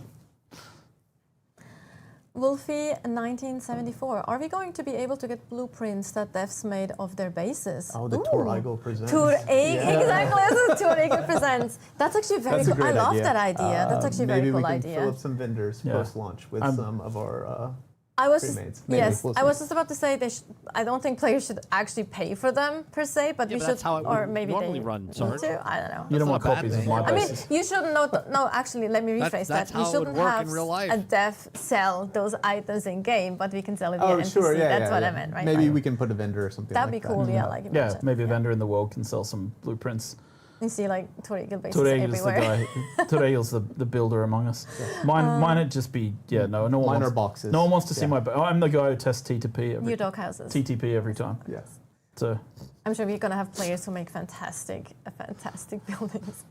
Okay, Quintinovic is asking, will GeForce now be in Dune Awakening? I believe so. Yes. Yeah. I don't know. There's I have no idea. discussions going on. There's at least. discussions. I can't remember what the last is, but people are looking at it. Yeah. I don't have Slack open, otherwise you could check. GeForce Someone Now was is like the hammering streaming service, messages right? to me Yeah, online. So It's like, the question, I guess, would be, will Dune Awakening be on GeForce Now for yes, streaming? yes, Yeah, that's yeah, what yeah, I yep. interpreted. I don't as know well. the answer. I'm sorry, but Scott. Yeah, I don't think I have an official answer, but I believe so. But yeah. Helping Hans, how do you balance the council wins? If one side gets unique weapons, won't that side have a better chance to win the next vote down the line? Not necessarily, because the tasks for the Landsrat are pulled from, so there's 25 tasks per week, and there's a pool of 400 tasks that can potentially show up. So you, first of all, don't necessarily know what's going to be there. Unique weapons doesn't actually influence everything. Some of the tasks are kill tasks. You don't know which tasks are going to be revealed first. You also have to bribe Landsrat envoys with spice to reveal tasks. And if your faction does it before the other faction, you'll see, okay, we need to do this. So you might just get ahead because you had more spice or whatever. It's not going to come down to unique weapons. Absolutely not. That's not going to be the thing that means that one side gets a sudden landslide kind of advantage. Yeah. So I think that's the best way to answer that, I think, from my perspective. I think that's a great answer too, and I think it just goes again into people are a little bit too afraid that everything is about PvP and fighting end game, and that's absolutely not the case. Yeah. And hopefully we That's good. explained that a little bit Yeah, today I as mean- well for people to feel a bit more relaxed about that, or disappointed, depending. Dr. Evil Eye, is there any content or materials that are hidden behind PvP, meaning that the only way to obtain that item gear material is to risk losing to large guilds? I wouldn't Those say are hidden, but insane. yeah. You can. The Deep Desert, which we just explained, is a place where tier 6 gear is, like items and materials for crafting those things. You need to go there to get those things. You can buy them off the exchange. You can trade for them with other people, but yes, you have to go to that place in order Yeah, to get those I don't things. expect to And have the there is a best risk gear of in people the game if I attacking you can't when get you're in to that the place. right? We tried to explain that If I this is a want very that large stuff, place. then I would It's team not up going to be with possible somebody for or a a guild group to to get the cover the materials to entire go do space. that stuff. It's Yeah, just there's not not going to be enough members. possible. Or I would pay a lot of Guild money limit's 32. The guild limit is 32 Yeah. people. in-game So currency one to per trade kilometer? or get Yeah. that If they material. stretch Yeah, across, they'd have to stretch all the way across, and even then, I think there's all kinds of Yeah, tactics yeah, and yeah. ways to draw them off, and I don't think it's going to be a problem. There are potentially hundreds and hundreds of people that can be in the deep desert, Yes. right? Yes. So one guild would be outnumbered by 100 people. Again, if you want to rat, you can rat. Yeah, Like there's options, right? And also, like the tier 6 gear isn't required for the story or Yeah. for anything that's having to do with Yeah. like a basin, right? It's- It's sort of just the deep desert loop. But we part of it. can't tell people that they can't get to the top number if number go up because they really Sure, people sure. always want that. So Yeah. so it's There are other ways to get it, even though. though it's Yeah, not yeah. required. You I know people are going to want it. I feel like it makes sense though, because those people who really care about the highest level tier are probably the PvPers, and they want to be in the deep desert And in if the they're first not place. So I PvPers feel like like it's myself, kind of a natural I would balance still there Yeah. too. do it. Hopefully, we Get it. also have I think there's this weird. I speak to a lot of people in our closed beta and our Discord, right? And I see that there's people who kind of assume that everybody who is a guild in PvP is going to be this toxic, sweaty kind of. And I think Right. it's going to be the opposite. I think we're going to have the good guy guilds who are out there actually protecting people. and helping people the out. I've police seen of it in the- the of beta the- already. People, I got lost in the desert, help, and people would come help Yes. them, give them Yeah. rides home, give them more gear. I've seen people in the beta just give other people an ornithopter when they lost one because of a bug that was in the game from our end. They're like, "Oh, do you want an ornithopter? I have a spare one." Right? It's great to see, and I think that people worry too much about toxicity. Hopefully, we'll keep track of it, of course, but Yeah. it should be fine. And you have one player for the Yeah. entire world, Yeah, right? yeah. So and you are your name, right? So you will have some sort of reputation. Yeah, exactly. There's that as well. Yeah, as a callback to more old school MMOs that I grew up with, like EverQuest and all those. But anyway, so we have 2 more questions. Fort Team is asking, do you need a sync chart for each person in your guild? Yes. You need to create a sync chart for every person who's going to want to reveal those things that you've got in your sync chart. They're single-use items. Yeah, they're single-use items, consumables, once you've created them. And last questions. Neo Valkyrion, can transport ornithopters carry other ornithopters? Yes, they can. question. Can indeed. They can indeed. I was playing it earlier. I was flying around carrying a medium ornithopter Yes, with they my can pick transport up pretty and much assault. anything. Yeah. Yeah. And Or again, they have anything passengers vehicular. too. Yes, vehicular. Can't pick up people No. unless they're. Inside. They're sitting inside a vehicle. All right. So that was it with the questions for today, and also for our last developer stream before Exciting. Head Start and the official release.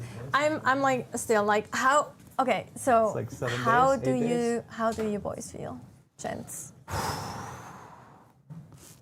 Me How do you first? feel? Go, Scott. Oh, pretty good, right? Pretty So beta went really well from Yeah. our perspective.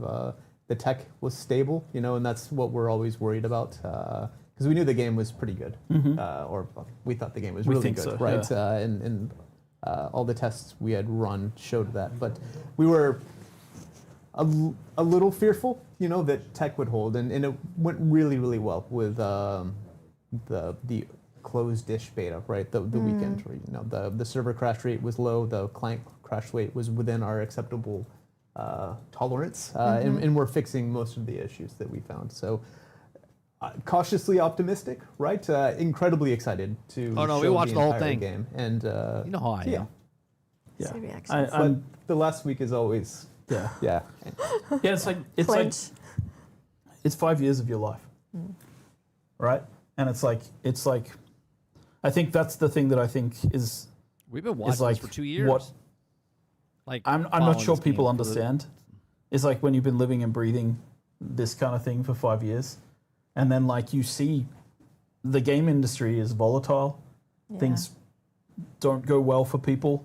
We have a team of that I love to work with. We have a team of great people that we've built over the last years, and it's like it isn't about like success in the sense of like I just want to say that it is a game that I think is great, right? And I've played it and I kind of know that it has a lot going on, right? And I think it works well. And from the beta we got some confirmation of that. But I want my team to be together making games for a long time, right? So for me, this is like I'm nervous about that, right? Like the gaming industry is not a safe place anymore, right? It's not easy to guess what's going to be successful. Yeah. I mean, I'm watching things and like you see things that are fantastic from small teams going great, like and there's been some fantastic games this year and games that you wouldn't have predicted Well, that's coming out cool. of nowhere. Like Schedule 1 is a great one, but also like Claire Obscura, I'd heard of it, but I hadn't heard of it until really it blew up. And so you see these games, these huge successes. So I think it's like you don't want to have the arrogance to think that you could be among that, but you hope, and that's kind of where I'm at least. I'm hoping we strike a think they vibe. have I'm hoping something that here. all the decisions that we made, and there's 10,000 decisions on a gaming project, right? There's 10,000 decisions, and every one of them is about moving towards a goal, right? Towards a vision, a creative vision, a vision of a universe, a vision that a guy created in 1963 when he wrote a book, right? And that's, I don't know, like I'm extremely nervous, but that's what we're trying to get to, right? And that's, I hope what people feel when they play the game is, yeah, okay, you nailed it, right? Like that's what we want. And I feel like we've made an amazing Dune game, right? And it's the first where you're walking right on Arrakis. You're experiencing Paul's journey. Yeah, make a We're game, sell a skipping game, 2001's Eclipse. Frank Herbert's Dune, Sure. But for me, right, in a modern sense anyway. So it's and we have a story we want to tell. People saw a really short glimpse of it in the beta, but there's so much more going through the rest of Act 1 and Act 2, right? Playing through that. And there's this long story that we want to tell over the, Lex, you said 10 just years, playing right? the on story, Yes. the I think thing, I'm so okay I'm with saying that. paying So the $50. we have a long story. We want to continue releasing updates, every 3-4 months with additions to that story, in addition to the DLCs that we're going to to come out. So when you buy the game, you're getting everything here right now, plus all the story content that we'll continue to release over the next years. So yeah, we're that's included we're in the excited. $50. It's a lot of pressure. Yeah. But yeah, Wait, we'll do fine. $50 There's no gets you guarantees the in Love and DLC War, as but well. you know what? I'll say this for the record. I'm really proud of our team and what they've done.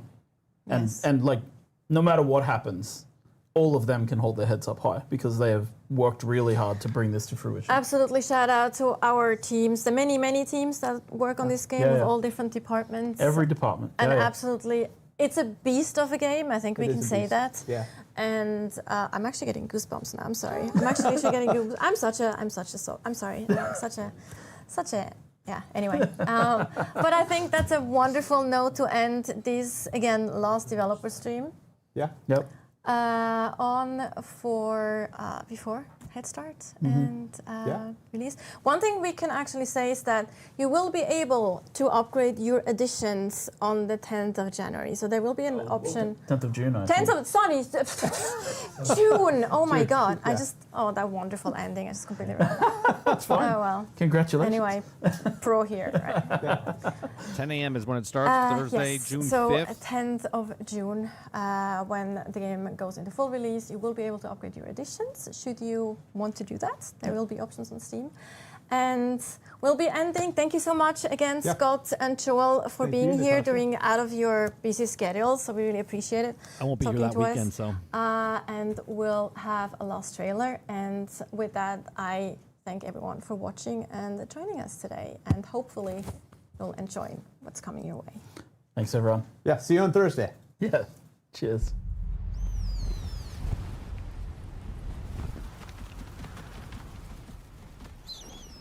So then, you're not quite dead. Great plots are afoot in the Imperium. And the currents of intrigue run deeply. You will go to Arrakis as our agent. You have one task. Find the Fremen. Wake the sleeper.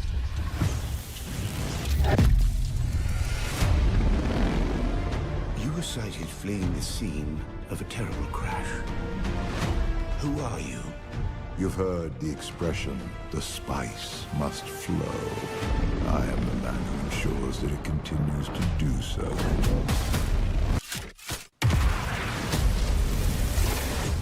I dreamed of you. Burst in fire. Twin comets in the sky. The seer of lies. I am terrified of what happens when you awaken.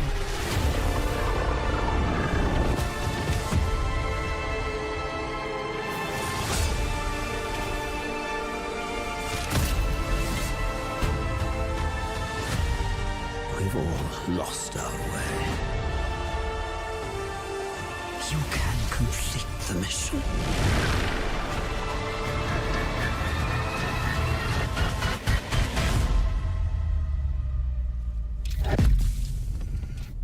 Every person carries their past with them.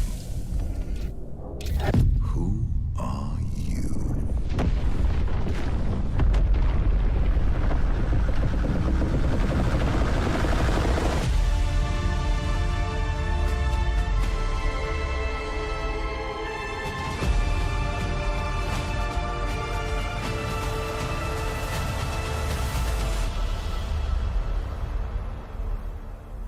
It's like, that already passed. Well, that's cool.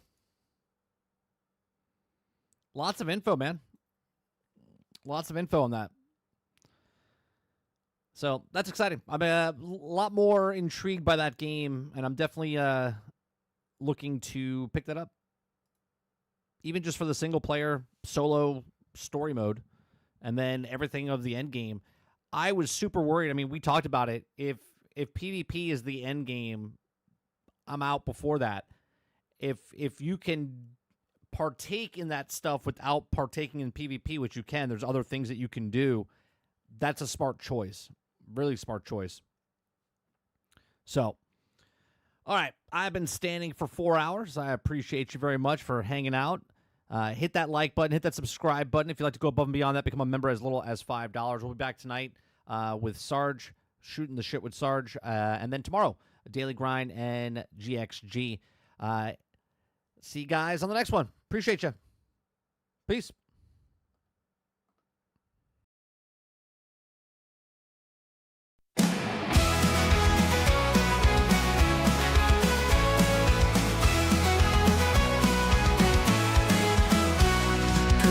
Sunshine, rise and shine. The daily grind is here on time with gaming news and fun galore. We'll chat and entertain once more. The coffee's hot, the mic is on. Jump in the chat, let's have some fun. From pixels small to stories grand, we bring the magic to your hand. We're nitty tune in daily, don't you miss entertainment wrapped in bliss. From new releases, tips and tricks, the daily grind, your morning fix. Controller ready, headset too, we've got the updates just for you. From late night streams to morning plays, we cover gaming all the ways.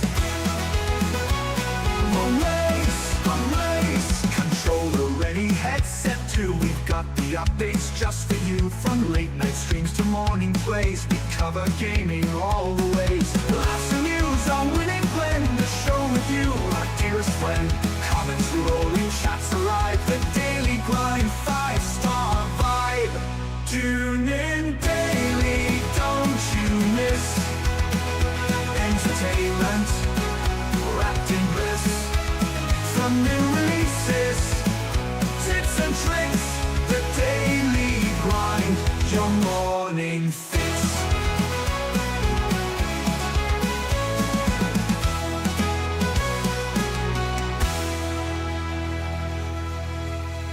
Good morning, sunshine, rise and shine. The daily grind is here on time with gaming news and fun galore. We'll chat and entertain once more. The coffee's hot, the mic is on. Jump in the chat, let's have some fun. From pixels small to stories grand, we bring the magic to your hand. Tune in daily, don't you miss entertainment wrapped in bliss. From new releases,